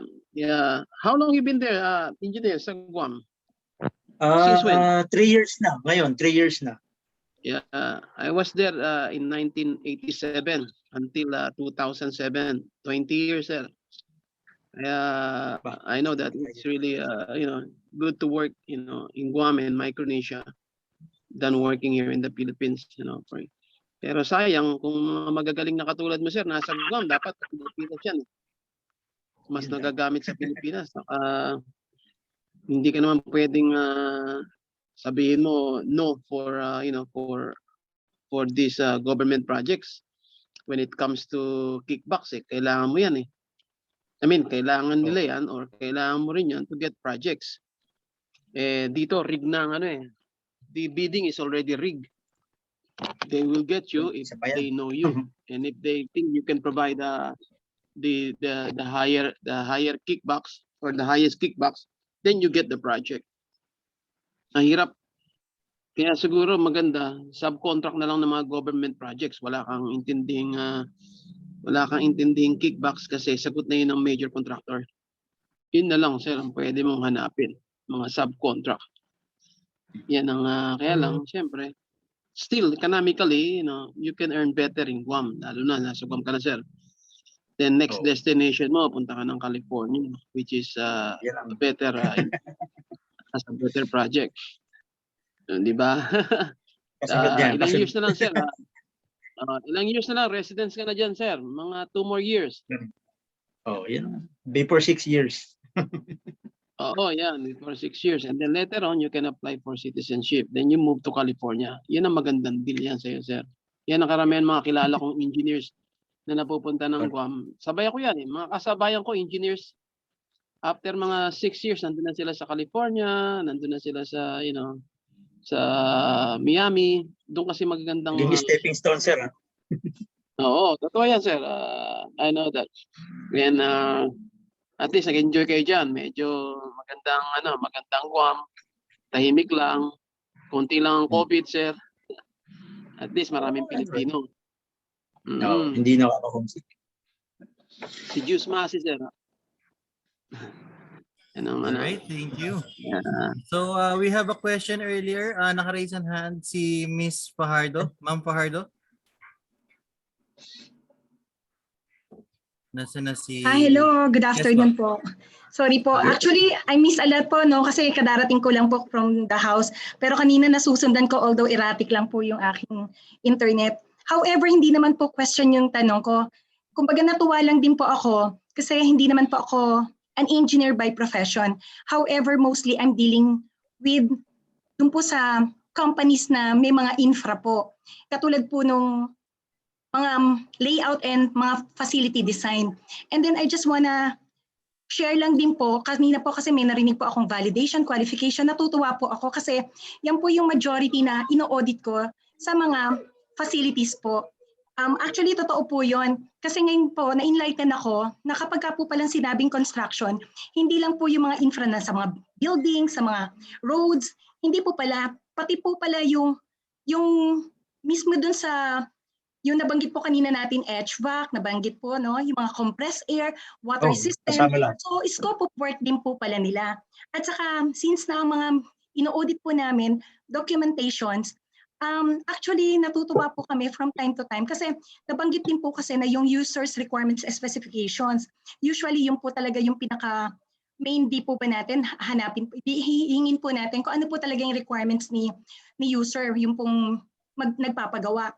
And then, doon po papasok yung design and then yung pong qualification. For the qualification po, pumapasok po doon yung pong design qualification, pumapasok po yung installation, operational, hanggang po dun sa pinaka-performance qualification. And then, so far po, natuwa lang din po ako kasi halos lahat po ng mga plantang na-audit namin, siguro nga po, na-explore na po ng todo-todo yung mga pharmaceutical companies. medyo hands up po ako doon sa mga engineers na mga na-audit namin na talagang documentation wise, talagang from top to bottom po, talagang nakakapag-provide na po sila. At the same time, although meron po sila mga in-house na mga engineers sa kanilang planta, but still, yung pong outsourcing, yung pong sa labas, yung pong outsource na, kumbaga, yung po yung gumawa sa kanila initially, yung pa rin po yung part ng nagpe-preventive maintenance sa kanilang facility. And then, doon ko lang din po na, kasi doon ko lang din po na encounter or na enlighten ako so much na kapag ka po na part din po pala yun sa construction, sa mga engineering works. At the same time, doon ko din po na-realize na majority ng mga plantang ina-audit namin na the documentations they are submitting with us ay coming from doon po sa mga contractors. Yun lang po, kapag medyo natuwa po ako doon sa kanilang HVAC. Kasi yan po yung mga isa sa qualification ng pharma na napaka-stricto po. Na yun po talaga yung talagang kinakailangan po natin na sa lahat po tayo gumagamit din po na kasi tayo ng gamot, di po ba? So may mga air qualification po kasi yung mga rooms ng bawat pharmaceuticals. Kaya saludo po ako doon sa mga engineers na who are dealing with the HVAC system po at saka sa water system. Yun lang po. Salamat po. Alright, thank you, Ms. Fajardo. Alright, so for may question pala dito na hindi natin nakita kanina. For Sir Nemar, engineer, how do you keep your project team motivated kahit na may pandemic daw? Hindi ako makarelate sa pandemic. Mula nung nag-pandemic, ang ano ko na, naka one-man team na ako nitong ano talaga eh. Yung sa staff work, medyo mag-isa ako eh. So, pero dun sa ang nangyari sa amin noon, nung pagkapasok ng pandemic, na yung dati, yung mask, ano bang masabi? Yung parang ang hirap pang makabili dati nung hindi pa siya, di ba? So, yung iba nire-require, pero kami talagang namigay kami ng mask sa kanila para sa una, yun ang namin. Tapos yung company namin, nagbigay sila ng noon. Actually lumipat na kasi ako eh, kaya yung iba yung company ko noon eh. Nagbigay noon ng dagdag na $2 per hour sa sa rate nila. Kaya talagang motivated pa rin silang pumasok. Yun yung hindi ko initiated nung boss namin kasi nga maraming natatakot pumasok, so nagbigay siya ng hazard pay. Nung nag-declare ng lockdown dito, nagbigay ng additional na $2 per hour sa across the board, pero hindi sa mga salary, sa mga hindi ako kasama, sa mga sa mga early paid na mga tao. So isa yun na ng company. So tapos yung safety officer namin, yun medyo talaga siya, yung nag-hire siya ng 2 additional na tao. Ang gagawin lang talaga noon, magi-spray dun sa mga common areas. Yun yung which is din naman, naisingil naman namin ng change order dun sa client na nag-hire kami nung So naman, give and take din naman sa client, nabigyan niya kami ng noon. So monetary talagang nasuportahan noon yung nung nag-lockdown. Tapos nagkaroon din kami yung barracks ng namin, ng mga tawagin kasi dito yung mga workers H2 eh. Yung visa nila H2. So yung barracks ng mga Filipino workers namin nagkaroon ng ilan yata dun sa 40 plus sila, mga 20, almost half ng nagka-positive. So nung yung stay naman nila doon, yun sila bayad naman yung full 8 hours nila, hindi naman ng company. So yun din lang so talagang ni-recommend, if you're sick, stay, bayad ka pa rin. So yun yung naging drive nung company. Pero sa work naman, kung paano mo pa rin siya ma-motivate na yun pa rin yung niya, yung trabaho niya, siguro ang masabi ko lang talagang na nagawa natin yung yung ina-assure natin na yun nga, yung parang pag-assure ka na kahit pala magkasakit, mag-positive, hindi ka tatanggalin, hindi ka walang discrimination. May nag-positive nung nung bumalik siya, parang wala lang, ano lang, basta nagbigay na siya nung certificate galing sa Department of Public Health, tinanggap yung walang discriminatory na na, na na pagtingin sa kanila na ano. So yun lang siguro, yun lang naman ang kinakatakot noon na baka pag nag-positive ako baka hindi na ako tanggapin sa siguro doon lang naging yung drive ng company noon na namin na para hindi mawala ng gana pumasok yung mga tao. All right, thank you. So do you have any other questions? May questions pa po ba para kay engineer? Kung wala na pong questions, all right. So if none, I would like to call, si Miss Calooy. Mrs. Calooy. Mamalu, do you have any?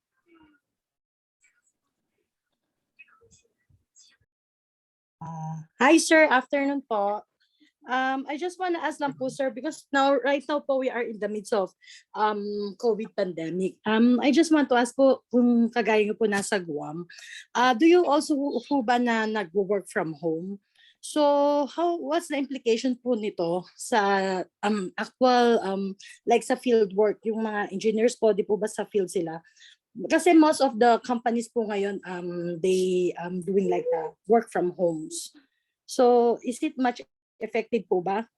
Like yung nasa actual field po kayo? Yung mahirap sa trabaho din ng construction. Talagang hindi naman pwedeng dito ako magkabit ng hollow blocks, daling ko na lang sa hindi naman magiging ganoon. So may nangyari sa amin, yung mga engineering works lang sila. Yun yung mga nag-estimate sa site, mga scheduler namin, yung inalaw sila na parang 2 weeks na nung may nag-positive din na isa sa office namin, lahat sila yung mga pwede talagang mga pwede sa mag-work sa bahay, inalaw sila. Pero hindi na rin na kasi nga dahil siguro na rin dito nag-na kami dito sa Guam 80% vaccinated na ang Guam, so talagang hindi niya na inaano talaga na yung work from home medyo wala na siya sa ngayon, hindi na. Pero nung dati talaga yung nung bago yung pandemic nagkaroon ng mga work from home, pero kaming mga nasa job site yun talaga walang choice, talagang pasok. Hindi kami hindi rin naman kami na demotivate dahil yun mga tao, para masaya na kami, at least yung mga tao tuloy-tuloy pa rin yung nila. So maging happy Yes, ka sir. na para sa mga tao. Yun lang. Okay, thank you sir. Okay. Thank you. All right, so do we have any? Sir Josh, do you have any question? Meron ba nag-BM sa'yo? Wala naman. All right, so if wala na, let me call on Dr. Bautista, do you have any things to add? Wala na, During the topic. magpapasalamat lang ako sa lahat ng engineers because despite the pandemic, they are still on the streets. If they have to perform their work, they really have to do it, regardless of what happens to them. Mga frontliners din sila because we need to get done with a lot of work, not only in the Philippines, but even abroad. I really think they're the same, except that they have more incentives abroad. Sabi nga ni Engineer Obod, meron silang $2 per hour increase, pandemic, sir. Yung mga tao, hindi kami hindi ako included. Siyempre, malaki na yun sa inyo eh. Di yun sa kanila naman, $2 per hour, sir. Opo, binigyan po namin At sila. malaki din yun, sayang din yun. Di isipin mo, mas maganda yung may pandemic, konti na ang tao, may $2 per hour ka pa. Diba? Parang. All right, thank you very much, Sir Jay. Go ahead. All right, so since wala nang questions, I would like to call on Mike Soledad to present the certificate. Okay. So thank you for this discussion, Engineer Nemar. So this certificate of appreciation is presented to Engineer Nemar Obod for sharing his knowledge and expertise as a guest speaker during the webinar on Logistics Operations Project and Construction Management that took place last August 15, 2021 via Zoom, given this 15th day of August in the year of the Lord 2021. Signed by Professor Alejandro Bautista, MBA, Professor Diosdado Lequeron, MBA, and Dr. Estrelita Punzalan Bautista, Site Coordinator. Once again, thank you so much, Engineer Nemar Obod. Thank you rin po sa opportunity makapag-share sa group. Thank you so much, sir. All right, so Thank you. for Thank you our po, sir. for our closing remarks, Welcome. let me go ahead and call on Professor Diosdado Licoron to give his insights and for the closing remarks. Hi, hello. Can you hear me okay? Yes, sir. Loud and clear. I just want to say thank you to Mr. Ramelito Lasquite for the discussion about digitalizing the Philippine logistics, as well as to Engineer Nemar Obod for the basic principle in managing construction project. So I think right now, if we are going to really dig deeper, especially on the digitalizing of Philippine logistics, there's really a lot of things that needs to be considered that meet the eye, that we need to take into account to be able for us to successfully become a very digitalized country. And I think aside from the money in the infrastructure, for me, I think I will gonna sum it up on the three things. One is we need to make sure that the people, the process, and the technology is really good. What I mean by that, for the people part, we need to find the right people that could handle the digitalization. We need to train the people to really make them deliver. And then we need to fully understand what are current processes so that we could create a new process that will make sense. And on top of that, the technology aspect needs to really strengthen, especially the internet connection, where there's really a lot of problem. And also, if you are here in the Philippines, I think based on the feedback, you need to take into account the political aspect.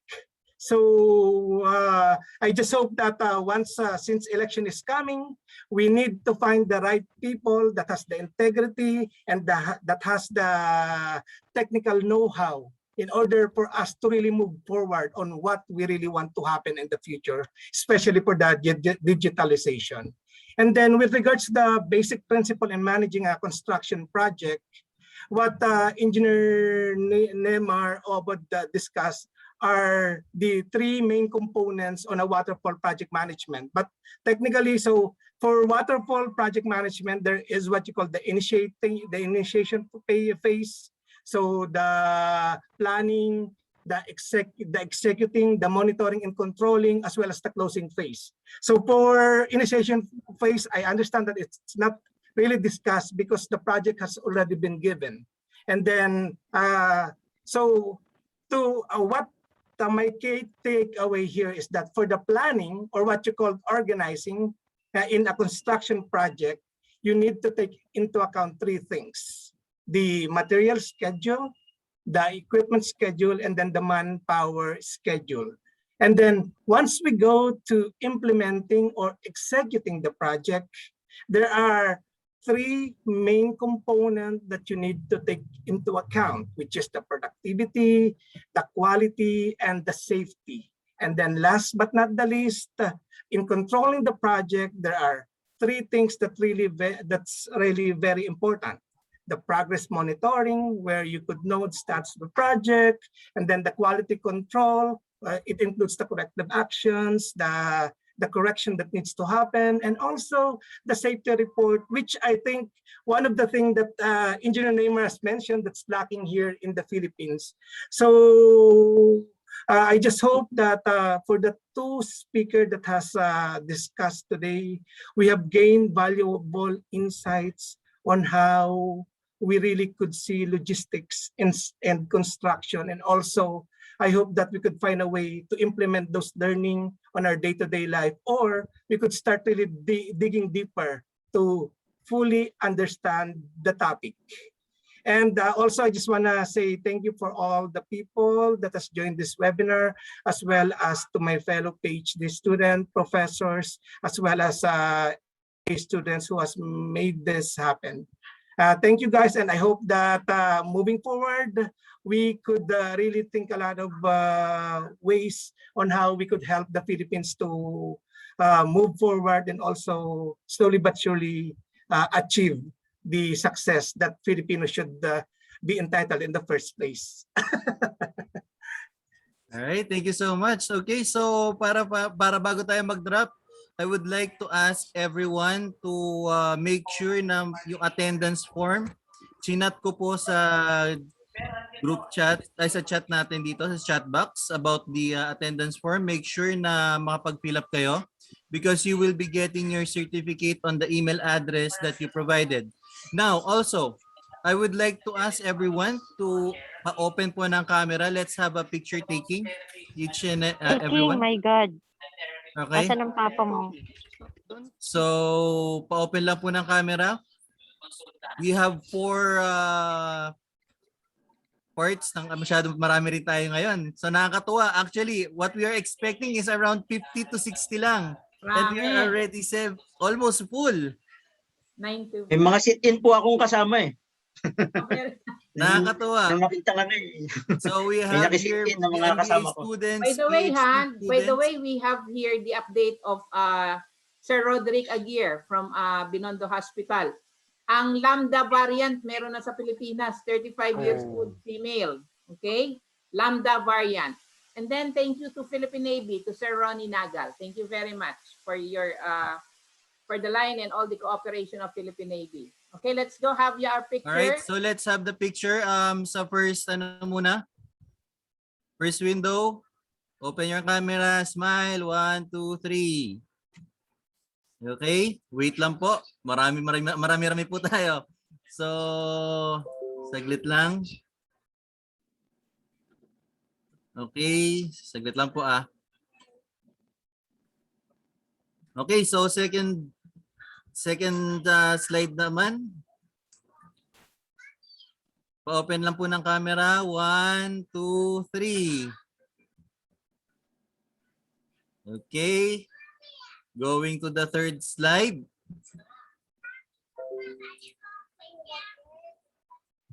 Okay. Open lang po ng camera. Okay, and done. Now, let's go to the last Teka slide. lang. Wala asawa ko, wait lang. Joy, Wala dali. po. Picture. Attendance. Okay. Oh. Cute. Alright. Ayan na. Okay, so nasa na yung mapol? 1, 2, 3. Okay, thank you so much po. Again, inuulit ko po, make sure na makapag-fill up po kayo ng forms. Okay? Fill up ng forms. Yung Google Forms, that will be considered your attendance. Your certificate will be provided on the email address na ginamit nyo. And then, thank you so much for everyone na nag-attend. Shout out sa MBA, mga MBA students from OTP Makati, from Metro Bulacan, from Nievgen. Also, we have here from the PhD students and yung mga from City College. May mga nag-join din ng from City College. Mga presidents ko are here sa City College. And then, what else? And then the other guests na naka-join dito. So again, thank you so much, Sir Ronnie, for the Zoom, for hosting the Zoom, for our speakers. You mentioned Engineer Nemar, Engineer Ram. Bulacan. You mentioned. Thank you so much. Yeah, Sir Andy, thank you so much for giving us our insights. So, should we From expect Taguig University. Thank you. next semester? Ayan. Sir Andy. Thank you po. Thank you. Thank you, Joy. Everyone. For organizers, marami po salamat sa mga kasama ko na nag-organize, and from the others na hindi ko po nabanggit, pasensya na po, pero marami po salamat sa inyong lahat for making this a very successful webinar. Alright, Thank you. so, thank you so much. Thank you, sir. Thank you po. All right. Thank you, ma'am. Thank you. Bye-bye, Okay, guys. thank you po. Thank you. Thank you, everyone. Thank Thank you. you. Thank you. Bye, everyone. Thank you, Sir Nemar. Keep safe. Nemar, Thank you. see you in Guam, Welcome, maybe, guys. hopefully, before the end year. I'll be there in Guam before the year end, Sir Nemar. Maybe I Ganun can po. I can meet you out there. Opo, pwede. Sabihin nyo lang po pag nandito kayo. Sige, sige. Thank you. Marami kaming project sa Chuk eh. Maybe we could, we could seek your help, Pwede rin po. Di pa ako nakapunta dyan eh. Dito pa lang ako sa Guam eh. Kahit Saipan, di pa ako nakapunta eh. Ganun ba? You will enjoy more in Micronesia. Matututo ka mag-dive. Oo. Ganun. Oo. Never pa. Sige, Wala pa, sige. ano. Dito pa I lang will sa... definitely see you, Sir Nemar.